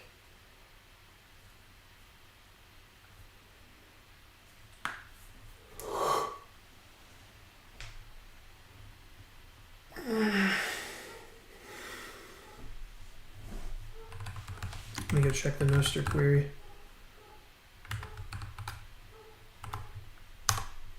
Library thing.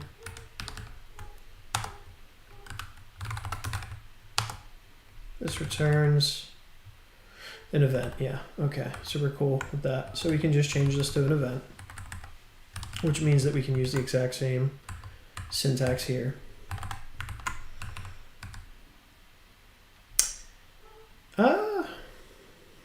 We only want to get one event though. So maybe we can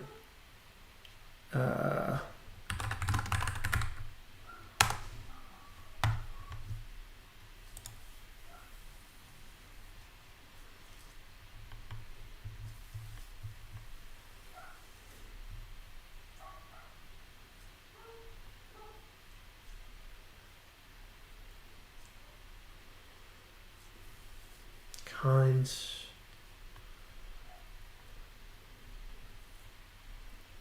Publish, query sync, get. Okay. And then we just have to pass it. Okay, it just takes a filter. Okay. So then we can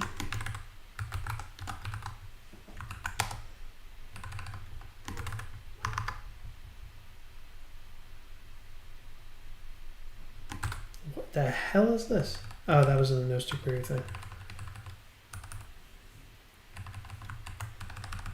Yeah, I cannot wait to get rid of that.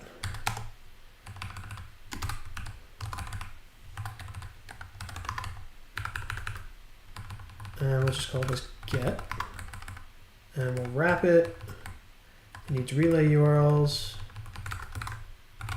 Pull get. I think that's it. Yeah. Nice.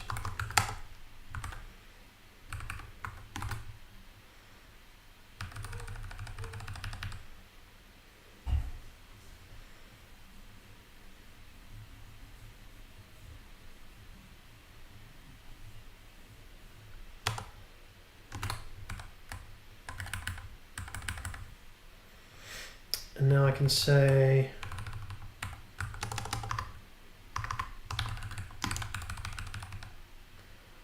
that profile is equal to get, which who knows what get that is. Yeah, that's not it.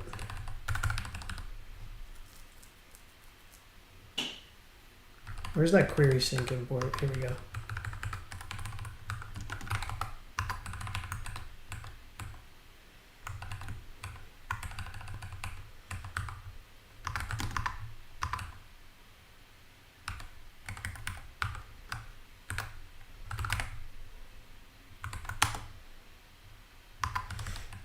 And then we need a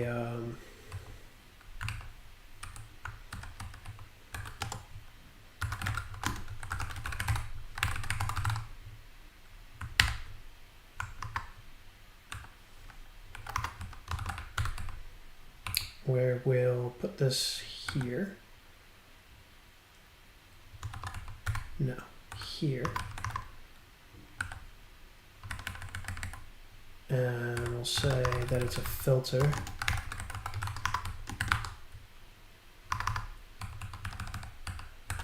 And we'll say that the authors is the pub key.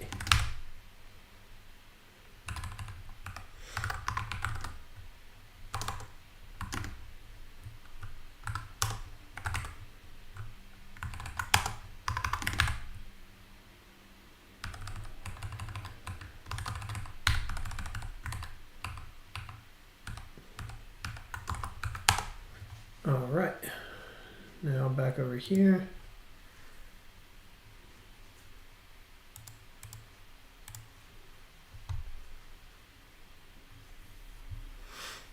JSON.parse. Interesting. Maybe initial bounty events. Let's do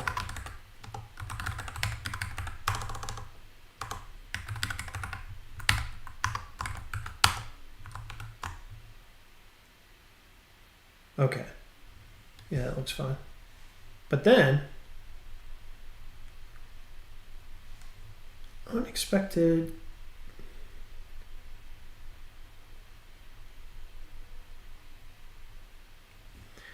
Interesting. Okay, so that's for the profile.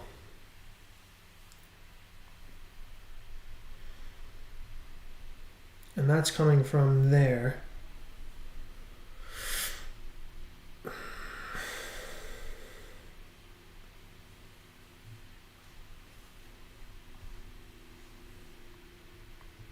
So this is fine.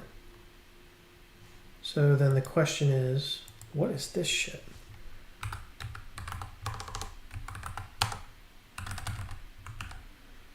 Let's go take a look at the profile.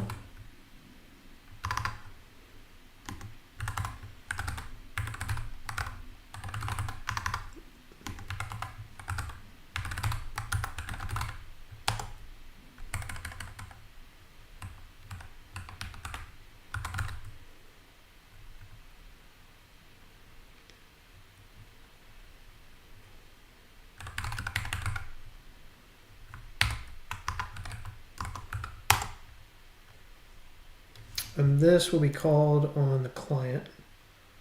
So we'll do inspect.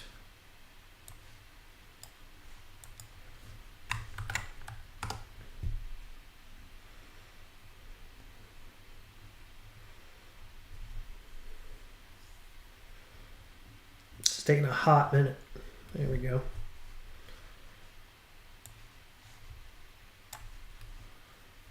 Console.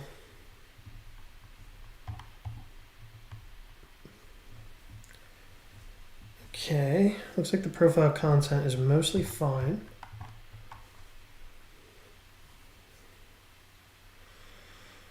But it could be undefined. Could be undefined. Oh, where did that go? So if that's undefined,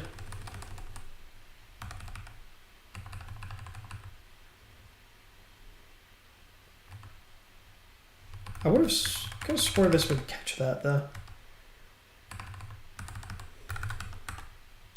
So say like if not event return that. And the types are still, I guess, fine.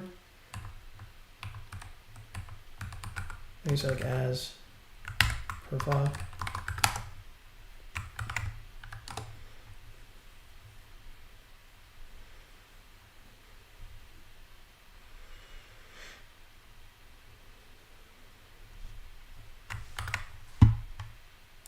Okay.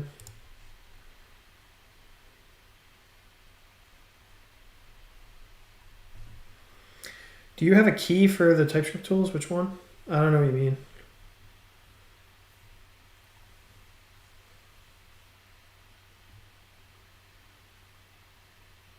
Ah, bastard.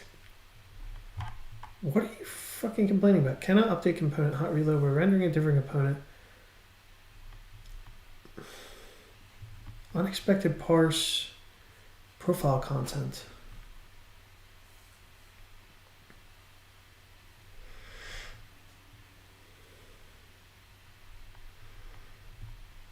Can you tell me? Okay, how about this? What we'll do is we'll do a try. Then we'll do a catch. And then we'll return this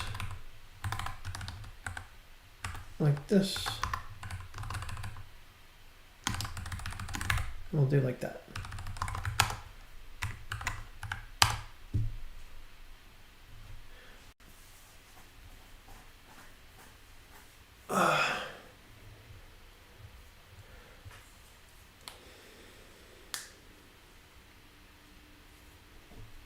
We got some errors here, but at least we're not completely screwed.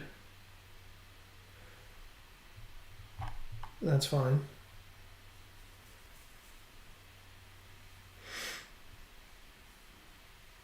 Pool.sub is not a function. Okay. But at least we're getting this far. Okay, so now it looks like at the server layer of things, we're good to go. And then we'll jump back over here. Get rid of this console log.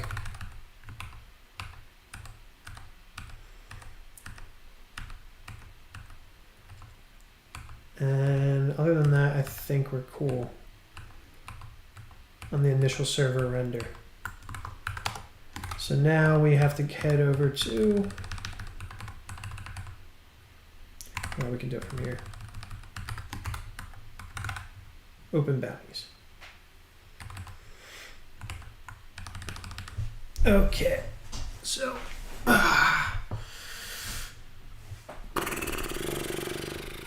not really in love with this. I'm not really in love with this whole profile thing anyway, to be honest, coming from the server. I don't really see it as necessary. I think we can likely get rid of this. I think we can also likely get rid of initial profiles. I want to get rid of this abstraction. It's just too much for very little benefit. And then, okay, use event store. We don't really need the event store anymore. Yeah, we don't really need that. And this use list event params, all this nonsense. We'll comment this out. We'll comment this out. This bounty load button, we'll comment that out. Okay. And now we can just follow a much simpler pattern.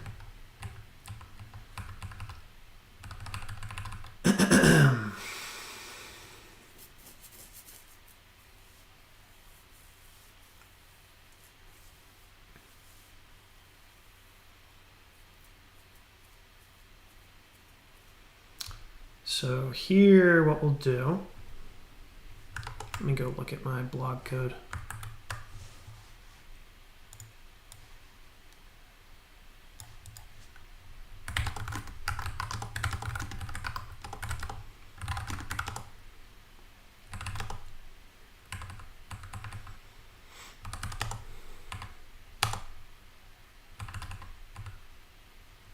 And where are we doing this? Very likely in posts.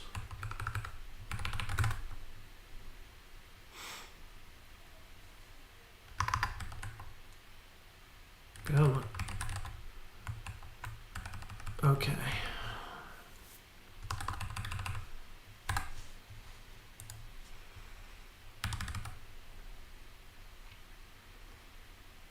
So we want this here.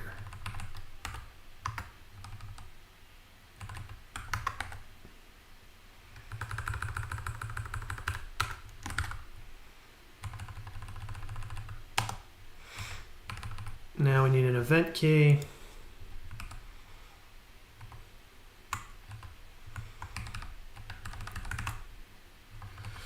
We'll just call the event key. We could pass it down from the server.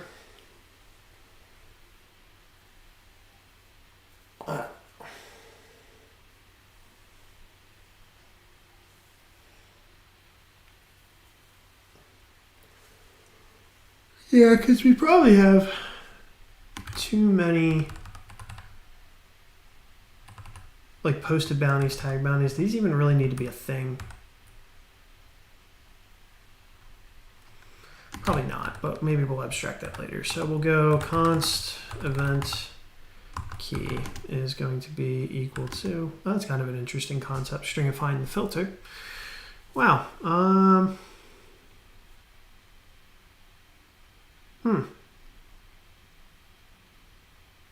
Nah, let's not go with that. Let's just do open bounties. Okay. And then we have this, and then we have initial events. It's going to be initial bounties. Or, yeah. Well, what are we doing here? Nothing. Okay. We'll have to think about that. We have the event key, we have the filter, and the relays, which should be sub-relays.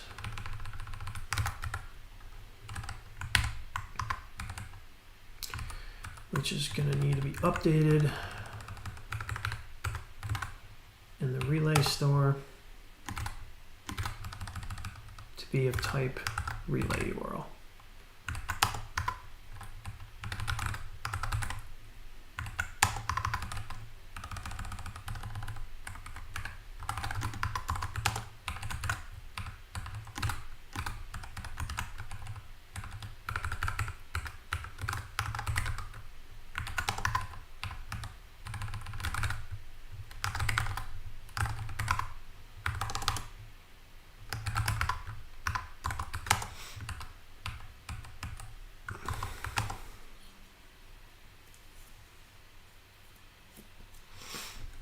Okay. So now we have that.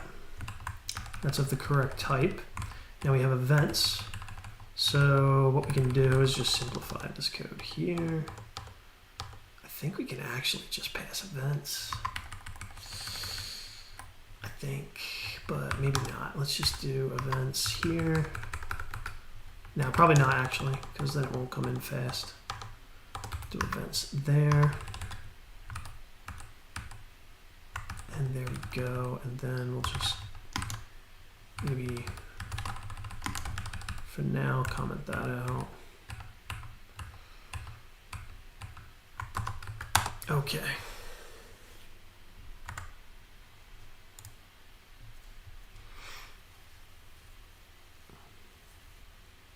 And it broke.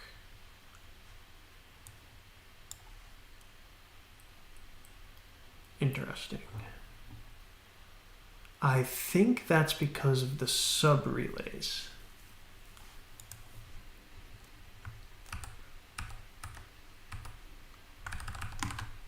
Being in the same component.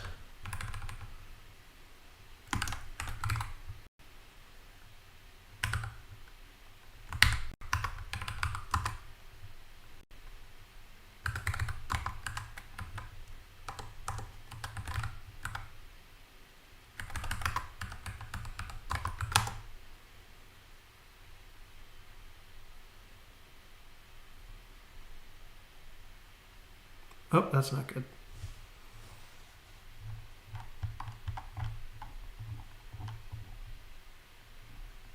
Use subscribe, open bounties. Yeesh.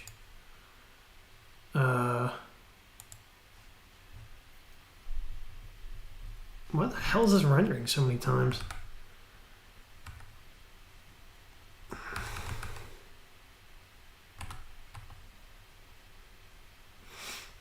Passing the filter down. Have initial bounties.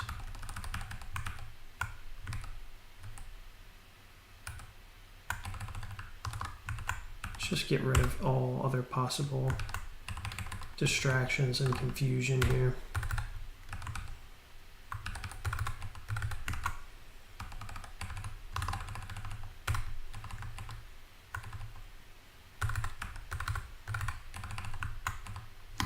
It's not even passing initial events.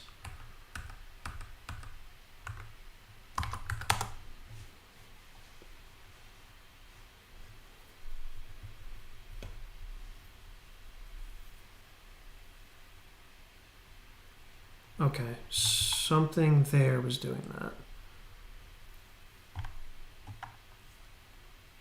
Some nonsense we had in here was doing that.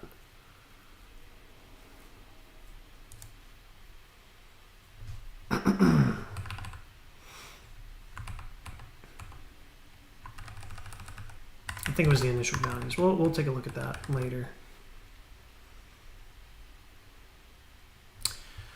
All right, let's take a look at some of these problems, though. What the hell is this? Where's that even happening? Use list events. We're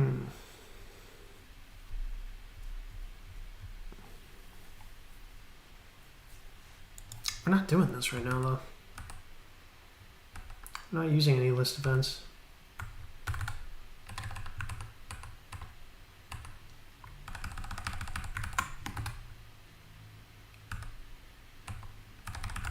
Could be that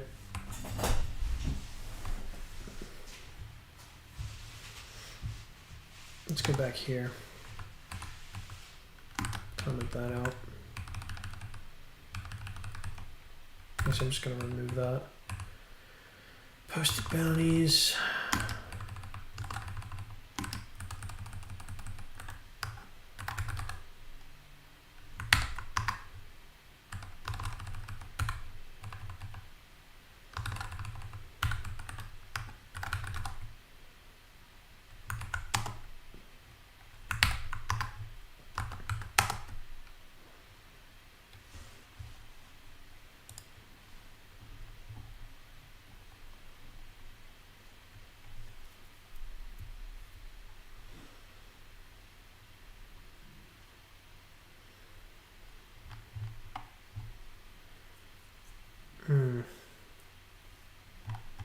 Okay, that's probably tags then, maybe.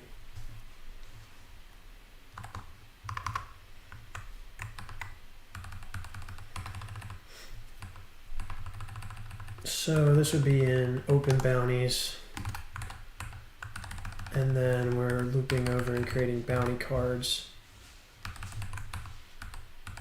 Okay, let's get rid of that. We want to get rid of this nonsense. And that nonsense.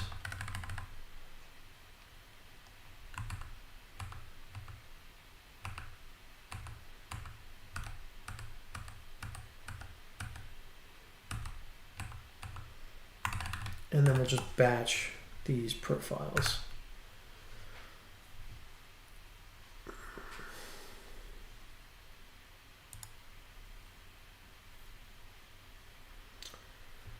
How's it going, Ryan?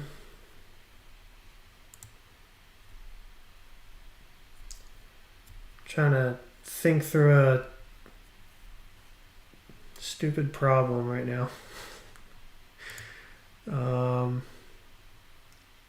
Okay, on the post layer, then we have the profile event is using the batched profiles. Yes, okay. So we're gonna do this. You realize you're using proprietary software? Yeah, we all are. It'd be nice if we weren't, but Richard Stallman the Gray would not approve. No, he wouldn't.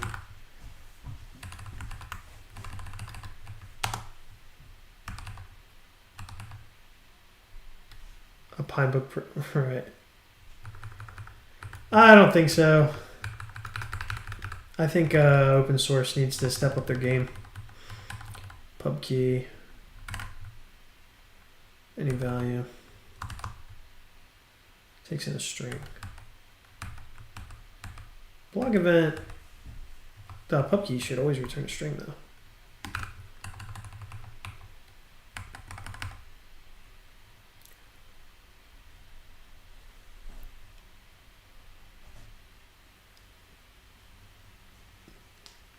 That's all the non-free software using is NVIDIA and Discord.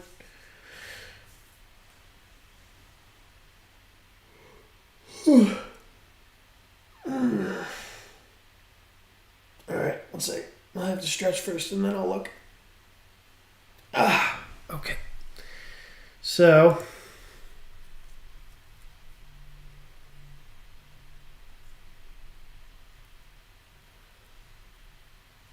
I didn't realize my NeoThem config had so many pull requests.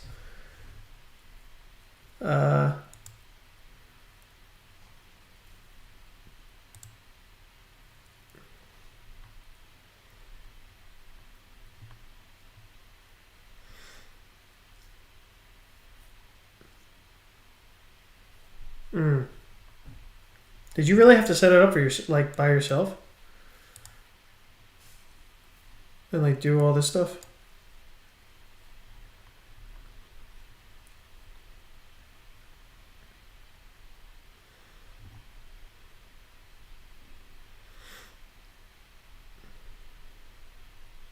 Interesting.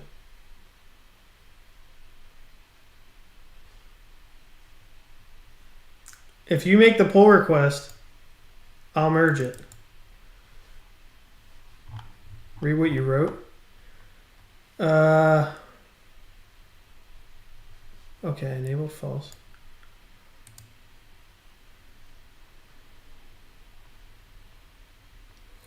So these are all bindings, right, that are only executed then. Here we have to do this. I'm a little iffy on that, needing to do that. Tailwind. Why'd you update my Tailwind stuff? This might be better. I don't know. What does it do?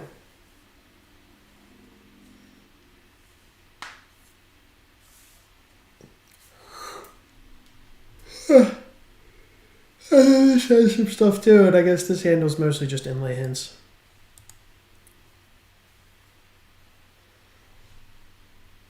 What the hell is is VTSLS a thing? Like, is it like a real thing that people are using?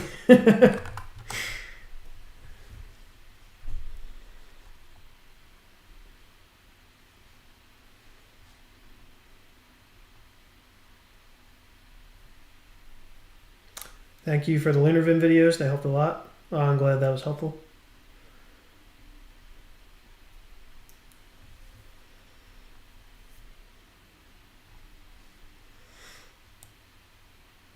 I know language servers don't necessarily get the coverage that other things do.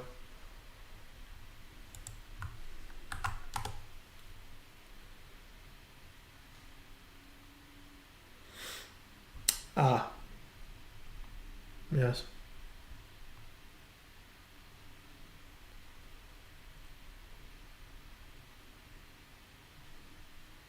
It's so easy from Typecraft. I wonder if he's using VSTS, LS,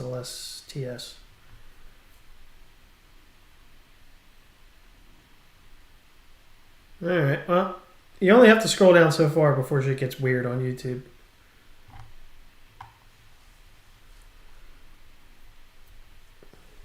NeoChad is better. What the hell's NeoChad? It's created by the dude of Vue. Initially, he created only for Vue, but because he hates TypeScript tooling, he made it for TS. Funny Outlaw Man said it was. What's NeoChad?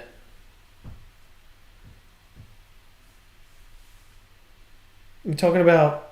I haven't seen his channel in a while. Mental Outlaw? I got bored of his channel once it became about like shilling news. And I was just like, oh, now we're doing that. Now we're just cashing in, just making a new video about whatever he sees on the G technology board or maybe like a Hacker News post or Reddit. And I was like, this channel has become much less interesting to me. Oh, MV Shad? I mean, I don't know. At this point, I'm kind of changing my stance on using NeoVim distributions, to be honest. It's just, and again, these videos are so just like cashing in on, like, I'll tell you this, like, there's almost like a 0% chance Mental Outlaw really understands what he's using. Especially if he's deciding to use a distribution. Then I really doubt he has a clue what's going on, really. But I'm sure that if it works for him, that's great. I just don't think that distributions necessarily lend themselves that well anymore.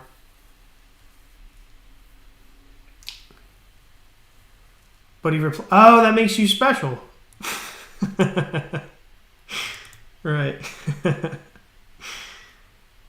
No, I don't know. Again, that channel fell off big time for me when he started just kind of like, again, just kind of cashing out and just telling me what I can read on Hacker News. Which is, it's a good strategy for a YouTube channel and to get a lot of like clicks and views from people who are like, they're looking for the memes and stuff like that. And they want to be a part of like, I don't know, whatever that is. But yeah, I mean, takes on NeoVim distributions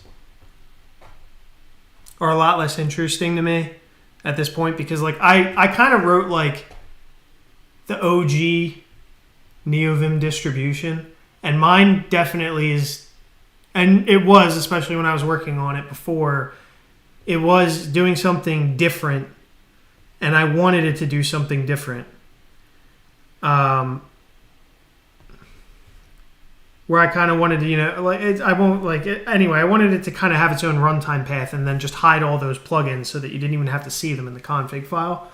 But like everything would just be there. But then everything I tried to abstract away, everybody wanted access to everything I was trying to just abstract away. Like, how do I do this thing? And then I just kind of lost control of the project in some sense because it just like I just started like caving into like what people wanted out of it instead of what it was always meant to do. I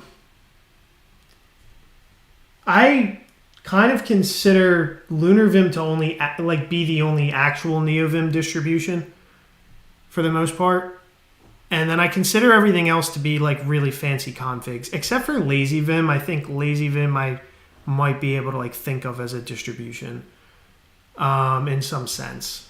All of these things, in my opinion, also have very poorly defined APIs at this point. I think things are getting easier to do with base NeoVim, and I think maybe doing something along the lines of how ShadCN handles components is maybe a better way for us to do NeoVim config stuff. So for instance, I would give you a spec and you would just pull it down and you would own the code. And I think that's probably the best way for most people. And then I think I would go back, if I had the time and I had infinite bandwidth, I would go back and fix LunarVim so that there's just shit that you just can't change. And, like F you know what I mean? I'm not changing it. Try something else if you don't like it. And what that buys you with LunarVim is an extremely stock, it's just good, go away. If you need something more, you don't want LunarVim anymore. You want your own config, right? So, yeah, I think if I could go back, that's how I would fix LunarVim. I would delete 90% of like the extra configuration that you can do with LunarVim's core plugins. Like I would just remove your ability to like tamper with any of that because that's not what it's for. It's just for you to get up and running fast and to just use best practices, in my opinion. And then when you're ready, or if you ever become ready and need something more, then you can switch. But yeah, like I said, it's hard to keep control.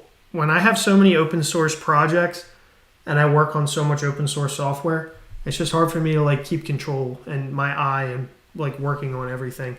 And then also, I'm not, I didn't necessarily even have the right vision back then. You own a NeoVim distro? Yeah, what are you talking about?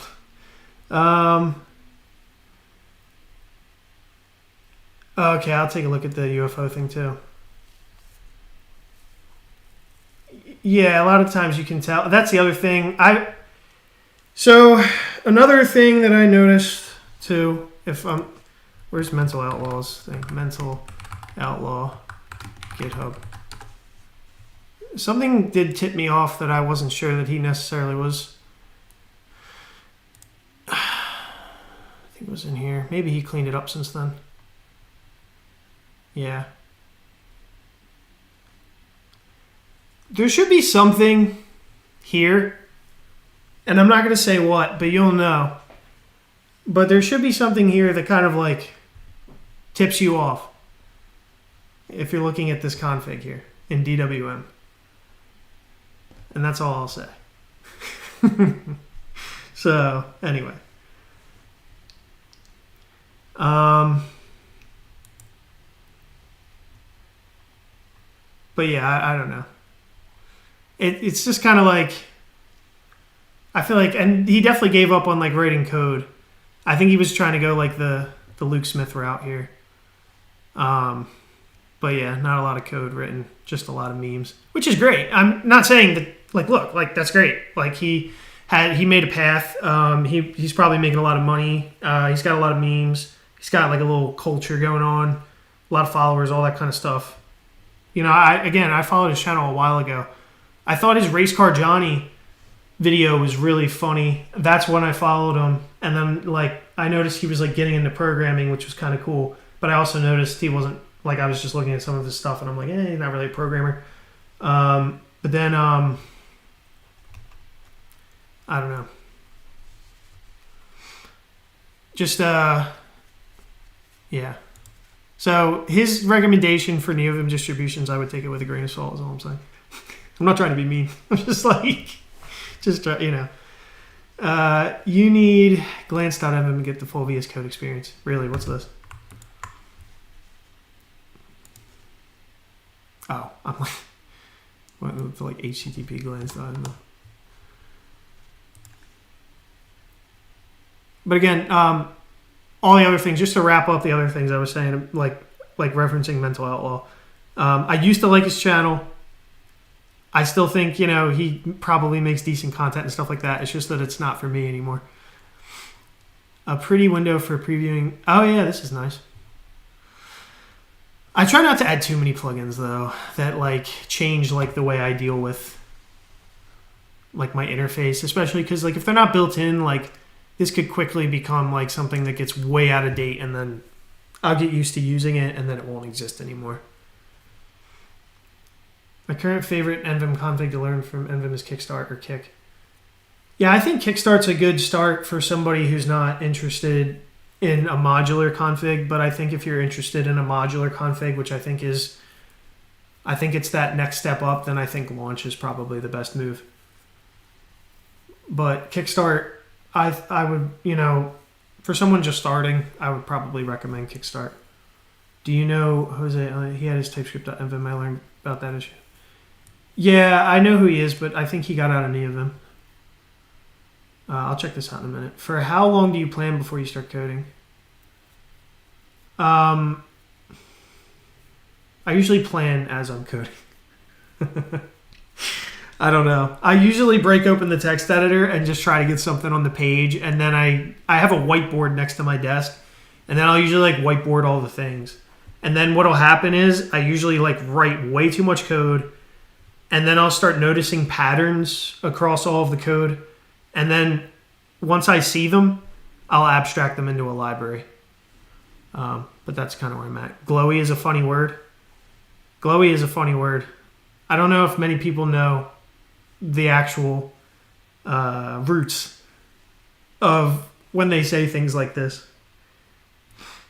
I think a lot of people reference like Terry Davis and they don't understand like what they're talking about. Like,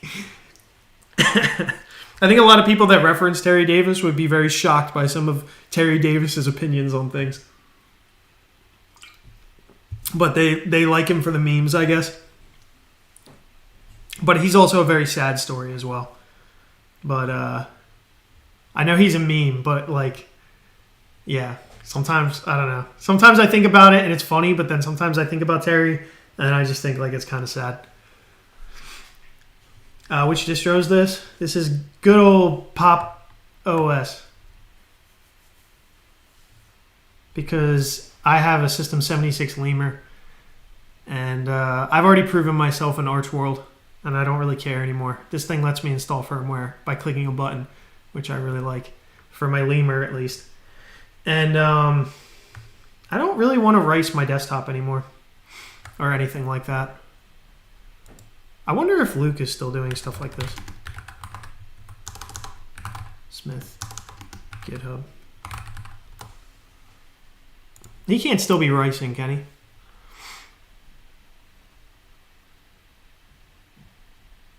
Let me see. Yeah.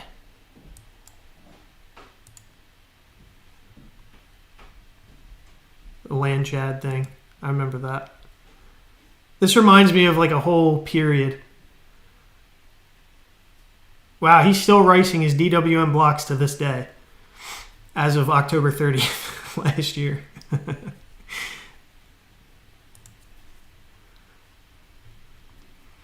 But yeah, I remember like the whole arc for a while. You saw like Luke Smith and then Mental Outlaw, and then there was like all these people who were coming out of that kind of space, and got caught up in the whole window manager and like super minimal software and all this kind of thing. I think we all learned something from that, or at least some of us did, and then some of us didn't give a shit. Which I do think that this was a useful little era, though, if people were paying attention. Let's see here. But yeah, probably not going to use glance.envim. Definitely don't want to be ricing my bar right now. Definitely don't care about that right now.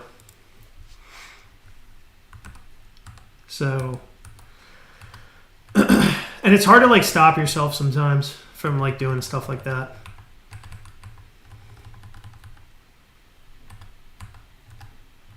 Let's see, profile, event, okay. Or undefined, really?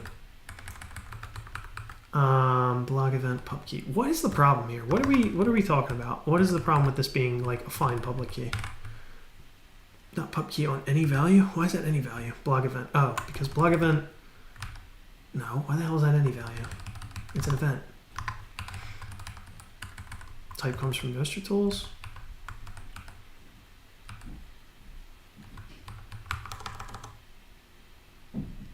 Some of the YouTubers whose main channel point is just like ricing and what software to use is kind of depressing. Like, do they ever actually do anything? Yeah, that's what I kind of was getting from that. And I was, yeah. I just feel like some people got so caught up in ricing and minimalism that their life just stopped. They spent way too much time. I know I spent a little bit too much time on it, so I know that other people probably went much further than me. And just endlessly, and look, if that's what you want to do, I'm not going to stop you, but I would venture to say that a good amount of people who did that are really just spinning their wheels. And they're doing a form of sophisticated procrastination, in my personal opinion. Not that it can't be fun, and not that it can't be interesting sometimes, but I don't know. I don't recommend it. What is this thing's problem? Like, for instance, like I'm building this thing for a hackathon. The last thing I built, I made money on. I'm trying to build things that hopefully stop people from being censored. Like, I just feel like, I don't know, I have a bit of a mission. The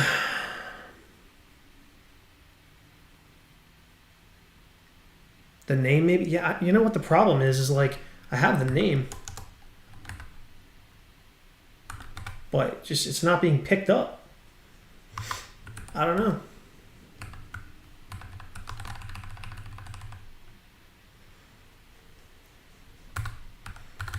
I don't know why it's not being picked up. It's right. Oh, it's bounty event? Oh, okay, that's what it is. I'm also tired now. Bounty event dot pub key. Totally right. It was the name. All right. What the? Who typed that? Profile event.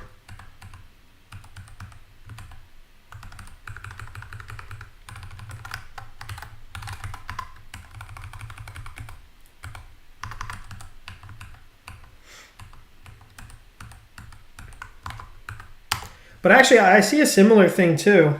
Outside of like the Linux space, I'll also like the people who write their desktop all the time. I think there's a similar overlap in two other spaces I've seen. People who endlessly do tutorials, which I think that is a certain kind of hell. I don't know how people constantly make fucking JavaScript tutorials. Like that would make me want to. Oh, I have no clue how people do that. That is the most depressing existence in my opinion. But like endlessly doing React and web dev tutorials, I just don't know how they do it. And then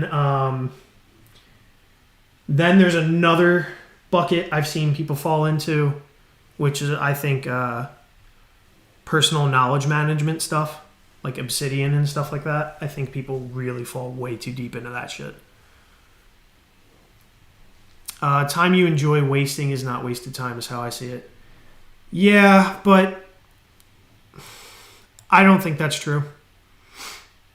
I can enjoy playing video games, but it's not going to necessarily like get me in spaces where I'm like winning hackathons and pushing entire like protocols forward. And like, again, I mean, it's just different goals, I guess. So like if, I don't know, I would say it's just different goals. I just did sophisticated procrastination, adjusted your config, and I'm watching you code for about 4 hours. I feel like I've been coding for longer than 4 hours. But that's also fun. I watch coding streams though sometimes. Like I'll do that. I'm not saying you can't procrastinate. I'm not saying you can't rice your system. I'm not saying you can't make a Java tutorial. I'm not saying you can't use a personal knowledge management system. I'm not saying you can't use these things. I'm not saying you can't watch things and do stuff. That's not my point. What I'm saying is like I think people take it too far, and I think they take it to a level where they're actually depressed doing it and they don't want to do it anymore, but they can't break out of they don't know what else to do. Like they end up just endlessly ricing, or they end up like, I don't know. That my opinion is that the people doing those things don't actually really want to be doing them. That's just that's my assumption. Because I know that's how I felt sometimes. Tutorials are good. I wish there were tutorials on Nostr when I needed it. I'm not saying tutorials are bad. Again, I'm not saying anything is inherently bad or that making tutorials is bad. I'm saying there's just some creators who will just endlessly make Java. I just don't know how they do it. It just looks like a ring of hell to me. I just did, yeah. Most of tech YouTube is a disgusting grift. I completely agree. Crypto is another one. Like people will endlessly obsess over cryptocurrencies and all this bullshit. And I think it's, you know what it is? It's when people like take on an entire identity rather than integrating something into their identity, they become that thing. Like they'll become like I'm a crypto bro, dude. I'm a Bitcoin user, or they're like endlessly ricing, and that's all they think about. And like if you're at this point where you're like posting your rices to like Reddit and stuff like this, like constantly, and like it's a big deal for you. I don't know. Personally, I would say walk it back, but you do what you want. Same with personal knowledge management. I see people with Obsidian and it becomes their entire life, like how to like manage their knowledge, and then like 80% of their knowledge just becomes about managing knowledge, and it's like, what the fuck, man? You lost the plot. Like somewhere along the way, you lost the plot. I did rice my gnome with this. Again, I'm not saying you can't rice ever. I'm just saying watch yourself. Is all I'm saying. I was really into Luke Smith's Suckless playlist, but now I'm on Pop OS, same as you. Yeah, I just don't feel like dealing with it. There's a point where minimalism, again, I said this before, but minimalism in code doesn't necessarily lead to minimalism in life. Like when I get off this computer, today I'm going pretty hard because, again, I'm in a hackathon right now. I'm trying to win this hackathon. I'm in the Pleb Devs hackathon thing. There's a prize money at the end. I do want to build this stuff. You know what I mean? And I'm streaming it because why not? But yeah. what I hate nowadays is news. Every channel now transformed from tech tutorials to tech news and personal opinions. Yeah, that's kind of where we're at right now, I guess. And again, I'm not saying that like personal opinions and tech news is bad. I'm just saying some people just let it kind of eat their entire personality, I guess. Also, I don't know how one person can find like one thing so interesting like all the time, like endless tech news or whatever. The CPM is probably pretty good for those tutorials. I don't know what the CPM is. White Sir GTK theme. Oh, this opened up on my other computer. Or my other thing. Oh, it looks kind of nice. I like that.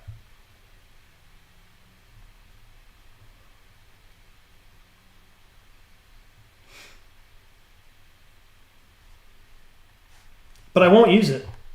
But I do like it.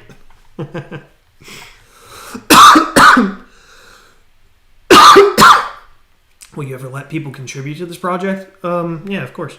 I already have an entire group of people. I have an entire look. You can join if you want to know where we're working on. I have another.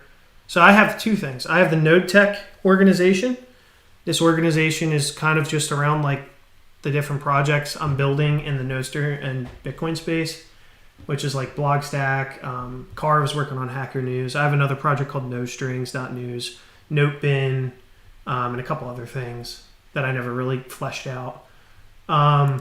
Then for the hackathon, you can check out the Resolver Discord that we have. And this one is where we're kind of trying to figure out how to do open source justice, open source like dispute resolution, like at the protocol level, right? So that you don't have to like use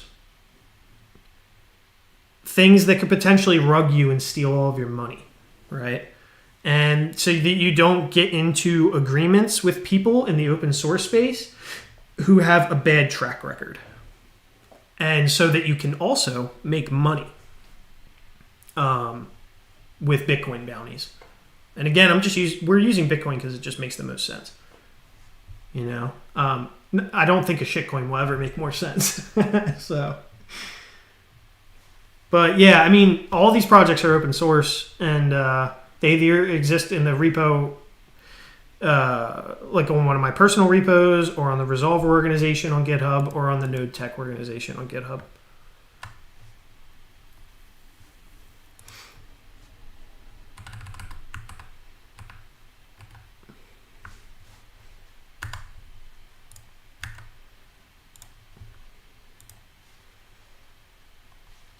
Also, a lot of the points that I'm making about people ricing and stuff, like all this kind of thing, I'm only doing it like to maybe help certain people who feel like they're stuck in that kind of stuff. I'm not saying like don't ever do it or whatever. If you don't feel like you're stuck, then do what you want. I'm just saying like for the certain person out there who's going to hear me say like, hey, you can leave tutorial hell and build your own projects, right? You can leave ricing hell and just install GNOME and just move on. We go outside and like go buy an ice cream cone or something. You know what I mean? Like you don't have to rice your desktop to look super cool. Like no one's looking at it but you. Like you're not going to reach some nirvana of like productivity. Same with people who are doing personal knowledge management, the PKM stuff. Like if 80% of your time is spent now just researching personal knowledge management tools, consider not doing that. Consider deleting the personal knowledge management tool from your computer and moving on with your life. Let's see here. Let me refresh this.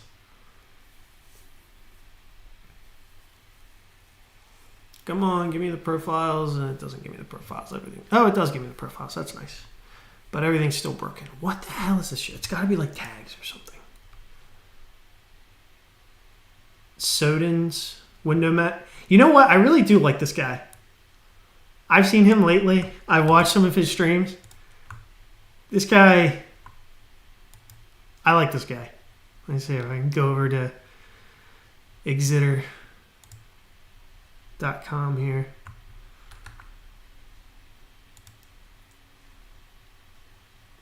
Yeah, I've watched a few of his streams. And sometimes when I'm watching him, I'm like nostalgic for like how I used to have to solve problems when I was in college doing like computer engineering. And I'm like, this guy gets to do real engineering. Like, he doesn't have to do nonsense on the web. But yeah, I like his channel. He's got some funny takes. I really like the one thing he said here. I think you guys should stop learning languages and start learning programming already. It's a hilarious take. Because I feel like that's another rabbit hole you can get stuck in, is trying to pinpoint the perfect language and trying to figure out like, should my language be Python? Should my language be Rust? Should my language be C? You don't have a language. The language doesn't care about you. Just pick the language pick any language and solve your problem if you have a problem. You probably don't even have a problem worth solving yet. And you're sitting here worrying about like, should I write it in Python or Go? JavaScript is stupid. Well, maybe JavaScript is stupid, but whatever. Maybe I'll have to check out his. I know he uses i3, but I'm very anti i3 because of the manual tiling. So I really hate that. I'm not a fan. I'm going to see what System 76 comes up with Cosmic. And I'm excited for that. We'll see how that goes. I forked his text editor and coding it right now. It's definitely the wildest rabbit hole I've ever dived into, worse than ricing. Okay. Well, he might have his own rabbit holes, but I'm definitely not going to be forking his text editor. It's the same thing why I'm not using Helix, and I'm not switching to VS Code, and I'm not switching to Emacs, and I'm not switching to regular Vim, and I'm not switching to Zed, which is a new thing that's like only on macOS right now, but whatever. I'm not switching to anything. I have NeoVim. It's my tool. I know how to use it very well. If I was going to be using anything else, I would suck in it, and I would suck in it for a long time. So that's not going to happen. This is also another good channel. The 3 blue, 1 brown channel. Another guy who, anyway, I don't know why I'm not following him. But yeah, I do like Soden's videos though, because I feel like I rarely see streamers that have like that, like they have a personality and they're writing like C code.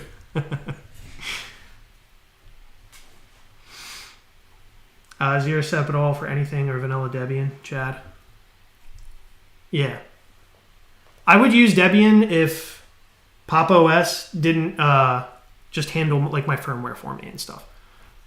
And Pop! OS is fine. It's basically just Debian with some extra layers.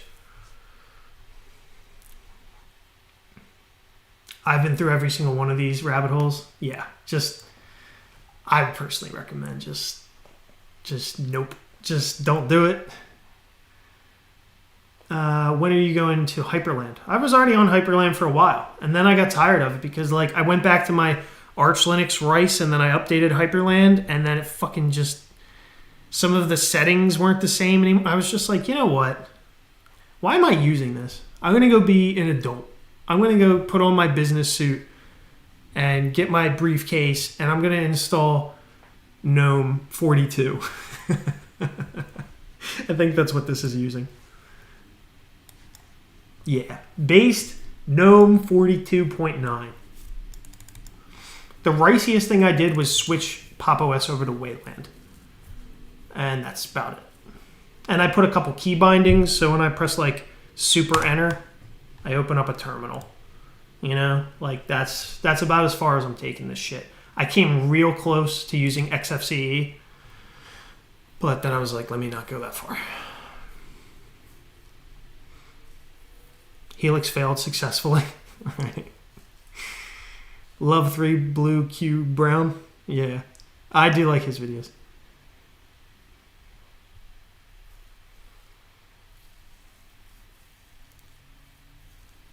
What doesn't delete from Twitch?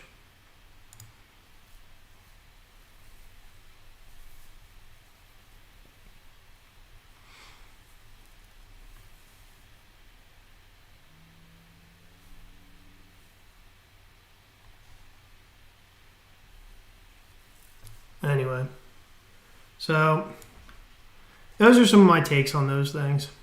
I don't know. Let's see. Now, we gotta finish this stupid thing. I don't know what this is.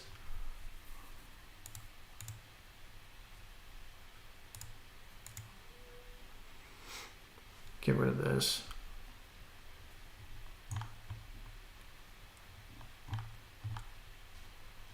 And head back. Where's my stupid localhost?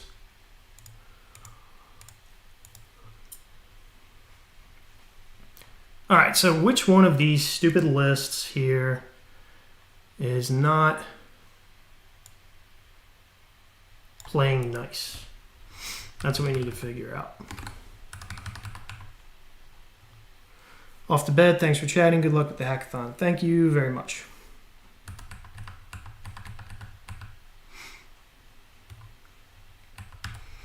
Now, open bounties. Okay. User, is it tags maybe? Okay, here's the tags. Let's toss that, see what happens. Because they don't, well, actually they are showing up, so it doesn't look like it's the tags that's causing this. What is the problem?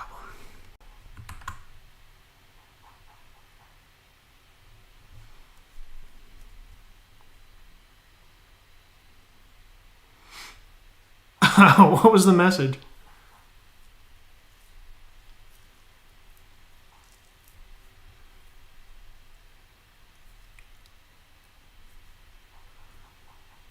Thanks for the sacrifice. Now I know, Chris, your restream bot doesn't delete the messages. Oh, okay.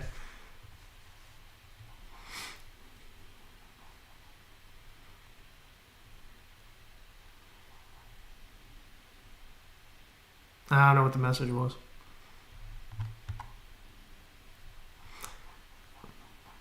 I'm not going to look for it if he was trying to delete it. Hi, which IDE are you using? Yuvim? This is good old VS Code. I just find it funny that he has the Twitch chat on the screen. Oh, why would I not have the Twitch chat on the screen?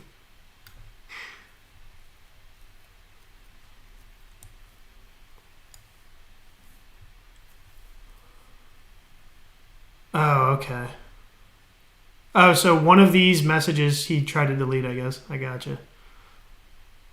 Well, none of them look like they were really all that racy, so I don't really see any problems. I won't scroll back, though.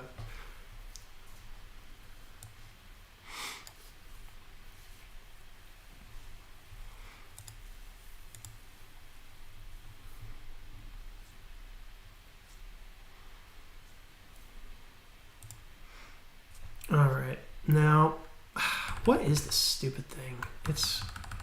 Okay, we're getting the profile content just fine. It can't be the profile content. Probably isn't this badge. Probably isn't the title. Probably isn't the reward. What is this shit? Maybe it's the application count. I think it's the application count. That's got to be what it is. Let's refresh this.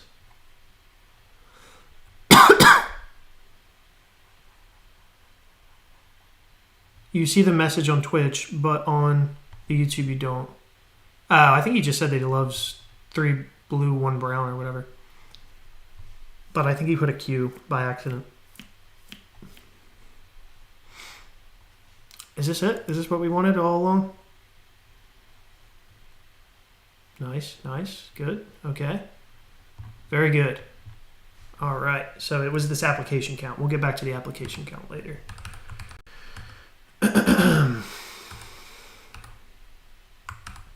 Which that may even benefit from batching, actually.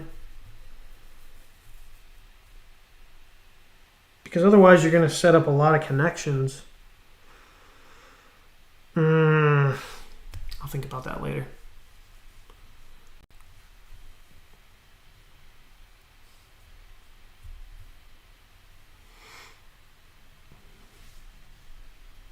Yeah, the best Venom extension for VS Code.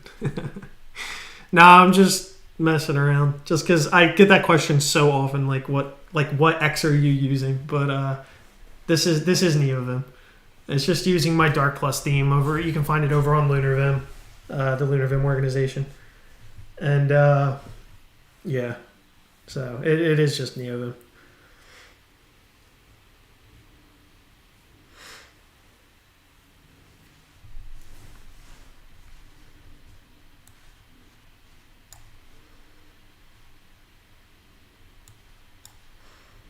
All right, so we need a more button.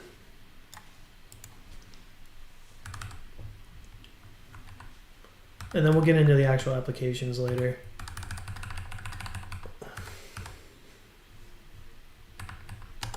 And I'm not convinced that I need multiple bounty components. Okay, but anyway, we got a bounty load button. And it's going to run that, and it's gonna have the post length, events.length, and then we have add more posts, and then we have, so okay, we gotta bring this function in here.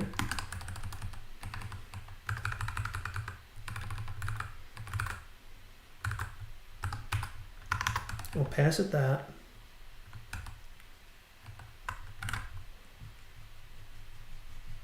Okay, it's for the event key actually. Event. Yeah, this is a much better pattern. It abstracts so much nonsense.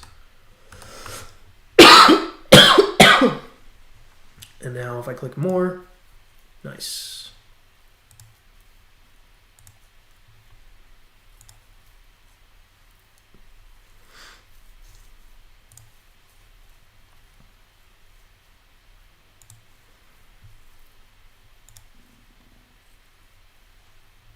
Okay.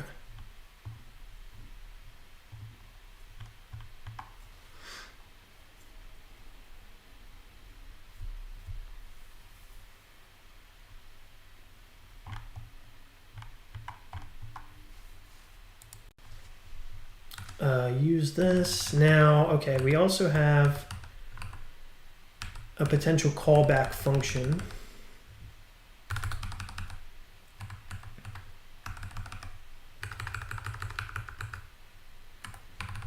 For on, I actually don't know. On events not found.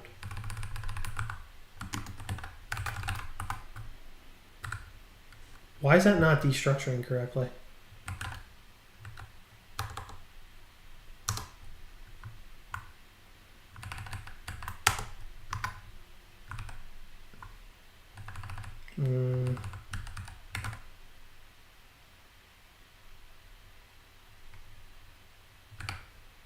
Oh, never mind, I'm stupid. This is the callback. And I think, let me see. I thought I implemented this. And yeah, this is the post.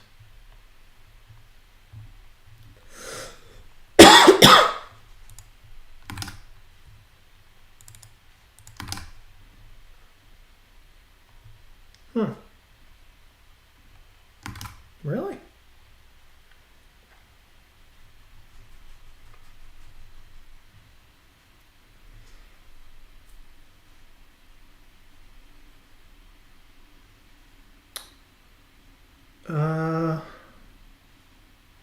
Okay. No, that's fine.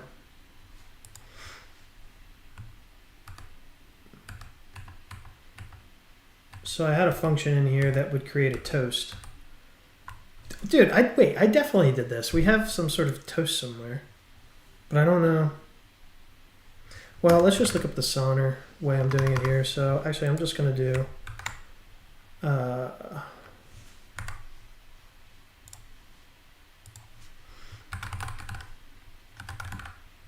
GitHub.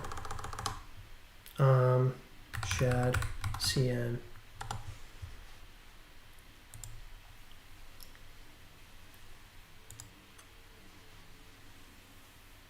Oh, geez, is it already 9? Holy shit. How long have I been doing this? Alright. It might be time to shut it down for today. At least I got most of it kind of working on my new library, which is nice. Okay. So what I'm going to do is... Not long enough, I just got it. That's funny. So, yeah, I mean... It's unfortunate, but I do have to end at some point. I do need to like eat and sleep and stuff. So what I'm going to do is I'm probably going to shut it down here. I plan to continue this tomorrow. There'll be more interesting work. It's 4 a.m. there.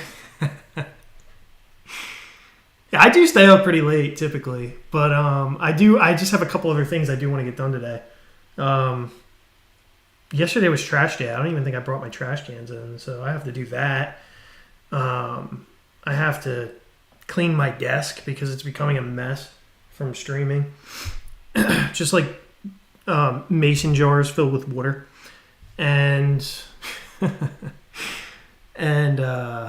yeah, I have chores to do. I'm sitting here like that's what I'm worried about. Anyway, so I'm going to probably shut it down here, and then tomorrow I will very likely be streaming again. We're probably going to be doing more of the same. Everybody research Unix domain sockets and let me know what you come up with. You can DM me on Discord or Twitter and let me know if you're a Unix domain socket wizard, and I want to know how that works. But yeah, make sure you like the video if you're still here. Make sure you subscribe. And if you want to support the channel, you can support it on YouTube members or through YouTube memberships or whatever. And then also GitHub sponsors is another good place. I will see you guys in the next video.